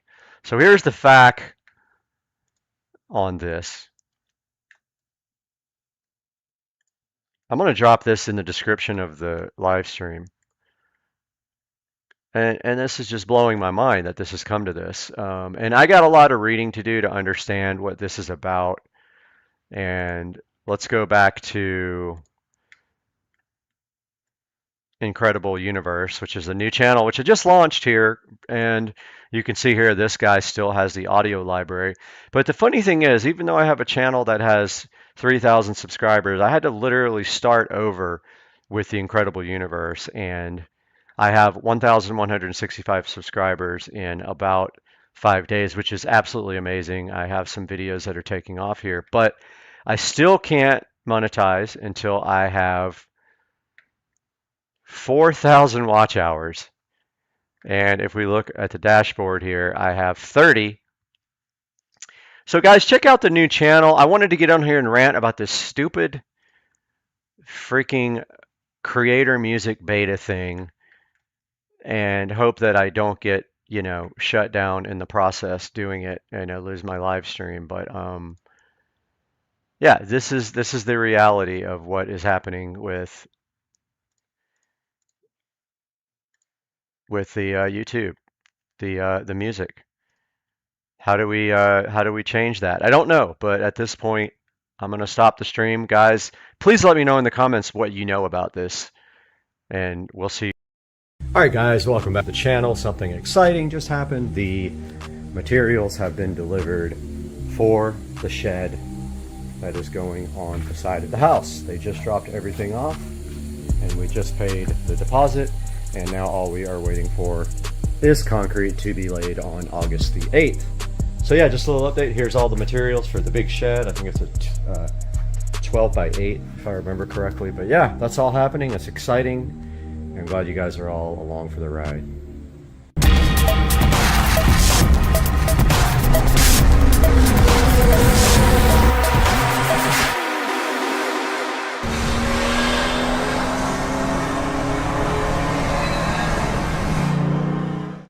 Making a label with my brother label maker, which by the way has a fatal flaw. If you leave all the batteries in it, it drains the batteries overnight. But anyway, we're gonna make a subwoofer little printout indicator for the wall plate. So let's go ahead and go, well, let's do a capital. This thing's so hard to use. I think it's that, and then lowercase subwoofer.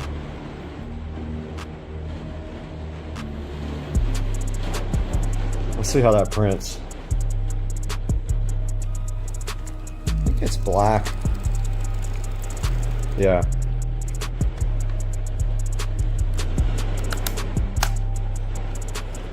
It's interesting. I'm gonna go ahead and peel this off. I need 2 hands for this.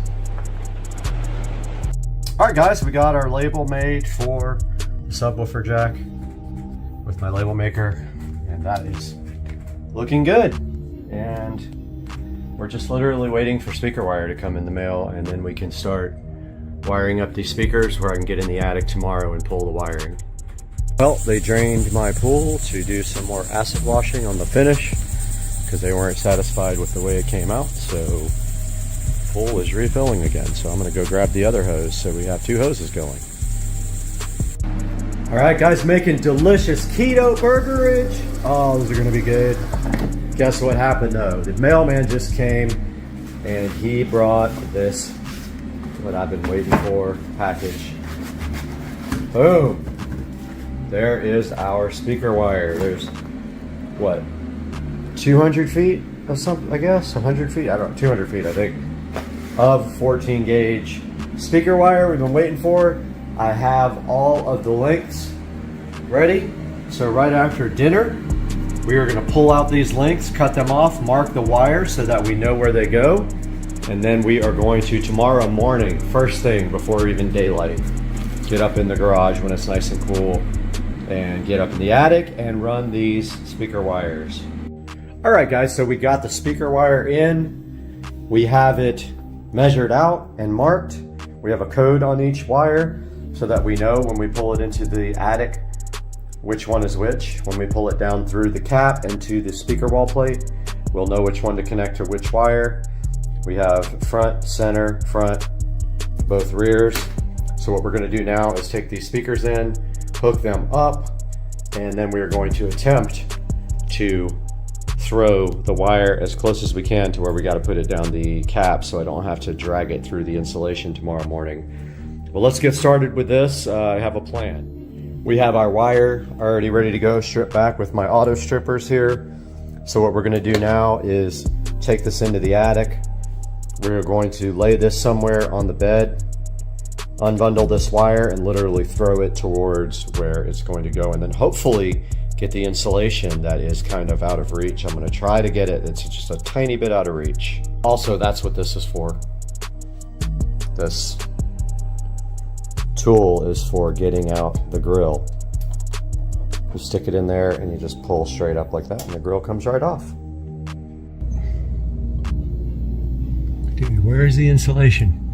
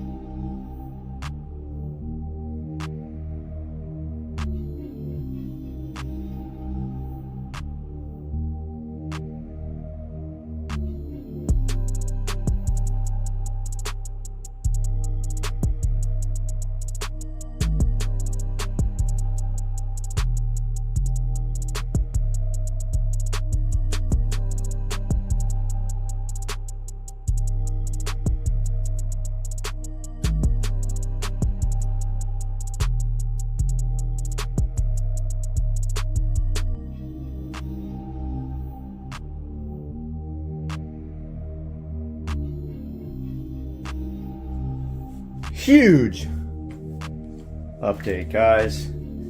Oh, I'm nervous already. Nervous already. I was just in the attic pulling wire. I don't see my wires. I don't see my wires.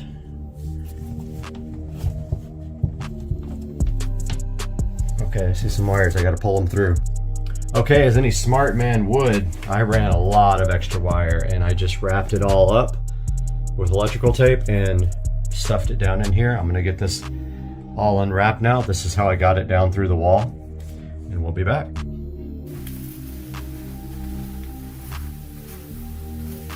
What's up, guys? We have some fun gonna happen now. We are going to install our home theater plate and prep all of our wires. We have a lot of wires to prep. So we are going to do that now. We still have to pull a HDMI cable up to the TV from this plate. So we can't completely seal it yet, but we can get it mostly done. So first things first, let me take a look at the wall plate to see where everything is. Okay, some are, okay, that's not too hard. We can just,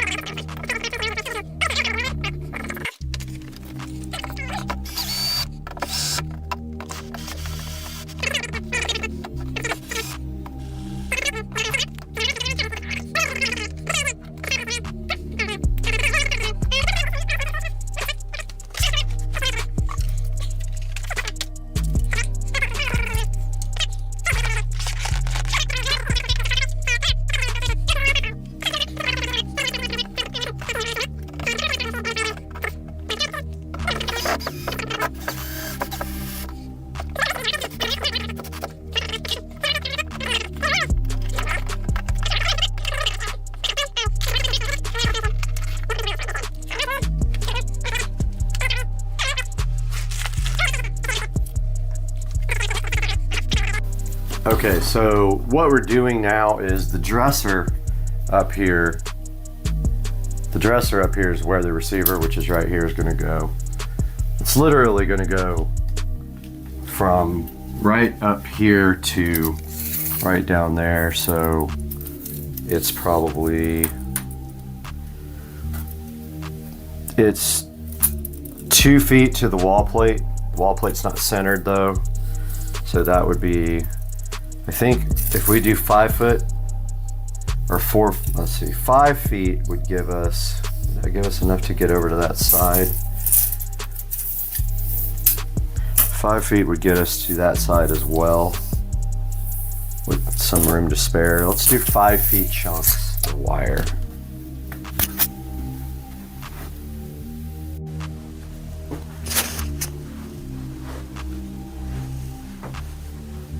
I am ready to make some wiring, guys.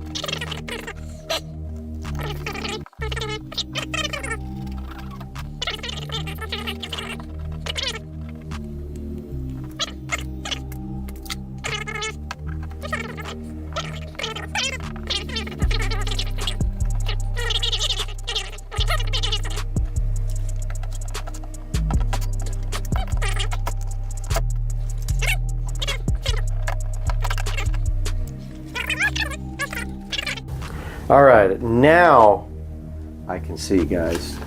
I literally cannot see up close anymore. I have to get glasses soon. Surround right. These things are fun. See, banana clips right there.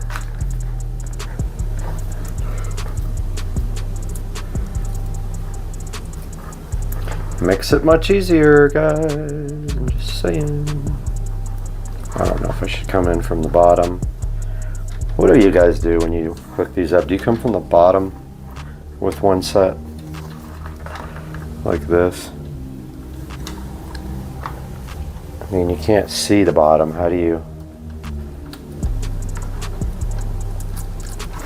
Or do you go?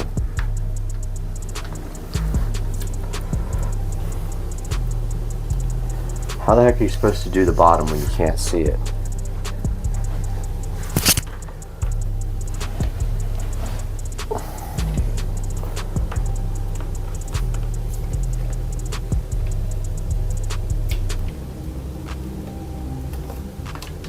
Can't find the hole. I guess I can just come up from the top. So forget it. Why aren't the speaker holes up and down? I mean, seriously. I saw a receiver where the speaker holes were up and down, and I'm like, thank you for actually being smart. And why didn't they do that on every single receiver? Why are they angled? So stupid.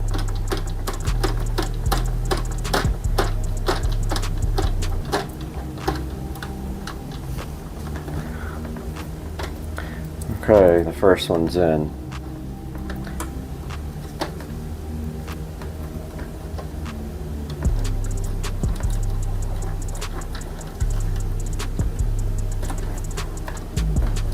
Second one's about to be in. Wish I had like a drill that had an attachment for these, so you could just tighten it down with a drill. Okay, so that is surround right. Next.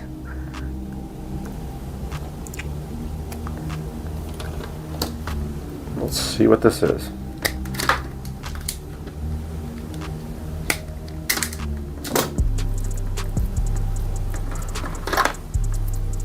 Here's our next one.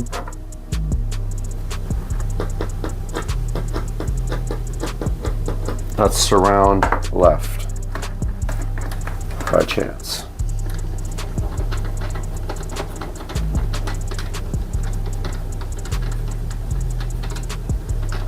You know what I'm talking about, right, guys? These speaker wire holes should be freaking up and down, not diagonal.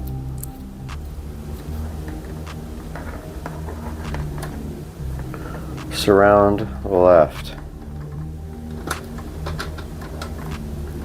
Look how hard this is to get in there.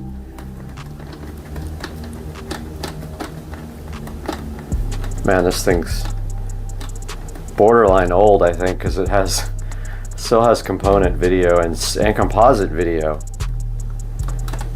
No Wi-Fi, but I have a little adapter to bring LAN for this. Got the little power line adapter. But yeah, you don't see, they don't put composite video and component video on receivers anymore because there are no components that use it. If you see one with S video, you know you got a really old receiver. They probably don't have HDMI either. Notice here there's a 5-volt output. Never noticed that. There's a wireless LAN adapter available for this guy. Wi-Fi adapter. Didn't know I had a 5-volt out. That's awesome. Can use that definitely for something.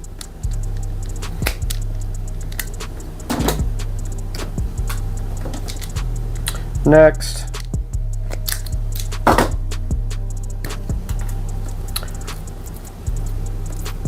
Three more left. Let's see what this is.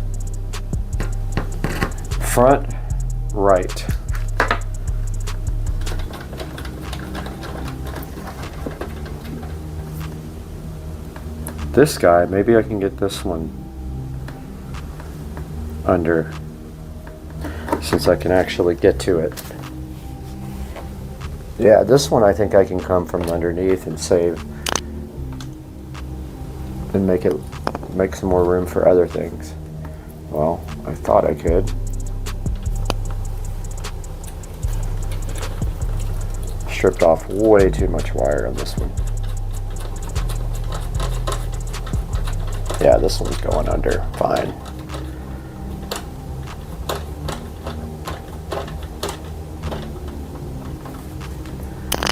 And positive. Did I do it right? Yes, I did. I'm like, am I paying attention to polarity again?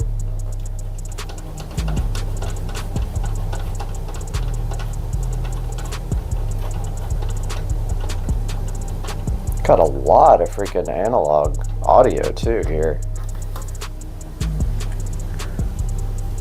Does it have any analog audio outs for the front? No. No, it doesn't have preamp outputs. All right. Is this going to be center or front left?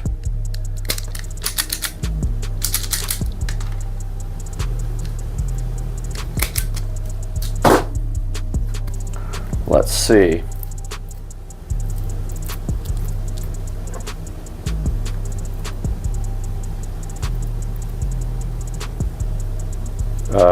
What? Can't tell. Center.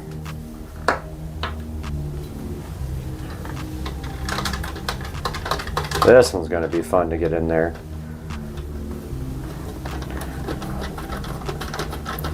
Yeah, this is not going to be a good time.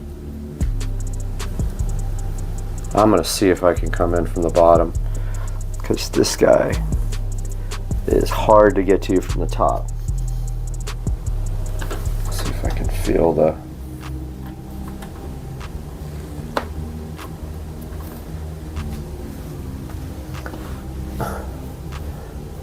This is suckage.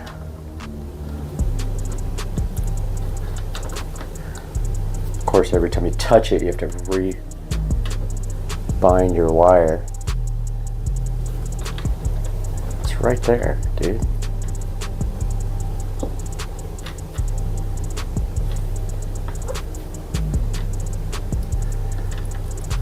Hey. Got it. Got him. And then I'll do the top for the positive. I would punch myself in the face if I did the polarity wrong on that one.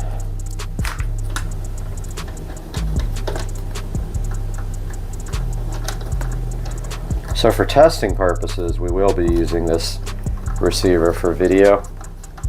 So what we'll do is we will plug the Fire Stick into this guy and then plug this guy into the TV.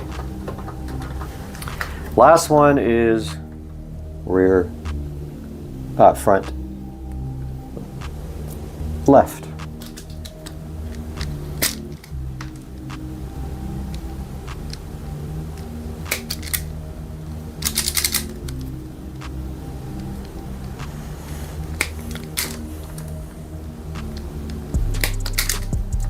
Front left. Let's see if we can get underneath that one. That's another one that's hard to get to.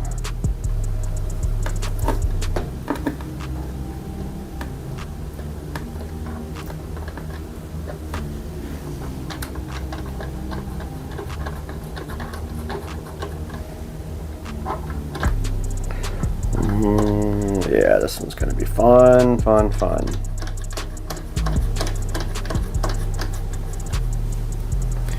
Okay, here we go. That should be right there. There we go. Got lucky on that one.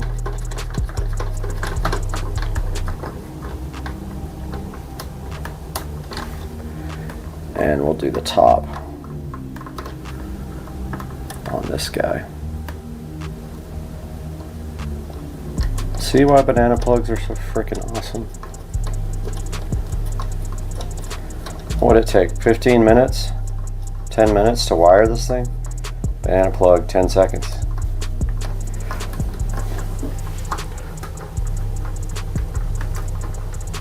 Done. This thing is wired.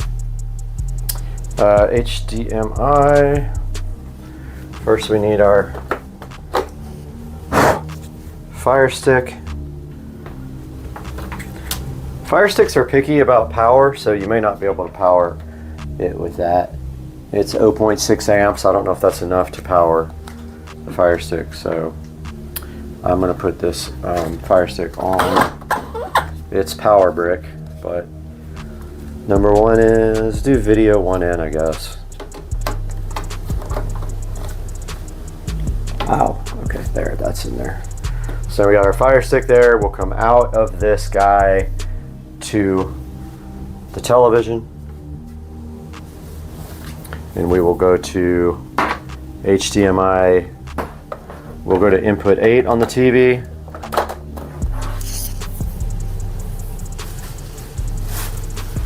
And go to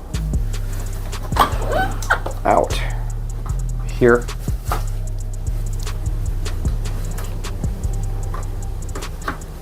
And that's that. Video and audio are connected. This thing is ready to be tested. I have a mess to clean up first though. This is Supercar Street Racing with another Supercar Fact Update. Cars are getting more and more powerful, with manufacturers competing for the highest horsepower cars in the world. Some of these top 20 cars are more affordable than others, but we're going to show you the top 20 semi-affordable cars with the most horsepower in the world. Coming in at number 20 is the 2022 BMW M5. The BMW M5 offers supercar performance in a practical four-door package, making it equally capable of a grocery run or a cannonball run. The BMW M5 is a four-seater vehicle that comes in two trim levels. The most popular style is the CS sedan, which starts at $142,995 and comes with a 4.4-liter V8 turbo engine and all-wheel drive. The M5 is estimated to deliver 15 miles per gallon in the city and 21 miles per gallon on the highway. The M5 makes 627 horsepower. Coming in at number 19 is the Lamborghini Huracan STO.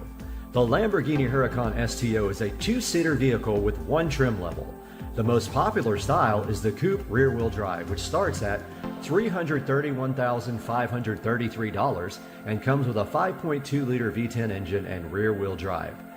The Huracan STO makes 630 horsepower.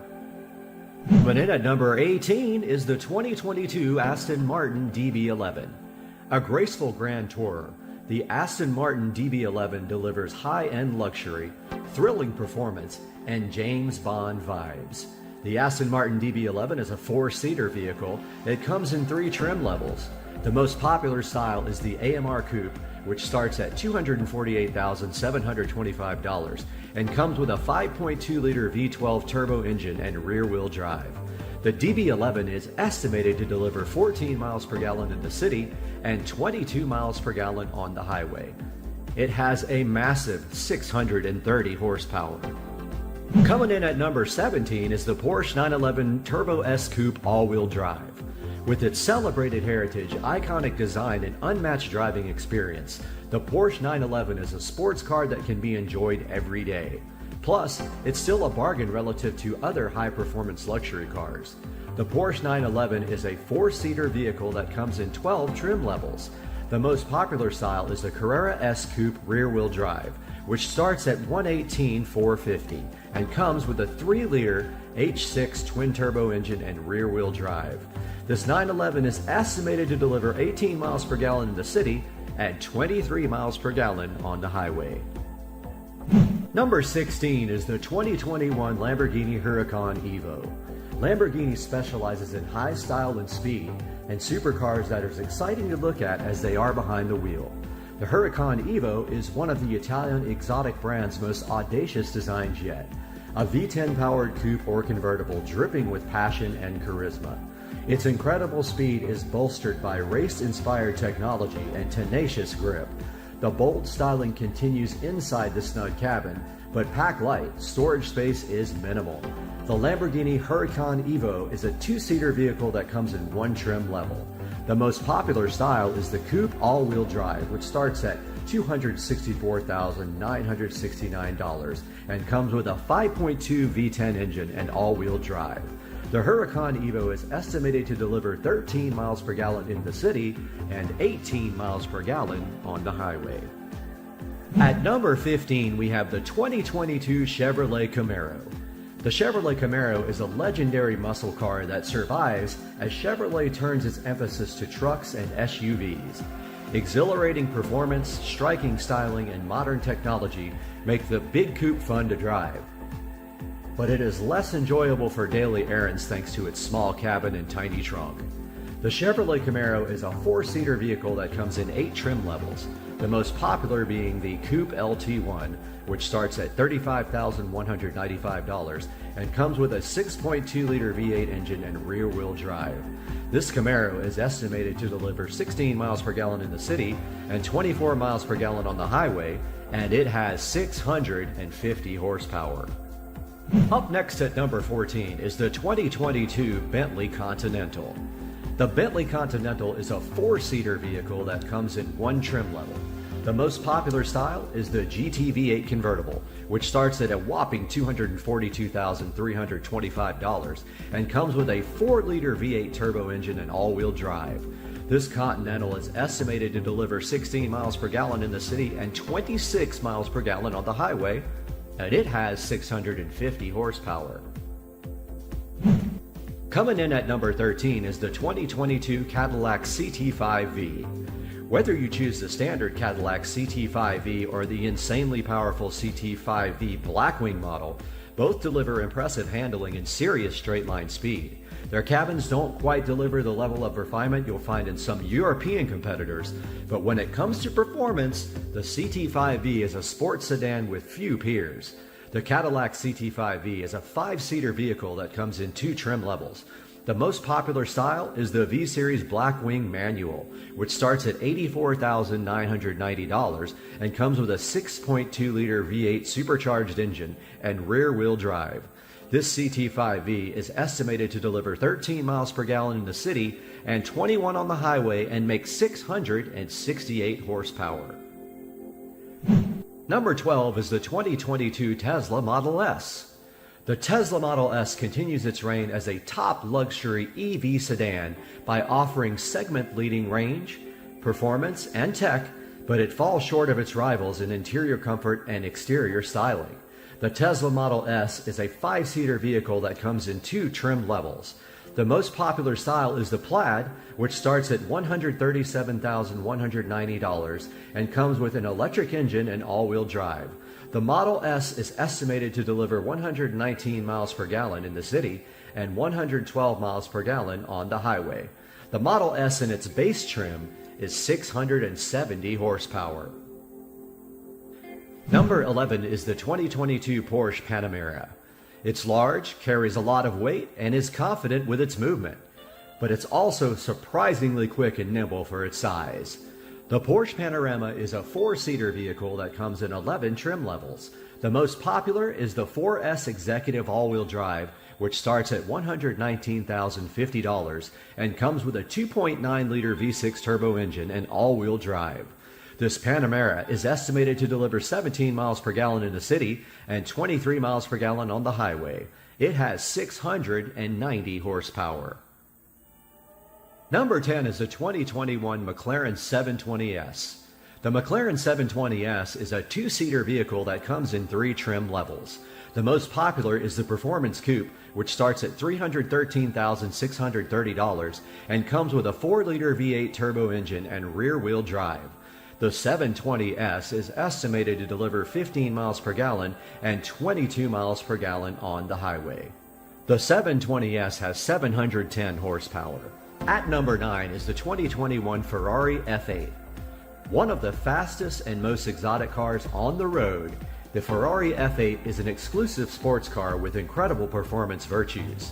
Its twin-turbo V8 generates 711 horsepower, made it to a state-of-the-art chassis benefiting from decades of Ferrari motorsports wisdom for superb acceleration, traction, and cornering abilities. Some high-end Challengers are more practical for daily life, but the F8's conspicuous style and speed makes it truly sensational. The Ferrari F8 is a two-seater vehicle that comes in two trim levels. The most popular style is the Spider, which starts at $306,450 and comes with a 3.9-liter V8 turbo engine and rear-wheel drive. This F8 is estimated to deliver 15 miles per gallon in the city and 18 miles per gallon on the highway. It makes 711 horsepower. Following right up behind at number 8 is the 2022 Aston Martin DBS. The Aston Martin DBS is a four-seater vehicle that comes in two trim levels. The most popular is the Volante, which starts at $337,525 and comes with a 5.2-liter V12 turbo engine and rear-wheel drive. This DBS is estimated to deliver 14 miles per gallon in the city and 22 on the highway. It has 715 horsepower. At number 7, the 2021 McLaren 765 LT. The McLaren 765 LT is a two-seater vehicle that comes in one trim level. The most popular and only style is the Coupe, which starts at $370,500 and comes with a 4-liter V8 turbo engine and rear-wheel drive. The 765 LT delivers 14 miles per gallon city and 18 miles per gallon highway. It makes a whopping 755 horsepower. At number 6, the 2021 Lamborghini Aventador. The Lamborghini Aventador is a two-seater vehicle that comes in one trim level. The most popular style and only style is the SVJ Coupe, which starts at $530,138, comes with a 6.5-liter V12 engine and all-wheel drive. The Aventador is estimated to deliver 8 miles per gallon in the city and 15 miles per gallon on the highway. It makes 759 horsepower. Coming in at number 5 is the 2022 Ford Mustang GT500. The Ford Mustang still clings to its original formula, a highly styled two-door that puts racing looks and performance ahead of everyday practicality. Among current performance cars, the iconic Mustang is a bargain. The Ford Mustang is a four-seater vehicle that comes in 6 trim levels, with the most popular style being the GT Premium Fastback, which starts at $42,470 and comes with a 5-liter V8 engine and rear-wheel drive. This Mustang is estimated to deliver 15 in the city and 24 on the highway.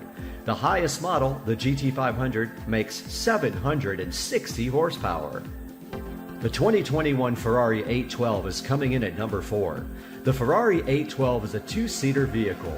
It starts at $408,444 and comes with a 6.5-liter V12 engine and rear-wheel drive.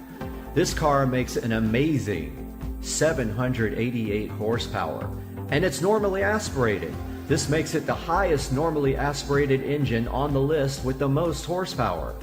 The Ferrari 812 has 788 horsepower, which makes it the highest horsepower normally aspirated engine on the list. We're back on the American side now with number 3, the 2022 Dodge Charger SRT Hellcat Red Eye Wide Body. The Dodge Charger is a big, aggressively styled 4-door sedan that comes with a number of strong powertrain configurations. It's the car for extroverts who want an in-your-face experience. The Dodge Charger is a 5-seater vehicle that comes in 8 trim levels, with the most popular style being the SXT rear-wheel drive, starting at $34,095 and comes with a 3.6-liter V6 engine and rear-wheel drive. This Charger is estimated to deliver 19 miles per gallon city and 30 miles per gallon on the highway, but the highest horsepower model makes 797 horsepower. At number 2, we have another American car, the 2022 Dodge Challenger Superstock. The Dodge Challenger has a muscle car style and heritage to its credit, and it offers potent engines for swift acceleration. but it's less agile than key rivals, and rear visibility isn't the greatest. The Dodge Challenger is a 5-seater vehicle that comes in 11 trim levels, the most popular being the GT rear-wheel drive, starting at $35,300 and comes with a 3.6-liter V6 engine and rear-wheel drive. This Challenger is estimated to deliver 19 in the city and 30 on the highway. Its highest horsepower model, the Superstock, has 807 horsepower. At number 1, the Ferrari SF90 Stradale. Packed with plug-in hybrid technology and patented aerodynamic tech, the Ferrari SF90 Stradale is the Italian brand's newest and most advanced supercar. A giant leap forward in using electricity to enhance performance, the SF90 has 3 electric motors that drive all 4 wheels. Combine that with Ferrari's latest racing insights and a twin-turbo V8, and what results is one of the most exciting and capable supercars today. The Ferrari SF90 Stradale is a 2-seater vehicle that comes in 1 trim level. The most popular and only is the Coupe, which starts at $628,750 and comes with a plug-in hybrid 4-liter V8 turbo engine and all-wheel drive. This SF90 Stradale is estimated to deliver 18 miles per gallon combined. The SF90 Stradale has 986 horsepower. This has been Supercar. I bet you thought we were done, but we're not. Here's a bonus. The 2022 Tesla Model S Plaid. While technically this is just a Model S, we feel like this deserves its own spot. The 2022 Tesla Model S remains one of the most compelling and desirable options in a growing market segment, and this Plaid boasts a 3rd electric motor, which boosts combined output to a crazy 1,020 horsepower and does 0 to 60 in just under 2.1 seconds and has done quarter-mile times in the low 9-second range. The Tesla Model S Plaid has 1,020 all-electric horsepower. Of course, there are other cars not included in this list, like the Bugatti Chiron with 1,500 horsepower, and several other hypercars like the Koenigsegg.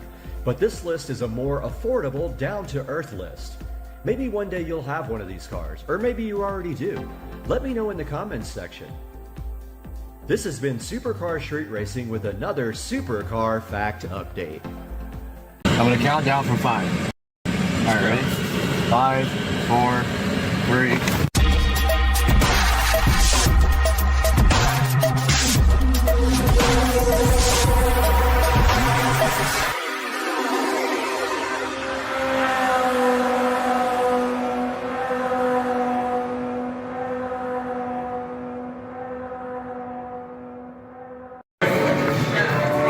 This dude, YouTube star. We gotta wait for Rich. These guys are going straight on my YouTube channel. We got Sam here, flexing, Carbon Black. Shout out Carbon Black sponsor. Shout out C Black. We gotta get rich.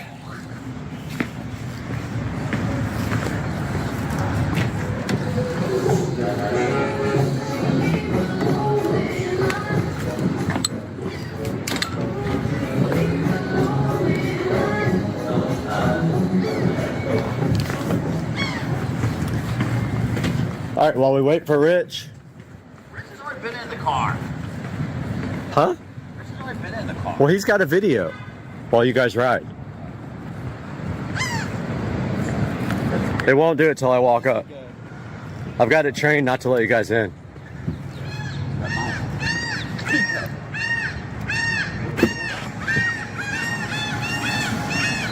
Wait, what? There's a screen back here? Fucking what? Record this for me. It's on. It's running. Another screen. Why is there a screen down here? That's for the rear passengers. That's so extra. Is this brand new? Brand new. 2023? 2023. Dude, that steering wheel looks crazy. It's a yoke? Yep. Alright, so you just slide it forward to drive. Alright? Yep. So it's ready to go.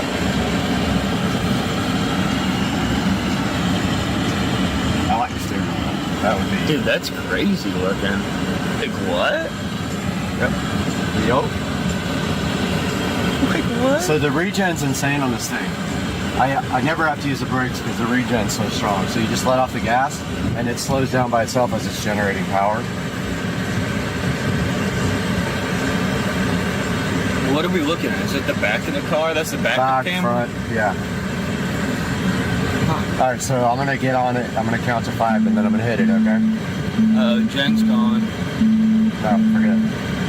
Ignore? Yeah. You still recording? Yeah. All right, I'm gonna count to 5 and then I'm gonna go. All right, let's go. Are you ready? I'm gonna count down from 5. All right, ready?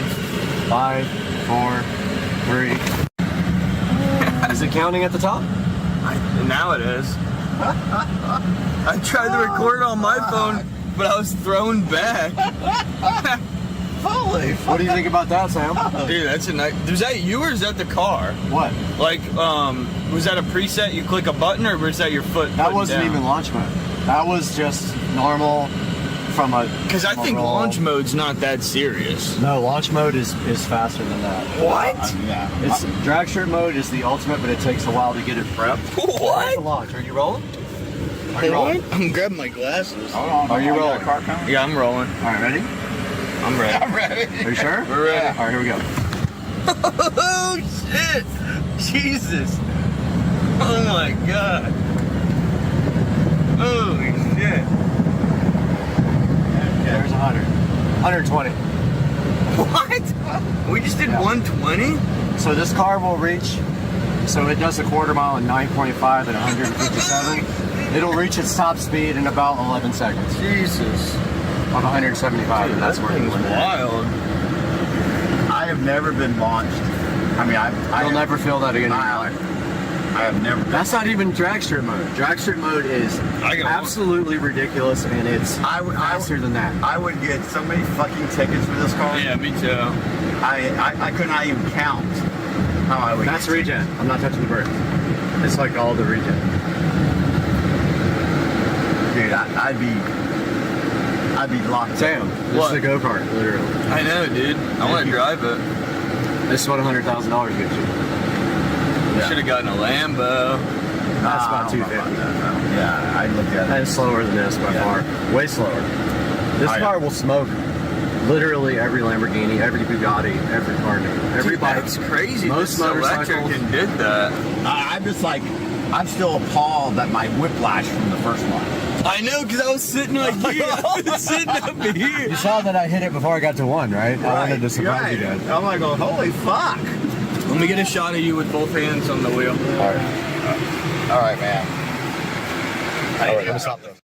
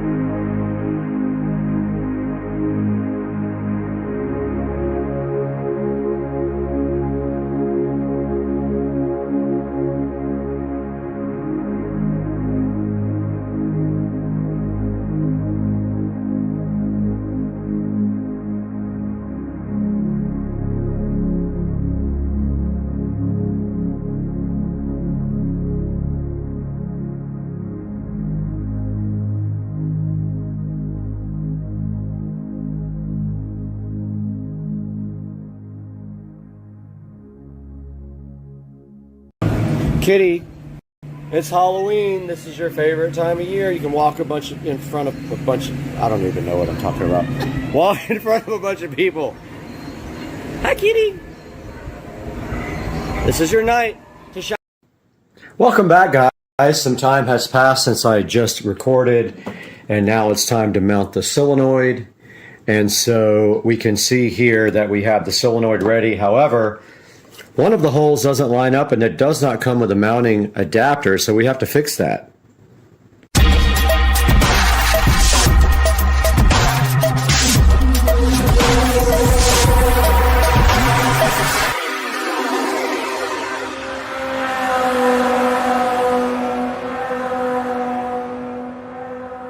What we need to do right here, right now, is we can either just live with one bolt, or we can go ahead and tap a second one.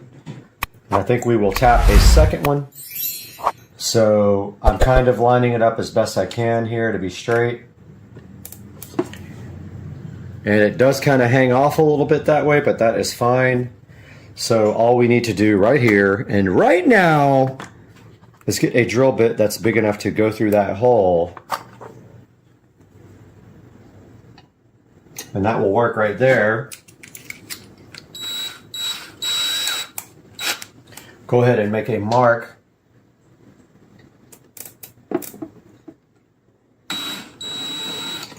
Well, it moved a little bit actually, so I think I'm going to go ahead and bolt this down. I'm going to find a bolt that will work. All right, I dug around through the drawer and I found some screws that will fit. So I'm going to go ahead and tighten down one side.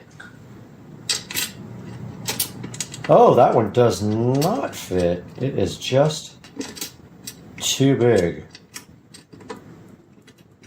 Maybe it'll go on anyway. This one will not. Might have to drill that out. Let's see if I can get that driven through there.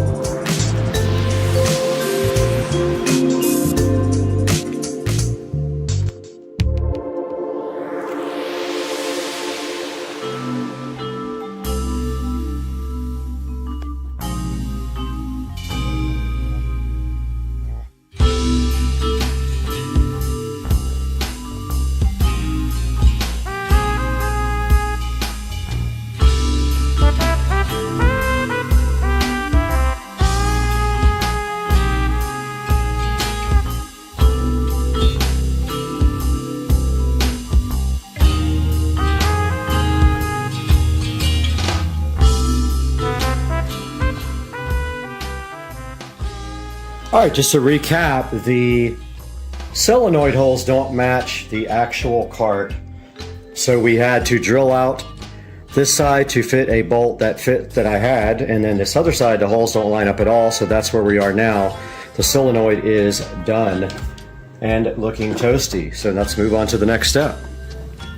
Okay, so now let's put our run tow switch back in, and honestly, I don't remember which. I think it was that way, pretty sure, for run tow. Doesn't matter, we'll make our own label.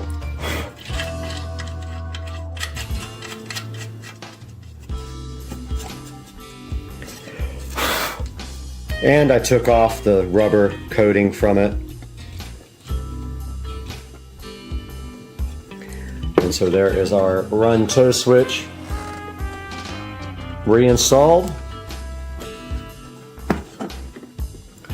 And now we need to move on to the mounting the controller plate. All right, we're getting all the existing bolts out.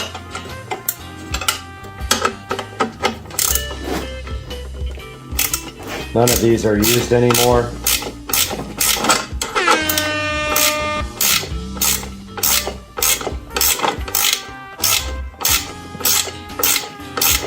These are ridiculously tight.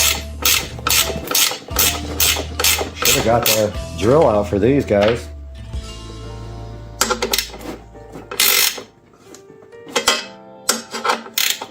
Might still do that. This is crazy.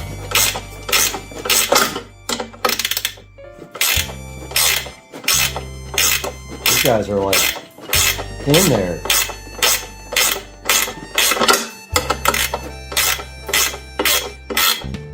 Man, those things are freaking tight. I should have taken them out first. Now we got places that aren't painted. Or I might just tighten them down. Got to see what it needs for the plate here.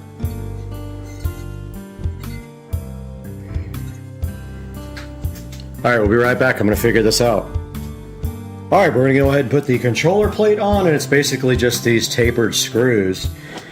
And it can really only go one way. There's a screw hole there, a screw hole there, and a screw hole there, and none of the other ones line up.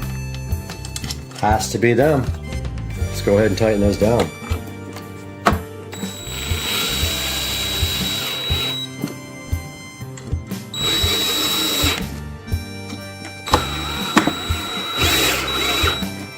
And that is that. The controller plate is mounted. Alright guys, so now it's time to install the actual controller. And you do install it this way. I had it reversed. It actually goes like this. And on the side of this plate, there is a threaded hole on each side. And those fit right there with a lock washer and a nut. Lock washer and a regular washer, not a nut. So you just go straight through the plate like this. Washer first, lock washer second.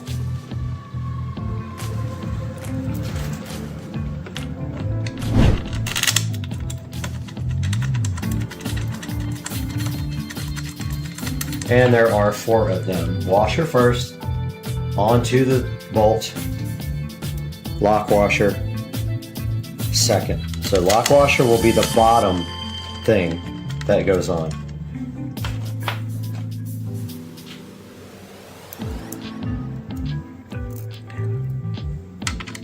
Just like that. And I don't believe I have a wrench small enough for this. I might have to get... Oh, wait a minute. Oh, I do. Okay. Probably be easier with power tools, but at this point, I'm just like, whatever. Will my wrench go on there? Barely.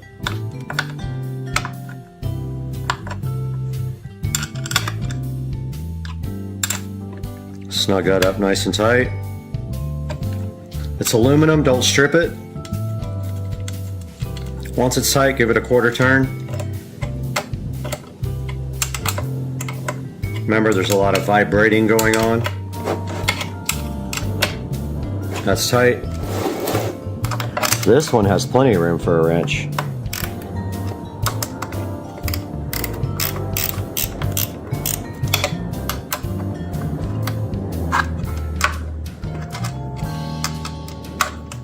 That one's just way loose.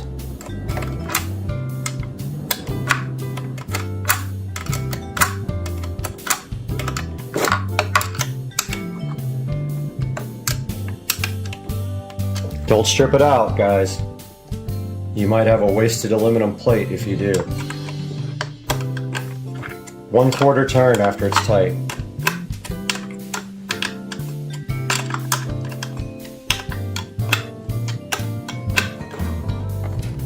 That thing's not going anywhere.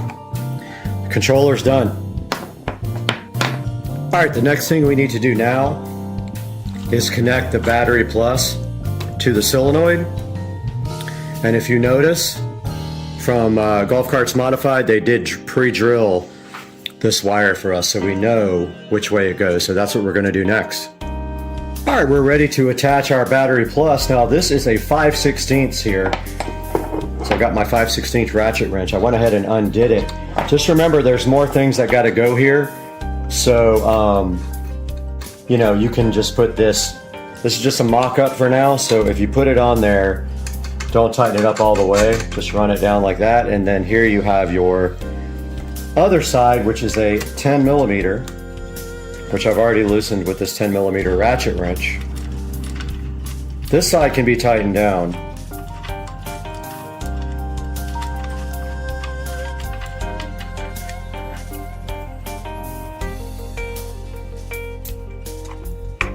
Just like this.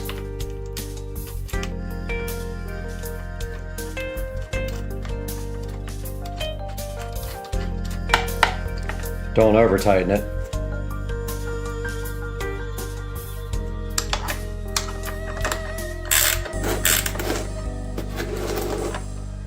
And that is the B plus connected. Just a reminder here, the B minus goes to the battery pack. So that is the next connection that will be made from here. And then all these other wires are for that and from the WVU down to the motor, which you can actually do now. The long ones go to the WVU. They're actually all the same, I believe. Let's see. We should have some long ones and some short ones. We do, okay. They're all the same? Oh, they are all the same, so you can't mess these up. They are all the same length from now on, so it doesn't matter which ones you use, but you will have WV, UR, and B minus. WV, UR, B minus, so we have 5 cables left, sheathed nicely like the Navitas colors. Yeah, so you can do that now or later. Alright guys, here are the cables. One of them is drilled. It is not the ones for the motor to the controller. That one is from the controller to the battery. So that's actually, that is from battery to solenoid. So don't use the one that's drilled out. But for these, you need a 1/2" wrench, which I have here. And you want to basically get your boots out, these boots, and you want to feed the solid end through first, like this. And it might help to, like, if you really have issues here, put a little WD-40 on them to slide, but these are going right on. And basically, it's going to go like that. So you take off your nut here, and take off the washer and the lock washer.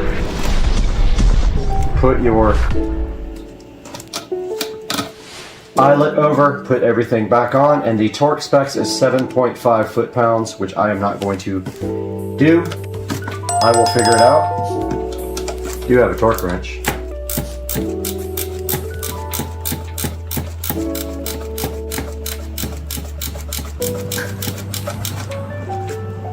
Not tight. Guess I could break my torque wrench out, huh?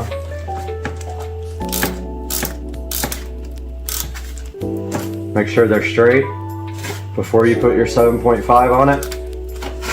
And then you run your boot down like this and around the wire. Now also, if you want to, now is a good time to do WVU. So W here, W is already here, but W on the other end, and let's do that now.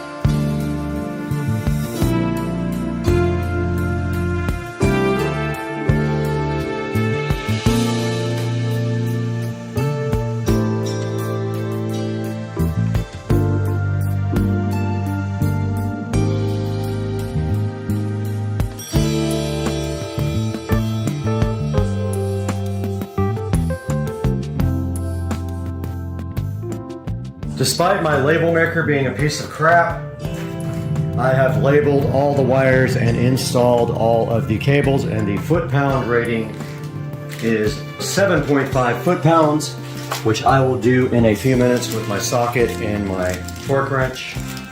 That part is done. This motor is ready to be installed on the cart.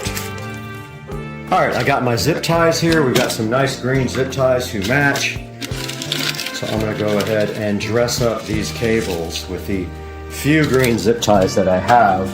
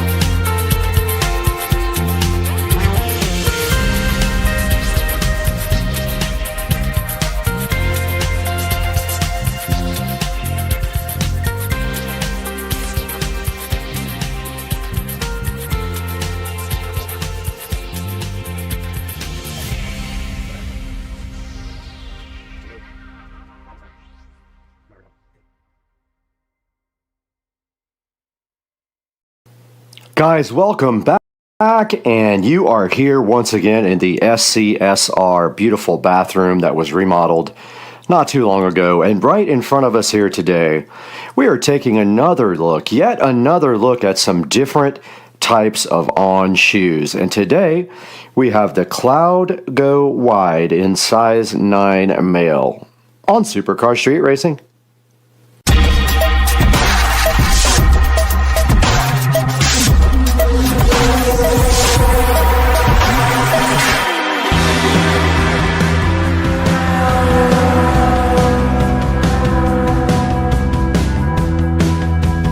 Back in the Supercar Street Racing awesome bathroom, and sitting right here on top of this beautiful vanity are the Cloud Go Wides, and these are in the color black and shale. Now these are last year's models, so these are on clearance, so you can pick them up pretty cheap right now. They are about 20% off of their normal price, and all of the last year's models you can get on sale if they do have your size.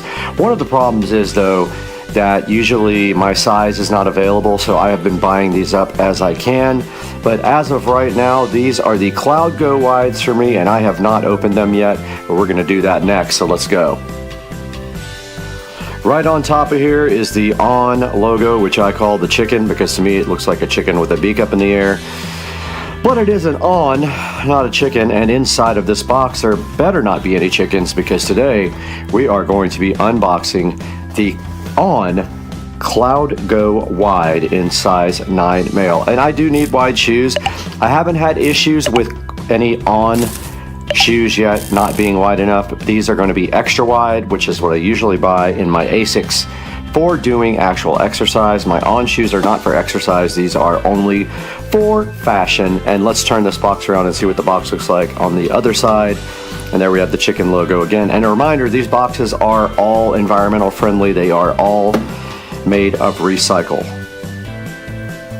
The Cloud Go Wide's looking so fresh inside this box, I would almost guarantee it. So let's go ahead and open this guy. And inside we always find the On promise here about the 100% recycled cardboard right there.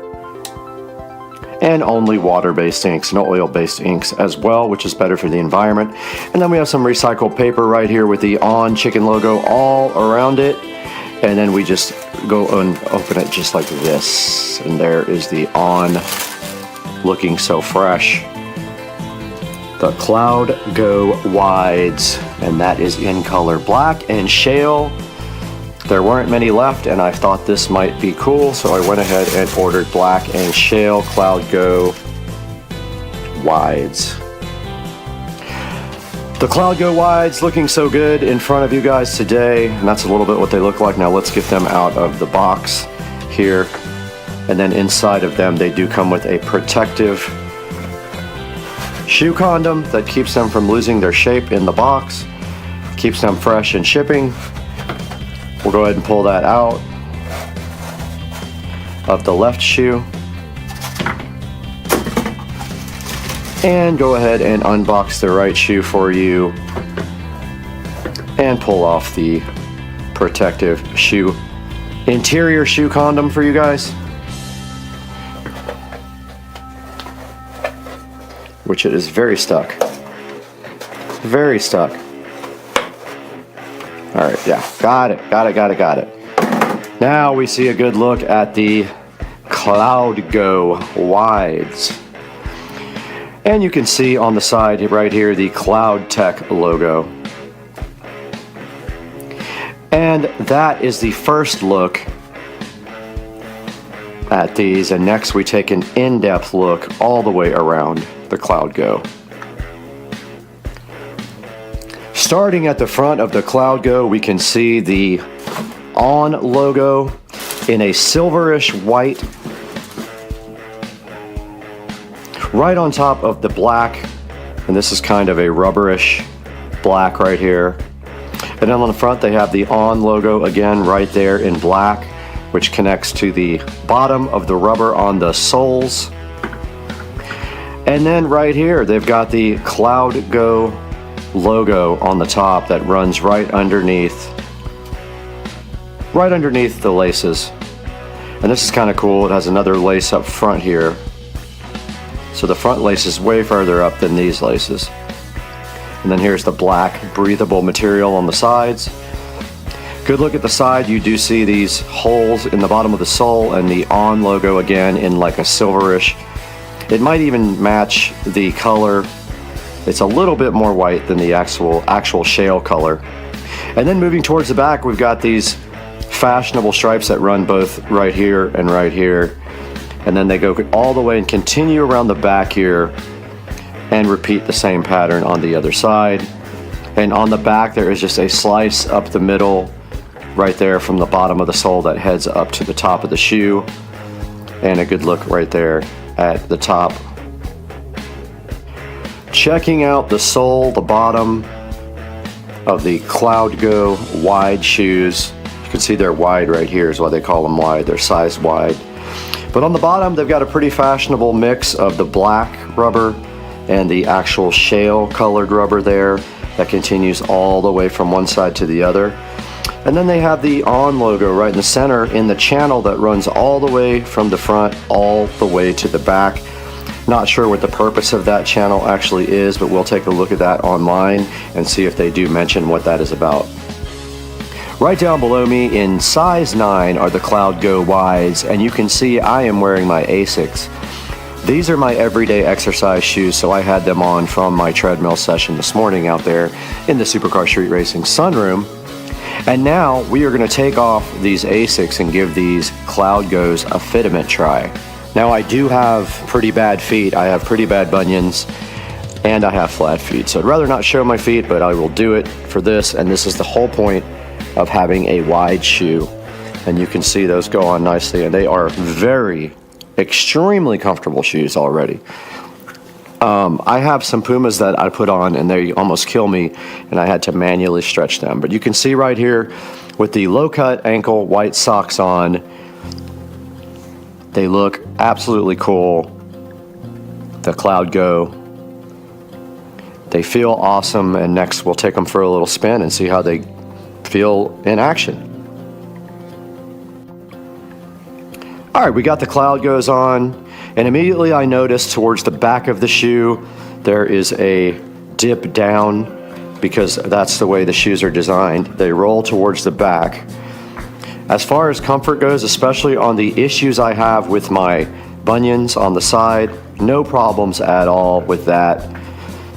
No problems whatsoever. And they are extremely comfortable. They're actually more comfortable than these ASICs that I just took off right here.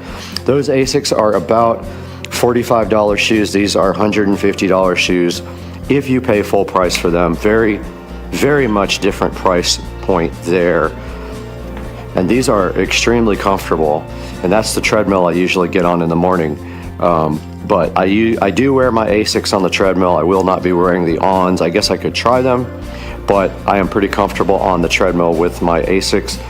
But after walking in these for a good couple of minutes, they don't even feel that they will need a break-in. They just feel like very comfortable and ready to go. And I'm sure that you guys would love these if you get them, because I actually love them already. So let's throw them in the Supercar Street Racing studio closet and add them to the collection. Back inside the Supercar Street Racing closet, and you can see here the ON collection is actually full. The only way we can add more to this is to take these hucks and take them down and put them here, or we have space over here with the other boat shoes. Plenty of space right here. So that leaves us space now for the ONs over here, so we can increase the ON foot collection. Let's go ahead and remove these guys and get them added to the collection. That means we are only 2 pairs short from filling up 3 shelves. And there we have the ON shoe collection. There are 7 pairs right here, and then my flip-flops up on the top. And then over here on this side, we have the Puma collection.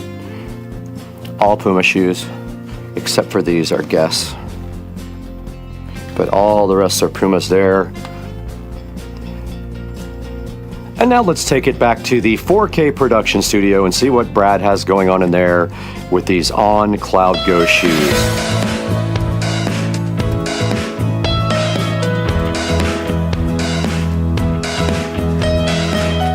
Hey guys, welcome back to Supercar Street Racing once again. It's going to be a little noisy today. I've got roofers up on the roof right now. So bear with me as we hear some sounds from outside, but we're taking a look at the On Cloud Go wide shoes you just saw there in the Supercar Street Racing closet, and I have them up here on the screen right now, and those guys are actually $149.99. I got them on clearance for much cheaper, but those are $149.99. There will be a link in the description. I love these shoes so much.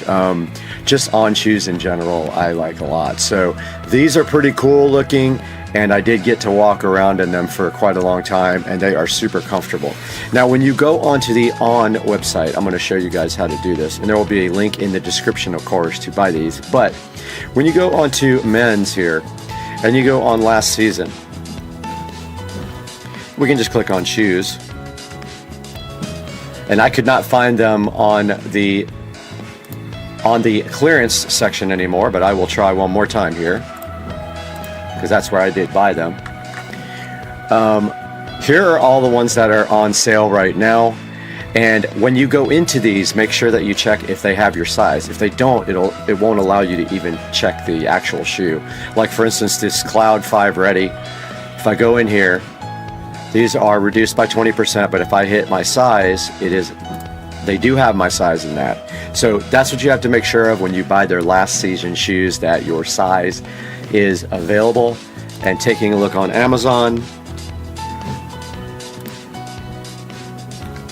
Cloud 5. I'm just going to put it in Cloud shoes here.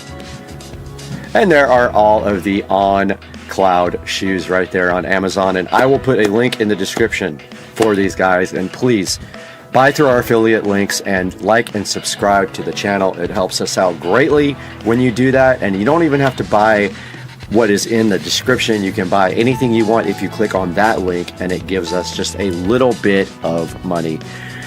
Get your On shoes, they're awesome. I have about 10 pairs now, and I love them, and we'll see you guys later, because peace out.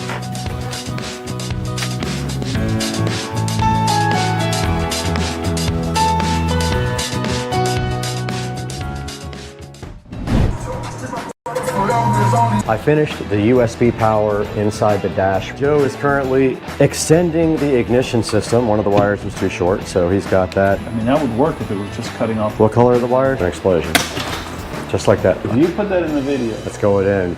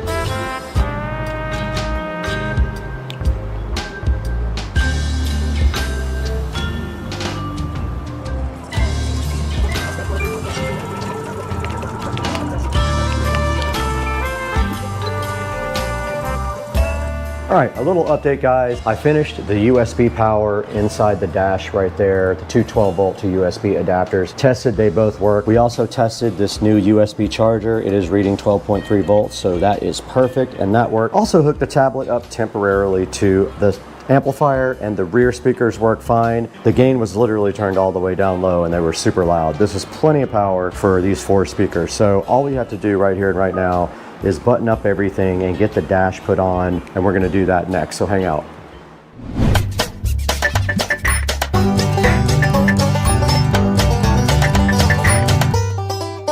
I think that looks good. What do you think? I think it's...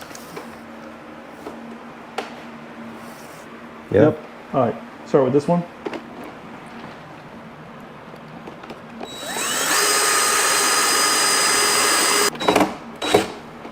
Perfect. Let's go into the bottom one. All right, let's go to this one.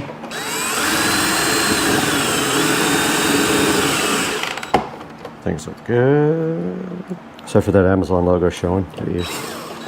Branded into the dash forever. Man, can't even see that. That's what she said. Come on, man. I know, dog. That made me fun. What'd you do?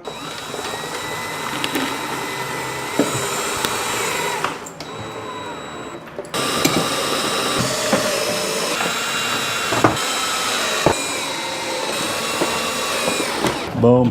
Oh shit, they're upside down. Got it. Perfect. The sound's gonna come out upside down. All right, Joe is currently extending the ignition system. One of the wires was too short, so he's got that ignition system extension stuff going on right now. I'll let you guys watch that.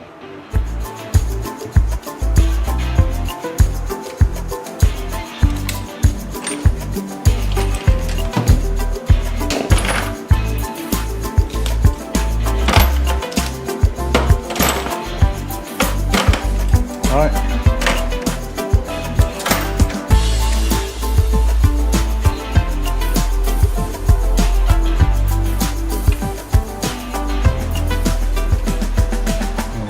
All right, now what we got to figure out is the lights, right? That's gonna be the tough one.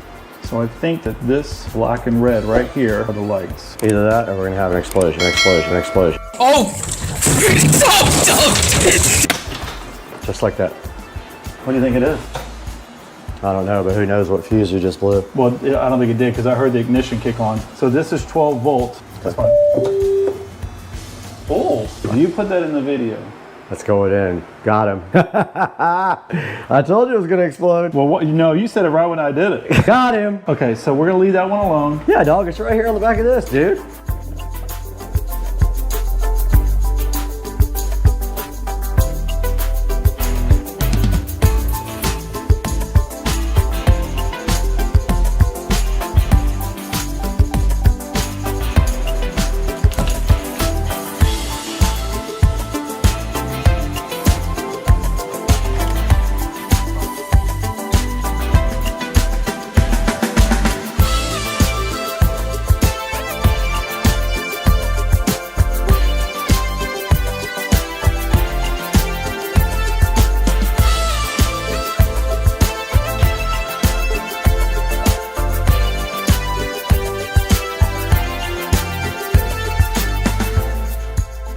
I mean, I've literally tested. Okay, is brown, gray, purple, or blue anywhere disconnected? No.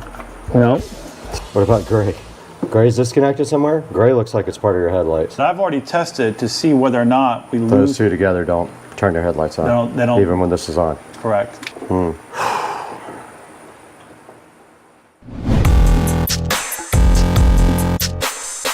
Okay, it is the next day and we spent a lot of time yesterday trying to figure out the lighting situation, and I think we have it figured out that if we connect something here, it makes the lights go on from the actual light switch that goes on the dash. So I'm gonna go ahead and work on that. I'm gonna get a wire run from here up to the switch on the dash, and that should make the lights work. So let's get busy on this.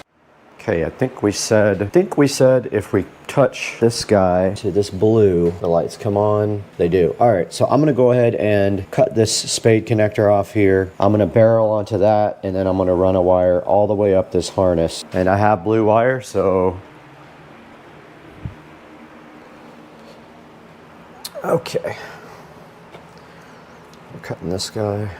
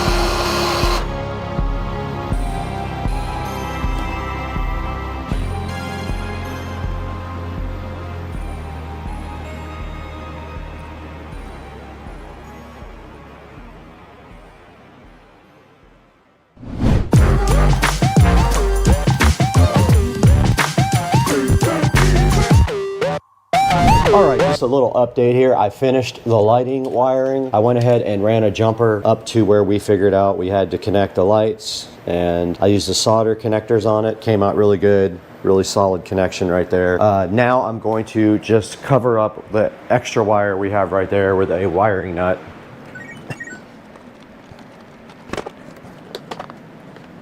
Actually changed my mind. I'm going to use heat shrink just to cover the end of this wire up. I already got my heat shrink. I have my heat gun right here. Just cut that off. That part's done. And this part of the harness just runs over this behind the dash. And I think Joe was going to do something to cover that hole up there to keep the water out. We're also waiting on a charger cable. Yeah, we can't button the dash up without charger cable for the iPad and the iPad as well, where I can. I'm throwing away everything I can here.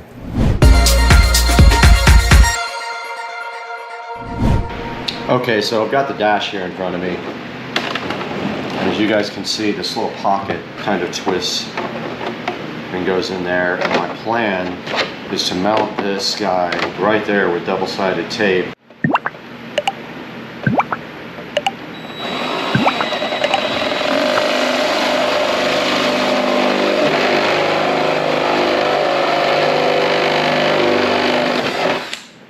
We went right through there, right in the bottom there, and then we have our CAN cable. This is our communications cable for the display. We have stripped back the wire on one side so that it can bend better because the exit is straight out of the bottom.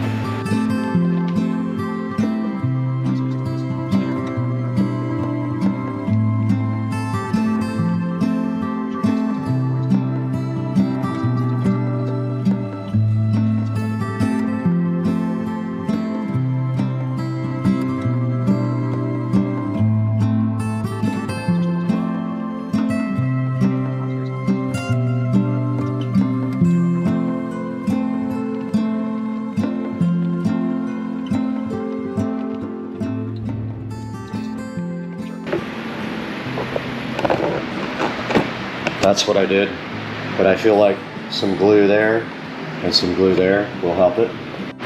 All right, I'm gonna go ahead and connect the display so we can test it and see if it still works after we fiddled with the wiring. Let's hope it comes on. There's a power button. It came on and it works perfectly. It looks so good. It really just needs like a little bit of silicone sealer around the top.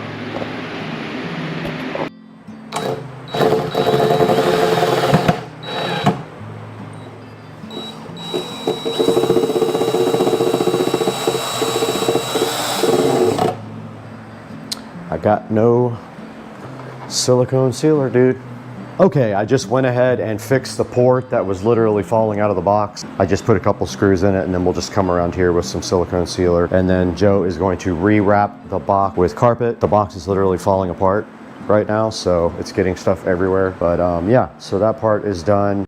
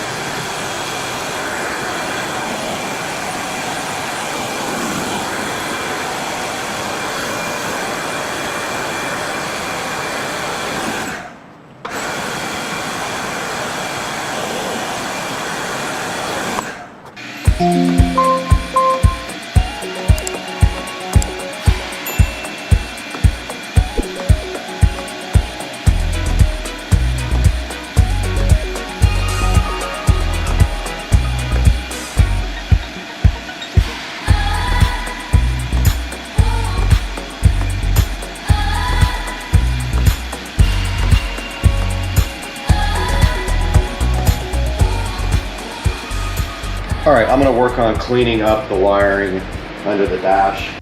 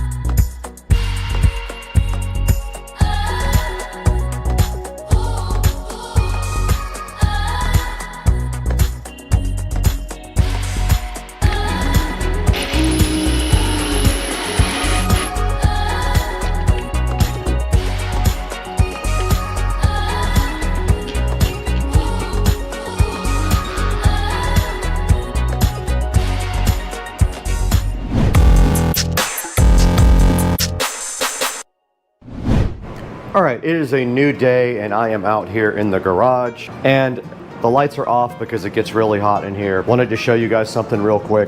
So under the card here, I have one more wire to run and it is the communications cable to the display. If you see those small holes right there, we already got our cables going through one hole and it's not big enough anyway. I'm going to try to make that hole bigger in the center there, right next to the cables. I'm gonna try to drill that out right now and see if I can get the CAN cable to go through there. So I might have to use my step bit. We will see if I can even do that, but that is my mission right now, is to go ahead and drill that guy out if I can. So I'm gonna get busy on that.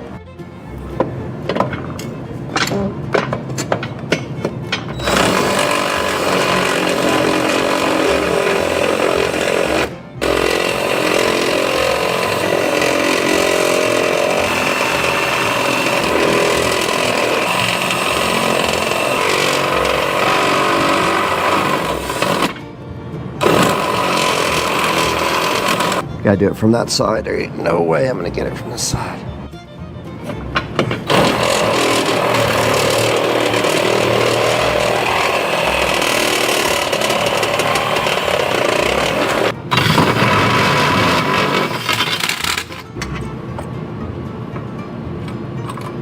Oh, let's go.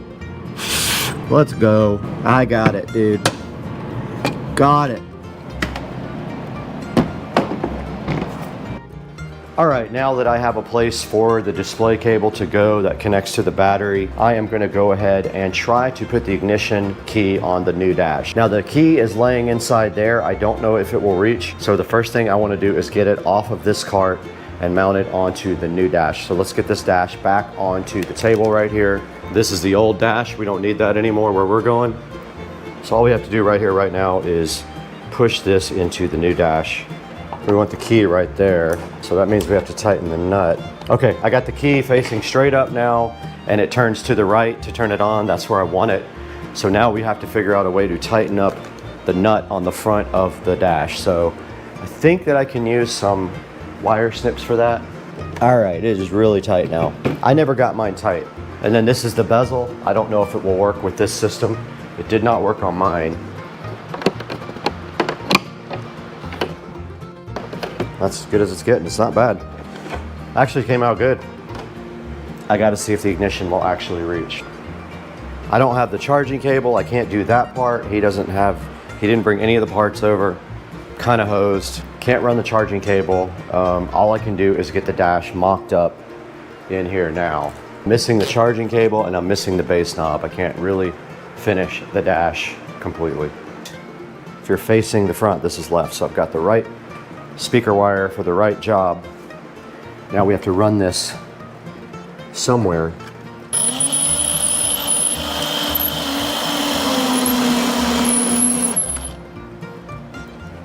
There we go.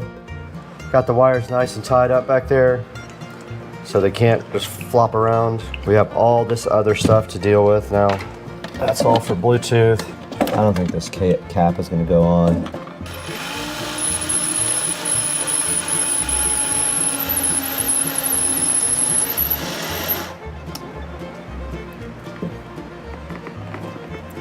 and the speaker wire.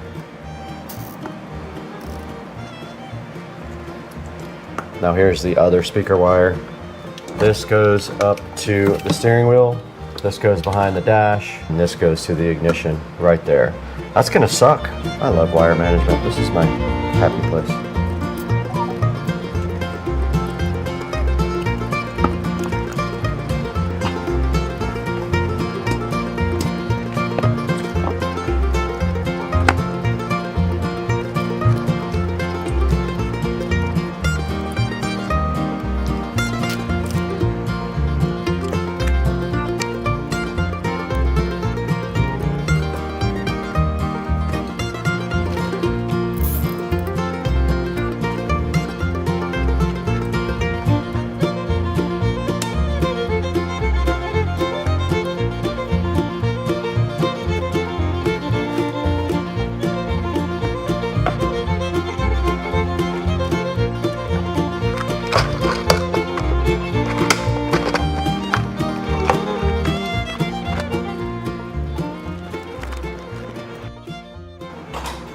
Okay, I'm going to work on the Bluetooth adapter mounting now. Now this Bluetooth adapter is going to be mounted somewhere where we can actually get to it so that if something happens, you can pair it again. Now the dash is going to face like this on an angle. So we're going to put it up under here, right underneath here, and drill a hole for the RCA cables to go through and the power wire. We have to run pretty much 3 wires through the hole to interface to the back right here of the Elecan or whatever brand it is Bluetooth adapter. So I'm thinking like this with a hole right here. Hopefully, if everything will bend. All right, we are in the Supercar Street Racing kitchen with everything we need to get up in the attic. We have a flathead screwdriver for the cover for the electrical box. We have our drill here. We have our workman pliers, and we have a razor blade to cut the Romex with. Actually cutting the circuit and using the existing wiring, putting this box in, tying in, and that is it. It should be quick and easy, in and out as fast as possible before it heats up there.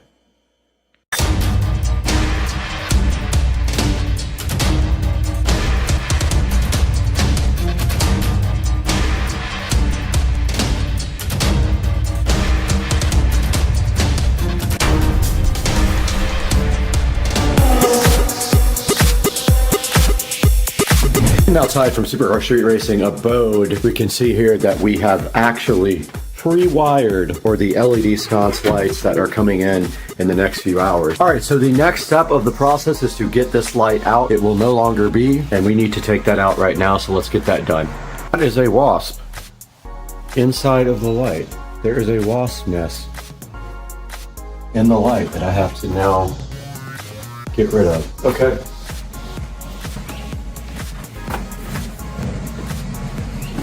Got a towel here.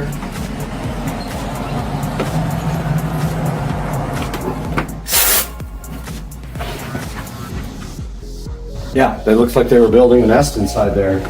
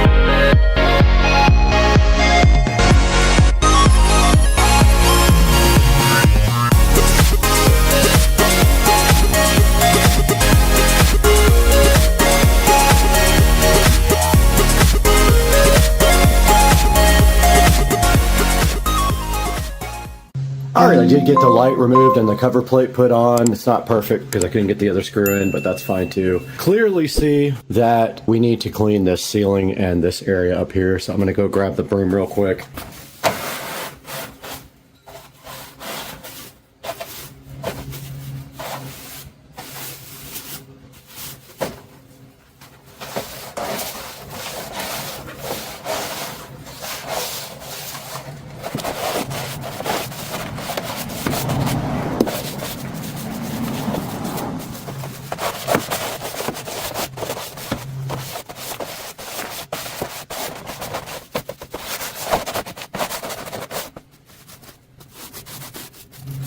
Okay, this area is ready now for the new LED sconce lights.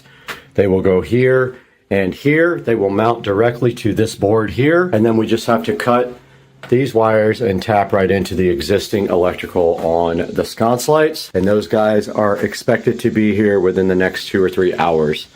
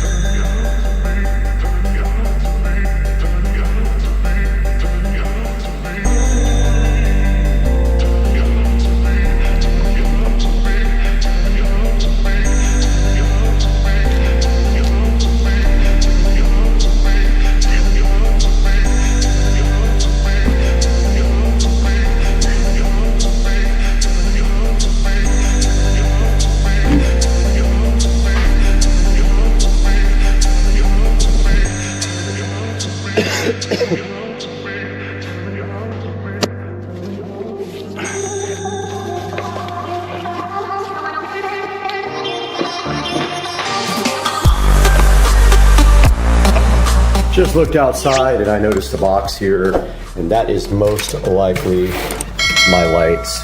It is them. Let's go ahead and get this inside. All right, just got this opened up, and I wanted to show you guys the quality of this packaging compared to maybe something of a cheaper nature.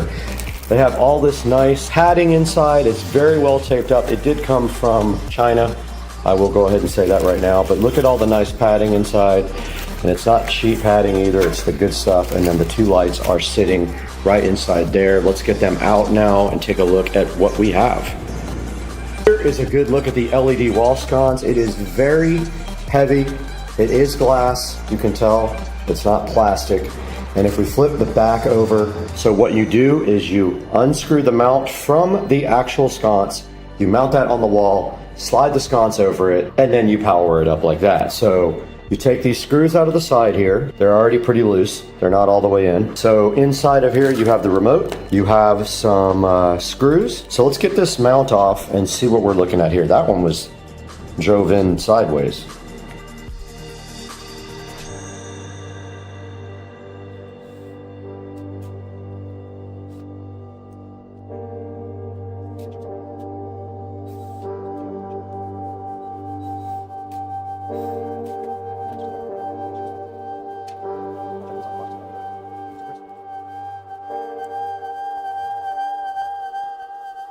UL listed to give us some more room in here. That's it, basically. You have your power here.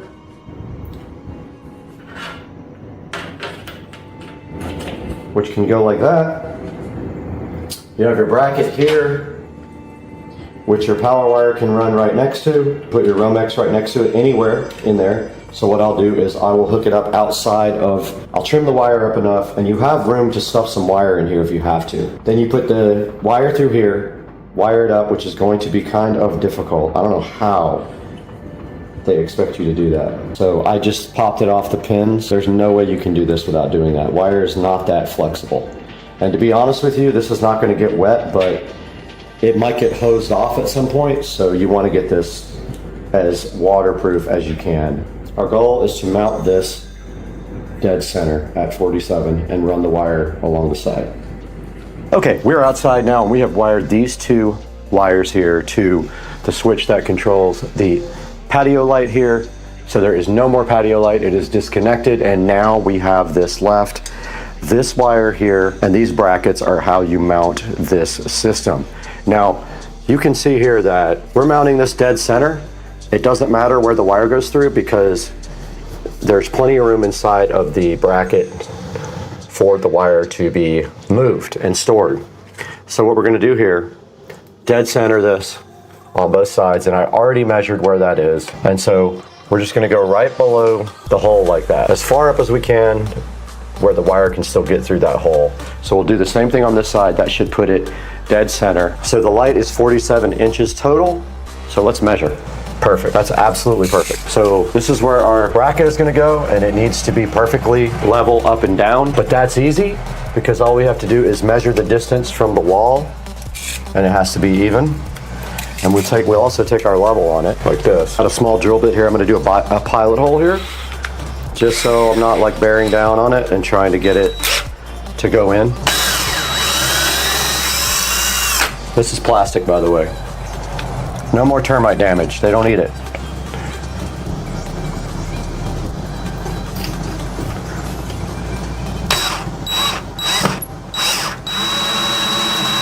Oh, it moved. We can actually shed any amount of this off we want. This is all going to be covered up. It's not in the wall. Let's go ahead and just strip it all off. So these lights are glass. If you're going to put them somewhere, make sure you put something down to protect them.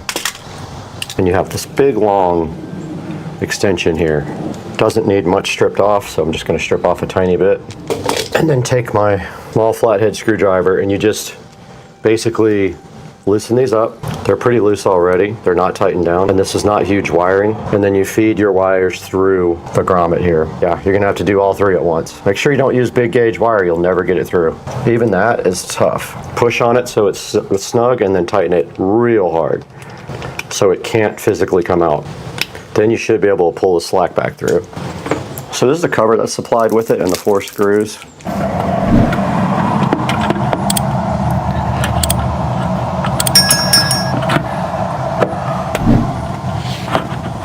Not going to get those other sides in.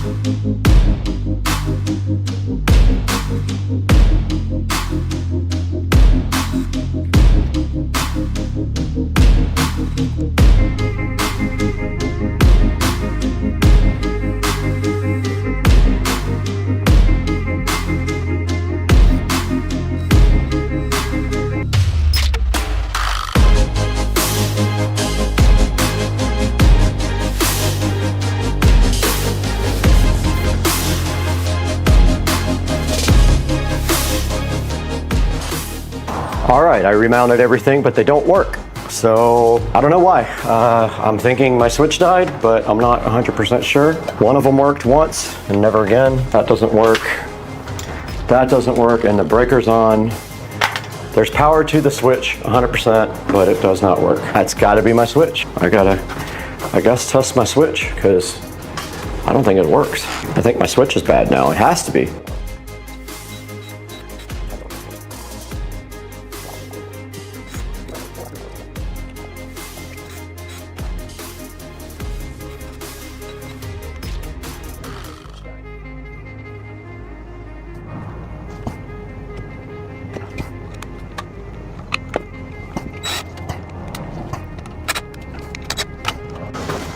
Okay, I did get the lights finally hooked up and on.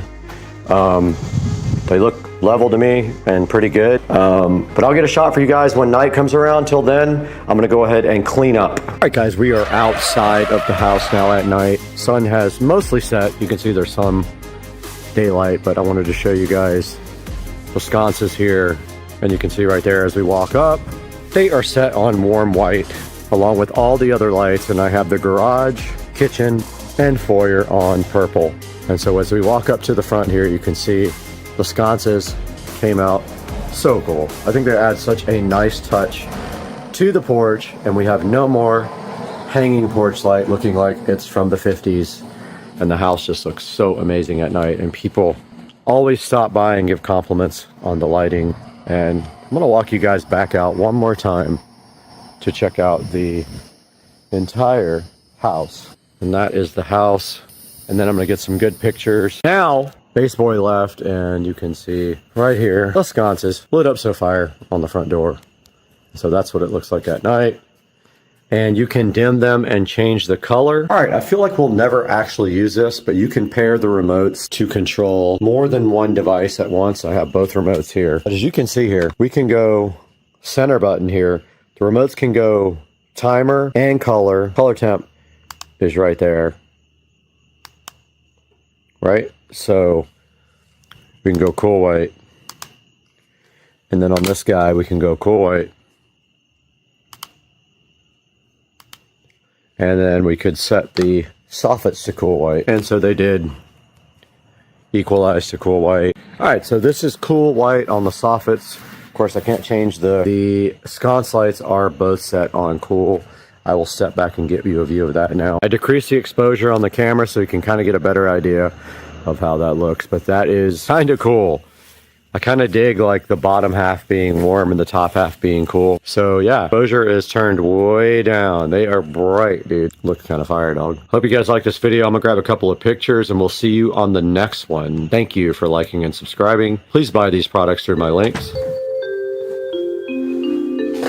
Hey guys, welcome back to the channel, and I hope you enjoyed what we were doing today with this mod lighting sconce lights for the outside of the Supercar Street Racing compound. Now, we did buy these lights off of the website, and they are not a sponsor of ours. We paid full price for them.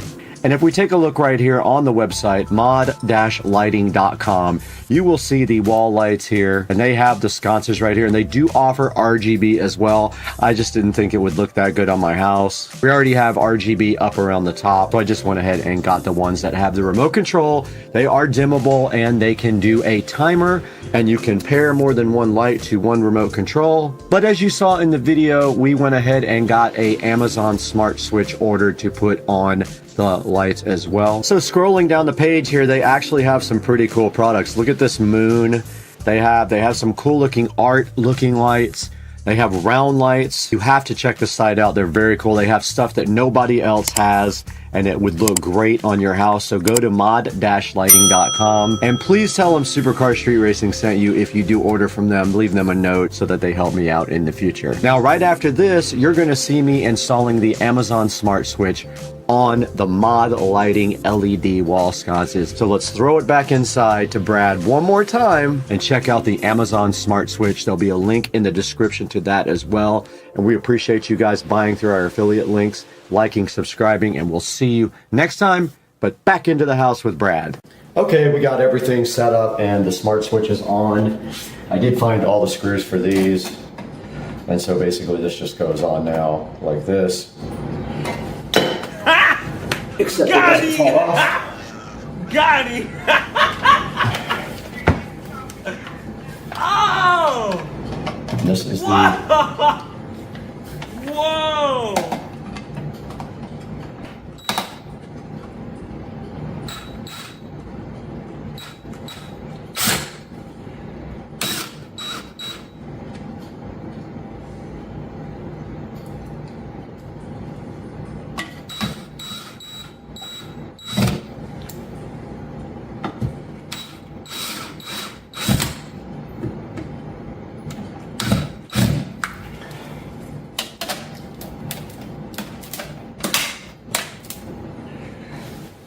Done. All right, that's going to wrap up the project for the LED sconces outside. They are now on this smart switch. This is a smart bulb. It doesn't need a switch. All we got to do now is clean that off because it's really dirty. But other than that, I hope you guys enjoyed the LED sconces. Link in the description to these guys. Please go get one.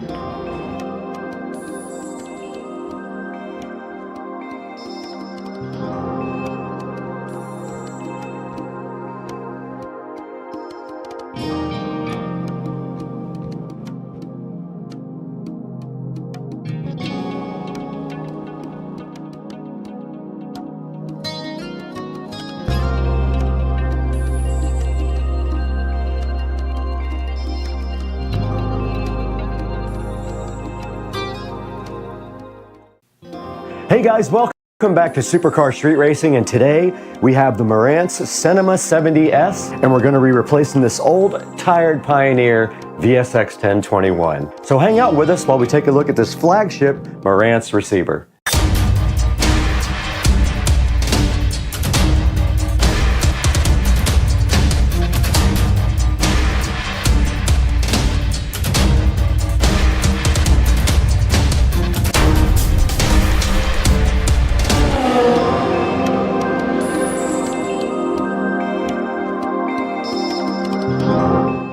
Now, about 1 year ago, we did create this nice 5.1 surround sound system in the Supercar Street Racing bedroom, and we also added this nice big Fire TV from Amazon. It has a UE error 22 showing on the screen, and for some reason the sound cuts out all the time or just gets really loud and blows you out of the bed. So we're gonna have to disconnect this and get this brand new Cinema 70S connected. So let's get this thing unboxed and see what's inside. Okay guys, we got the brand new Marantz Cinema 70S in front of us. Let's go ahead and get this thing unboxed. Now this is the flagship, one of the flagships of the new Marantz lineup. And this is replacing the NR1711 that we have in the Supercar Street Racing Studios as the new updated model. I was a little bit too early to get this model when we built the studio. Let's get it turned around. And inside the nice packaging, very, very nice presentation. You can see already, there's a nice Marantz box on top here. There is an Odyssey mic for calibrating your sound. And then there is your power cord. And inside the box here, check out the presentation. We have the remote, the Bluetooth Wi-Fi antenna, some batteries, and a nice quick start guide. And then under that, it tells you how to use the HEOS app to listen to high resolution audio. And then there's an antenna right underneath that for FM and AM radio. Very, very nice. Once inside the box, we see this nice presentation here of the Marantz Cinema 70S. Let's go ahead and get the mic out. This is unlike any receiver I've ever unboxed before. The quality and the presentation is very high end for a $1,100 receiver. And you can see the nice wrap here of the Marantz Cinema 70S. We are gonna have to get it off the table now to get it out of the box. And it is a slimline receiver.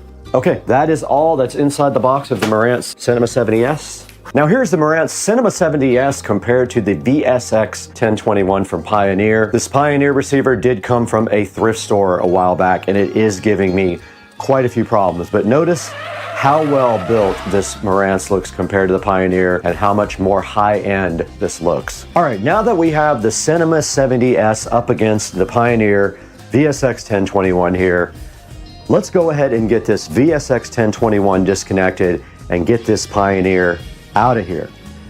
All right, taking a look at the back of the Cinema 70S from left to right, we do see one Wi-Fi Bluetooth antenna upper left, and then we see our phono inputs. We've got our standard audio inputs here. right next to our antennas. At the top, we've got digital inputs, we've got a coaxial, and we've got an optical input. Then we've got our Ethernet input jack here. And then we've got the preamp outputs. It does have preamp outputs for all the channels, which is important if you have a high-end system. Right here, there's a remote control. And then at the top, all your inputs for HDMI, and we will be using the ARC input for ours. Now, ARC is audio return channel. This will allow us to play audio from the TV through the receiver. And then you have your speaker outputs at the bottom, front, center, surround, and surround back and surround back. And then your standard power jack and your other Bluetooth antenna. Now, I did not label these wires when I put them on the back of the Pioneer. I have enough slack where it shouldn't be a problem.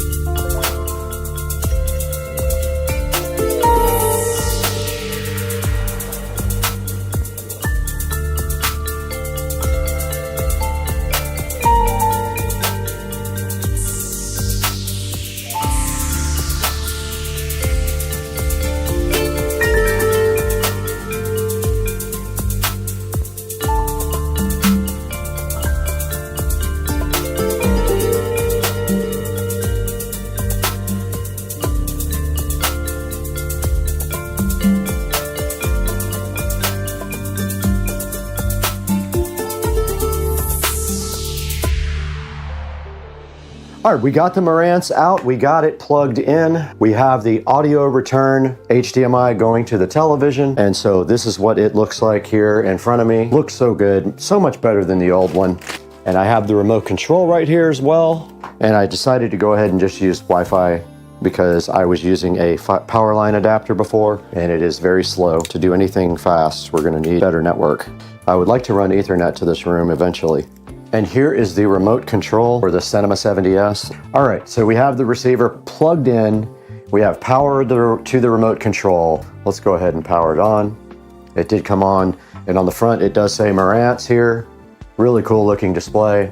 Input. We should see the setup for this. We do. Okay, we have the setup on the screen now for the receiver. All right, now you guys can see the AV receiver setup assistant here. I'm gonna go ahead and click English. I'm gonna click next. Already got all that stuff done. Okay, is this the speaker setup? Yes. Okay, no height speakers, no front, top, no that. No, I don't have Dolby Atmos. Yes, that's already connected. We're gonna play a test tone, so let's see. Set the subwoofer at 30. I do hear front left. I do hear center. I do hear front right. I do hear right surround. I do hear left surround. I do hear the sub. And we have the Odyssey calibration, and we are going to go ahead and break out the microphone for Odyssey. And there is a microphone jack on the front right here to do Odyssey setup. So go ahead and get that plugged in. Go ahead and hit next. But I'm gonna go ahead and plug in. I'm gonna plug in the Odyssey mic. It is plugged in. Connect the calibration microphone to setup. Main listening position is gonna go in the center of the bed back here. Main listening position is going to be with a pillow, just like that. And let's go back to the front. Okay, it's ready to test. Main listening position.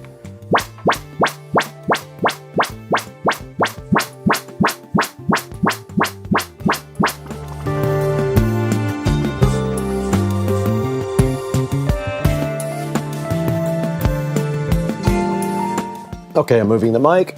All right, it is done. I stopped at the third listening position. It says disconnect the microphone. Went ahead and did that. The antennas are actually already connected to the back here, and it's gonna connect us to network here. Firmware, let's go ahead and try to update the firmware. Yep, there is an update.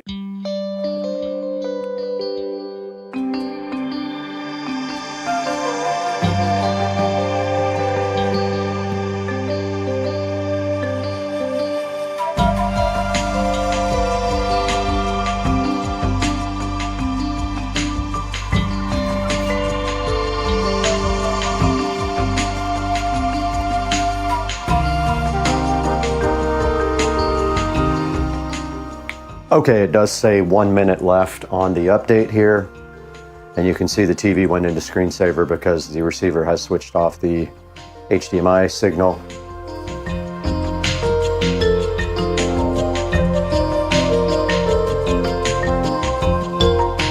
Okay, it is not outputting audio to the subwoofer. This is what I was talking about. I need to find that setting. Okay, I did figure it out. It was set on full range. For the front speakers, I set it to crossover at 40 Hertz, and now we have subwoofer audio here on the front. And I don't know what surround sound mode we are in right now. I'm gonna go ahead and get the app opened up, and I'm going to record it when I do that. And let's find the app now. Marantz. Go ahead and open the app. Now don't forget we have 2 Marantz AVRs now. Now it's detecting. It found master bedroom and it found studio. I'm gonna select master bedroom and it is loading. Now it is on Dolby Audio, Dolby Digital plus Dolby Surround, so it's on auto.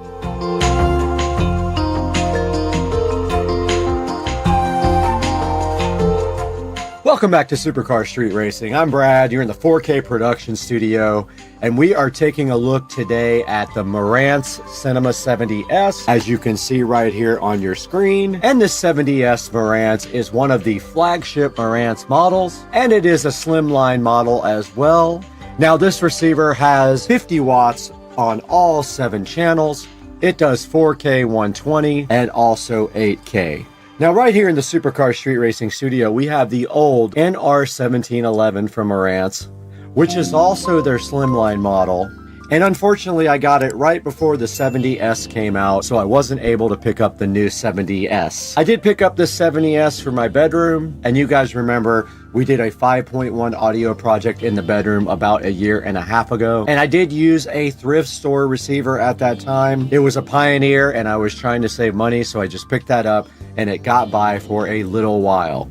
Now, the Pioneer started giving me errors like UE22, which is something to do with updates. And it is so old that it is no longer supported by Pioneer. Now, checking out the Cinema 70S right here on Amazon, you can see that if you buy it from this person, this seller, it is $11.93, but you can actually get it for right around $1,000. And I will put links in the description for both of them. When you take this link here, you can actually pay it in Amazon payments. The $1,000 version, you cannot pay it in payments. And this receiver has a 4.2 star review out of 52 ratings. Now, I will tell you on YouTube, this receiver has great reviews, and it's one of the best receivers I've ever personally used. Just the packaging and presentation was so nice on this receiver. When you open it up, you immediately see the quality there and the effort that they put in to make this a little bit of a higher quality experience for its customers. And going online here, you can see the pictures here of the receiver. And there's the front of the receiver. It has a really nice, modern looking high-end feel. Here it says elevated performance for the Cinema 70S. Soundmaster tuned using precision components ensures your listening experience is extraordinary. And right here you take a look at the back of the Cinema 70S. And we did go over all this stuff in the video, and I showed you the connections on the back there. But notice here, one of the higher quality things that it has are preamp outputs for every channel. You can see right here, that is something that a lot of manufacturers are leaving out of their receivers now. And right here to the right of that, you can see all the speaker outputs and the HDMI inputs, including the 8K monitor output there. And you can see it does 4K 120 as well. It also does have 2 subwoofer outputs.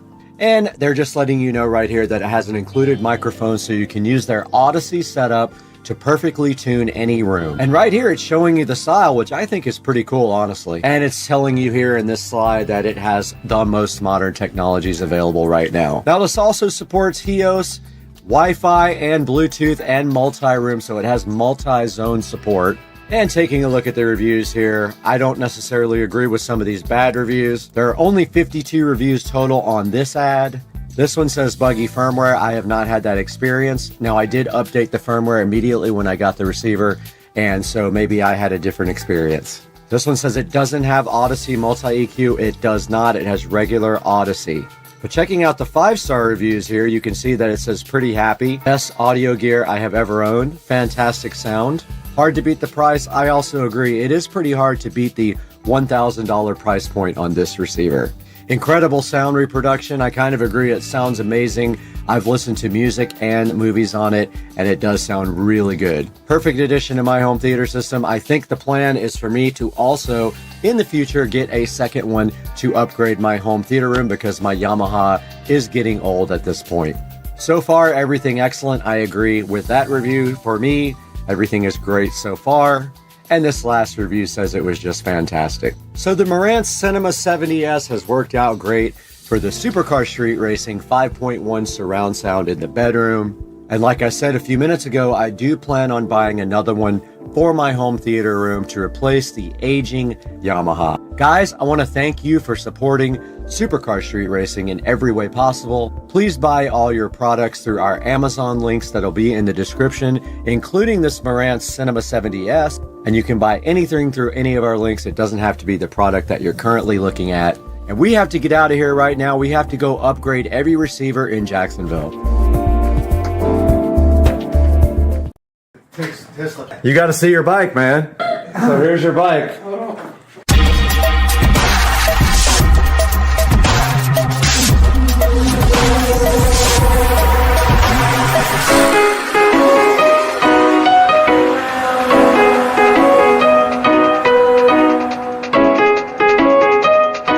Hey everybody, welcome back to Supercar Street Racing. I hope you guys had a wonderful Thanksgiving. We're back out here in the 4K production studio, as you can see, and today I have something special for you guys because you can see right here on the screen that this is Shamar Bridges mini bike that I rebuilt. This video here that's running is the Shamar Bridges bike in 10 minutes, and we're going to play that right after this. But Shamar came home for Thanksgiving and came over and hung out with his aunt and uncle across the street, and I got to hang out with them for Thanksgiving, and he got to check out his bike for the first time since he put it in storage when he was around 10 years old. So let's check out this video right now, and then we'll come back and see how Shamar reacted to seeing his bike for the first time.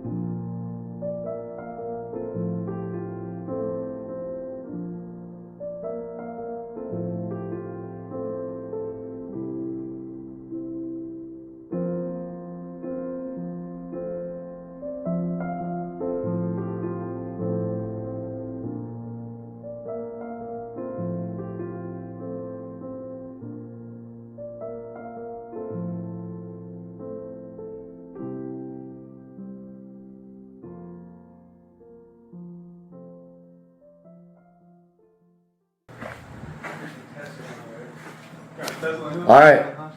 Tesla Plaid. You got to see your bike, man. The Tesla. Oh yeah. All right, so Shamar's never seen his bike after I rebuilt it. Oh.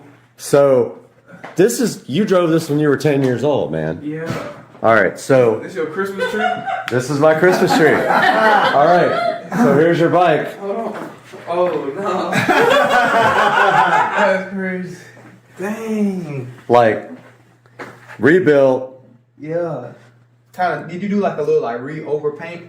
So I took everything apart and I sanded everything down and I repainted everything. Yeah, this is a cool little decorated thing. And yeah, so it doesn't run anymore, so I don't know what happened to it. Yeah. So I haven't decided if I want to put a new motor in it or just. Yeah. Well, your uncle rode it, your aunt rode it. Yeah. You wrote it. So she rode it, and it. I fell off of this a couple times too when I was young. So I already know. Oh yeah, I crashed it. Yeah, everybody I think fell off it for sure. Yeah. So I crashed that thing so hard, my thumb is still not proper, and I have scars and everything. And then that's nice though. yeah, and when I crashed it, I scarred that all up. I scarred all this up. I had to repaint all that. I dented the fender. Yeah. No, it's nice. Yeah, man. It looks nice. All right. Get the Christmas lights. Put Christmas lights on there or something. Well, my plan was for you to ride it, but I'm scared to ride it doesn't run. Don't ride it, Shamar. Please don't ride it. I'm scared to ride it. Doesn't run, but yeah. Nah. It came out good, man. It looks great in here. That looks good. The guitars and everything. Yeah, it matches all my stuff. Oh yeah, that's nice. Very cool. That's going on YouTube. Yes, Heck yeah. All right, as you guys saw right there, Shamar Bridges took a look at his mini bike that he hasn't seen since he was 10 years old, and it has been sitting in a garage. And right here in this 10-minute video that you guys saw earlier, I completely restored it. The current state of it is it does not run, it has no compression, so I'm still trying to figure out if it is going to remain a piece of furniture or if we're going to go ahead and replace the motor. And I did have some ideas for maybe some sort of possible electric conversion on that. Would be cool. However, it might not be worth it because you can buy the whole bike brand new for about the same price as you can get the motor separately. So guys, I hope you enjoyed this video. I had fun making it and showing Shamar his mini bike that he hadn't seen for a really long time, and I had a great time with them on Thanksgiving.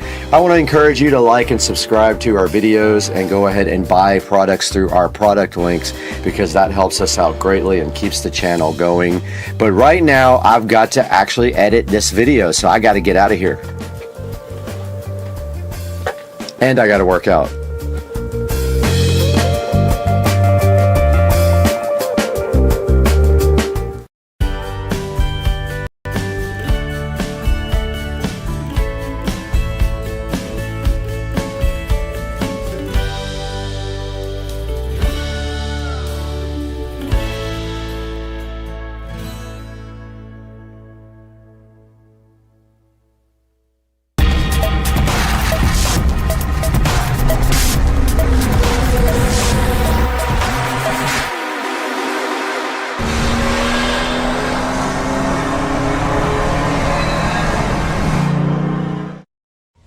All right, so I am out in the garden today, and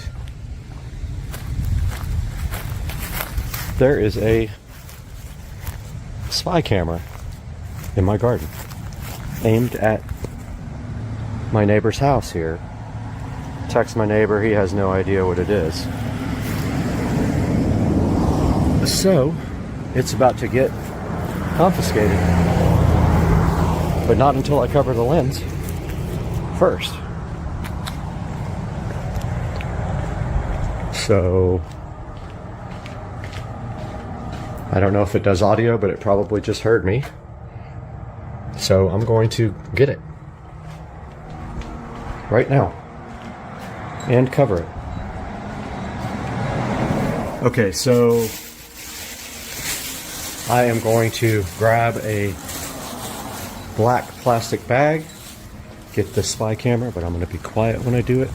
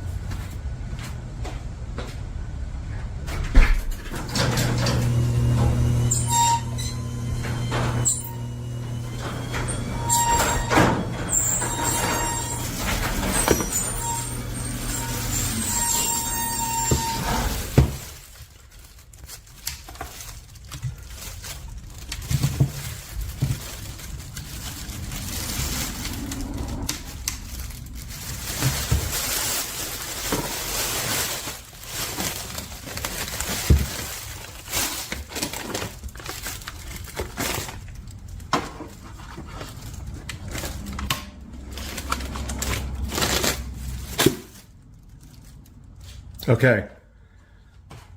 I got the batteries out of this thing, so it probably recorded the last few minutes of what just happened. I have no idea whose this is. I've been texting my neighbor, trying to find out if this is his or his wife's. They are currently going through a divorce or trying to, and I have a feeling that one or the other is trying to spy on each other. I need to find out when this was put in. I need to look at my security cameras and see if I can figure out when. It's going to be pretty tough finding, but I'm going to start looking through my cameras. But what we have here is, I don't even know what kind it is. It doesn't have anything written on it. It's got the serial number in here and a support phone number, so it's definitely a Wi-Fi. It's like a hunting camera, and apparently it's Wi-Fi. Okay, so it's a Moultrie Mobile in my garden, spying on my neighbor's house. So now I got to figure out what the hell this is and who put it in my house. For now, I am going to, I don't know how long this has been there. I was just actually doing weed removal and found this thing. So I'm going to keep texting my neighbor and try to find out if it's his or his wife's, but somebody put this there. Okay, so a little update here. I just talked to my neighbor. He doesn't seem too concerned about it, which is amazing. If this was in my neighbor's yard pointing at my house, I would be super concerned. But yeah, this thing is, I don't think it has internal storage. I think it just records to external. I don't see an SD card slot for it anywhere, unless it's under this. Might be under that. So I'm gonna take this little compartment off and see if it's got an SD card inside of it. I didn't even Google it. I wanted to let you guys see this first. But this is pretty crazy, to say the least, and I wouldn't have seen it if I hadn't have went into my yard to do some weed removal. So I don't know how this compartment comes off here, but I think it does.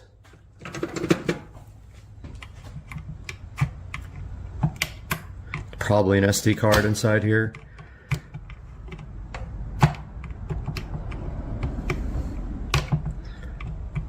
But I'm not sure. Need a smaller screwdriver to get this out.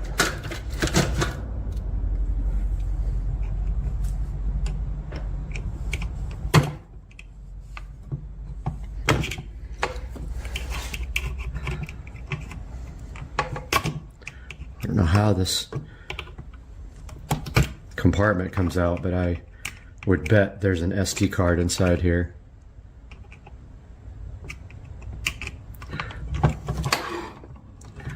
Shoot. I have no idea how to get this out.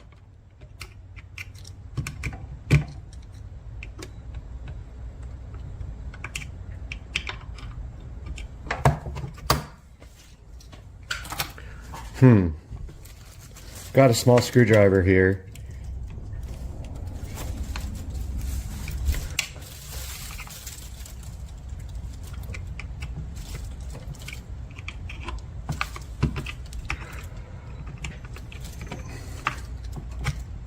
Okay, I found the serial number here, or sorry, the model number.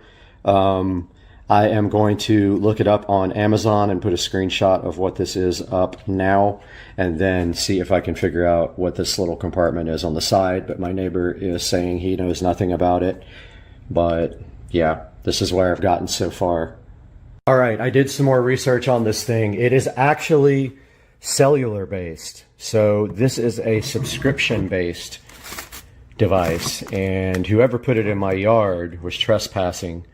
to put it in there. So now it's time to start reviewing some security footage and see if I can figure out when this was done. And most likely it was done in the middle of the night. And I don't know if I'll be able to find it. I don't know if I have time to go through all these security footage, but I'm going to start looking. So I go out in my yard to try to figure out this thing, and I found another one. Different kind. This one is only rechargeable, I think. 2 feet away from the first one. Irritating.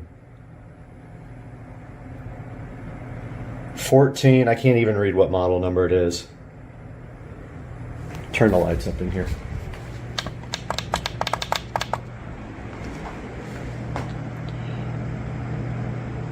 $14,076. Well, that would be the one with the rechargeable battery, but I don't see how this battery comes out. The other one came out pretty easy. This is unfreaking believable, dude. I missed this one by a foot when I went out there. This one has a battery pack too. How the hell do you get it out? Oh yeah, you just push on it. This is unreal.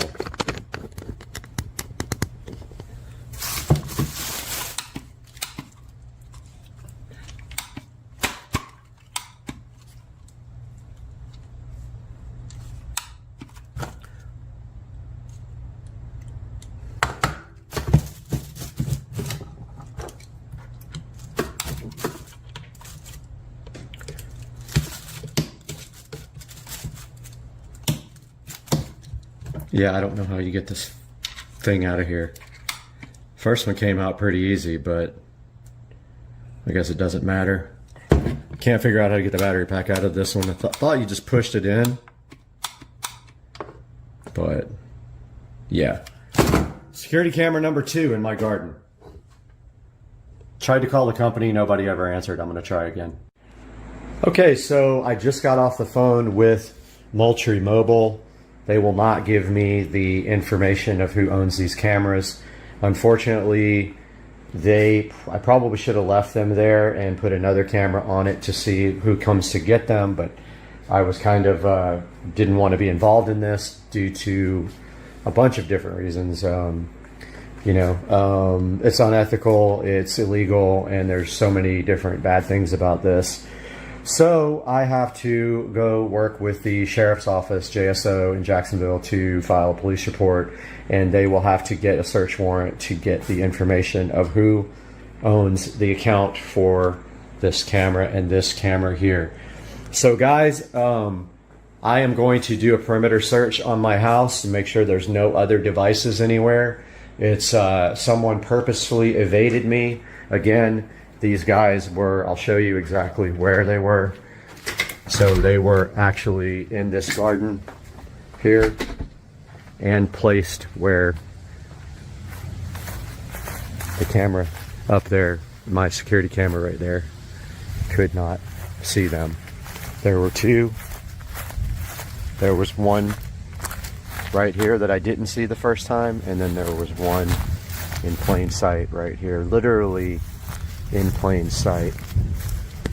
And it's very disturbing to think that someone did that on my property, but we will keep looking on the security camera footage. But that camera was blocked, and I have no frame of reference to know when to actually look, and it's like needle in a haystack type of thing. And I looked all it last night on the security camera, I didn't see anything. But yeah, so that's where we are. We are going to try to figure out what to do next and call the police, and I will do another video to update you guys then. This is how much rain we got. Check out the pool. It's like to the very top. I've never seen it like that. So I just turned on the drain, and it does drain back into the pond over here. Crazy. I woke up to this.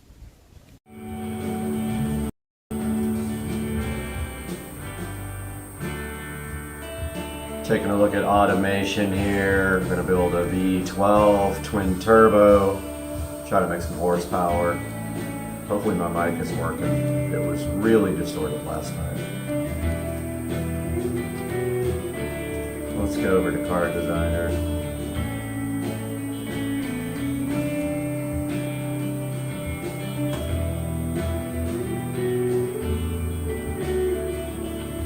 Actually, we went Engine Designer, not Card Designer. Let's do new engine family. How do you turn off this physics CPU thing? Is annoying.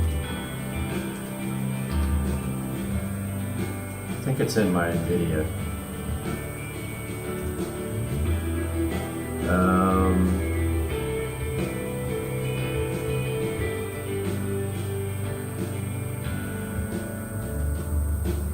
Yeah, I'm gonna try to get that turned off, but it's fine. Audio, I don't think we need this music. Alright. Let's go back to Engine Designer. Let's get a V60. Basically, we're gonna max everything out here with the 12-cylinder magnesium. Notice here it shows you like the weight, material costs, and then engineering time. Do mag. Of course we're gonna go what? Let's see. Bore and stroke. Maxed out. We'll do dual overhead cam, 5 valves, because why not? Looks like ALSI is the best head material. Can't do VVL, variable valve lift. So you got 3 choices here on your crank. You can do cast iron billet or forged. Obviously billet is handles the most RPM here, as you can see. Now we got to do connecting rod, and look, you can actually see the engine while we're doing it. Wish we could move this up. Oh, we can. Okay. Good graphics, man. Let's see. Turn off physics.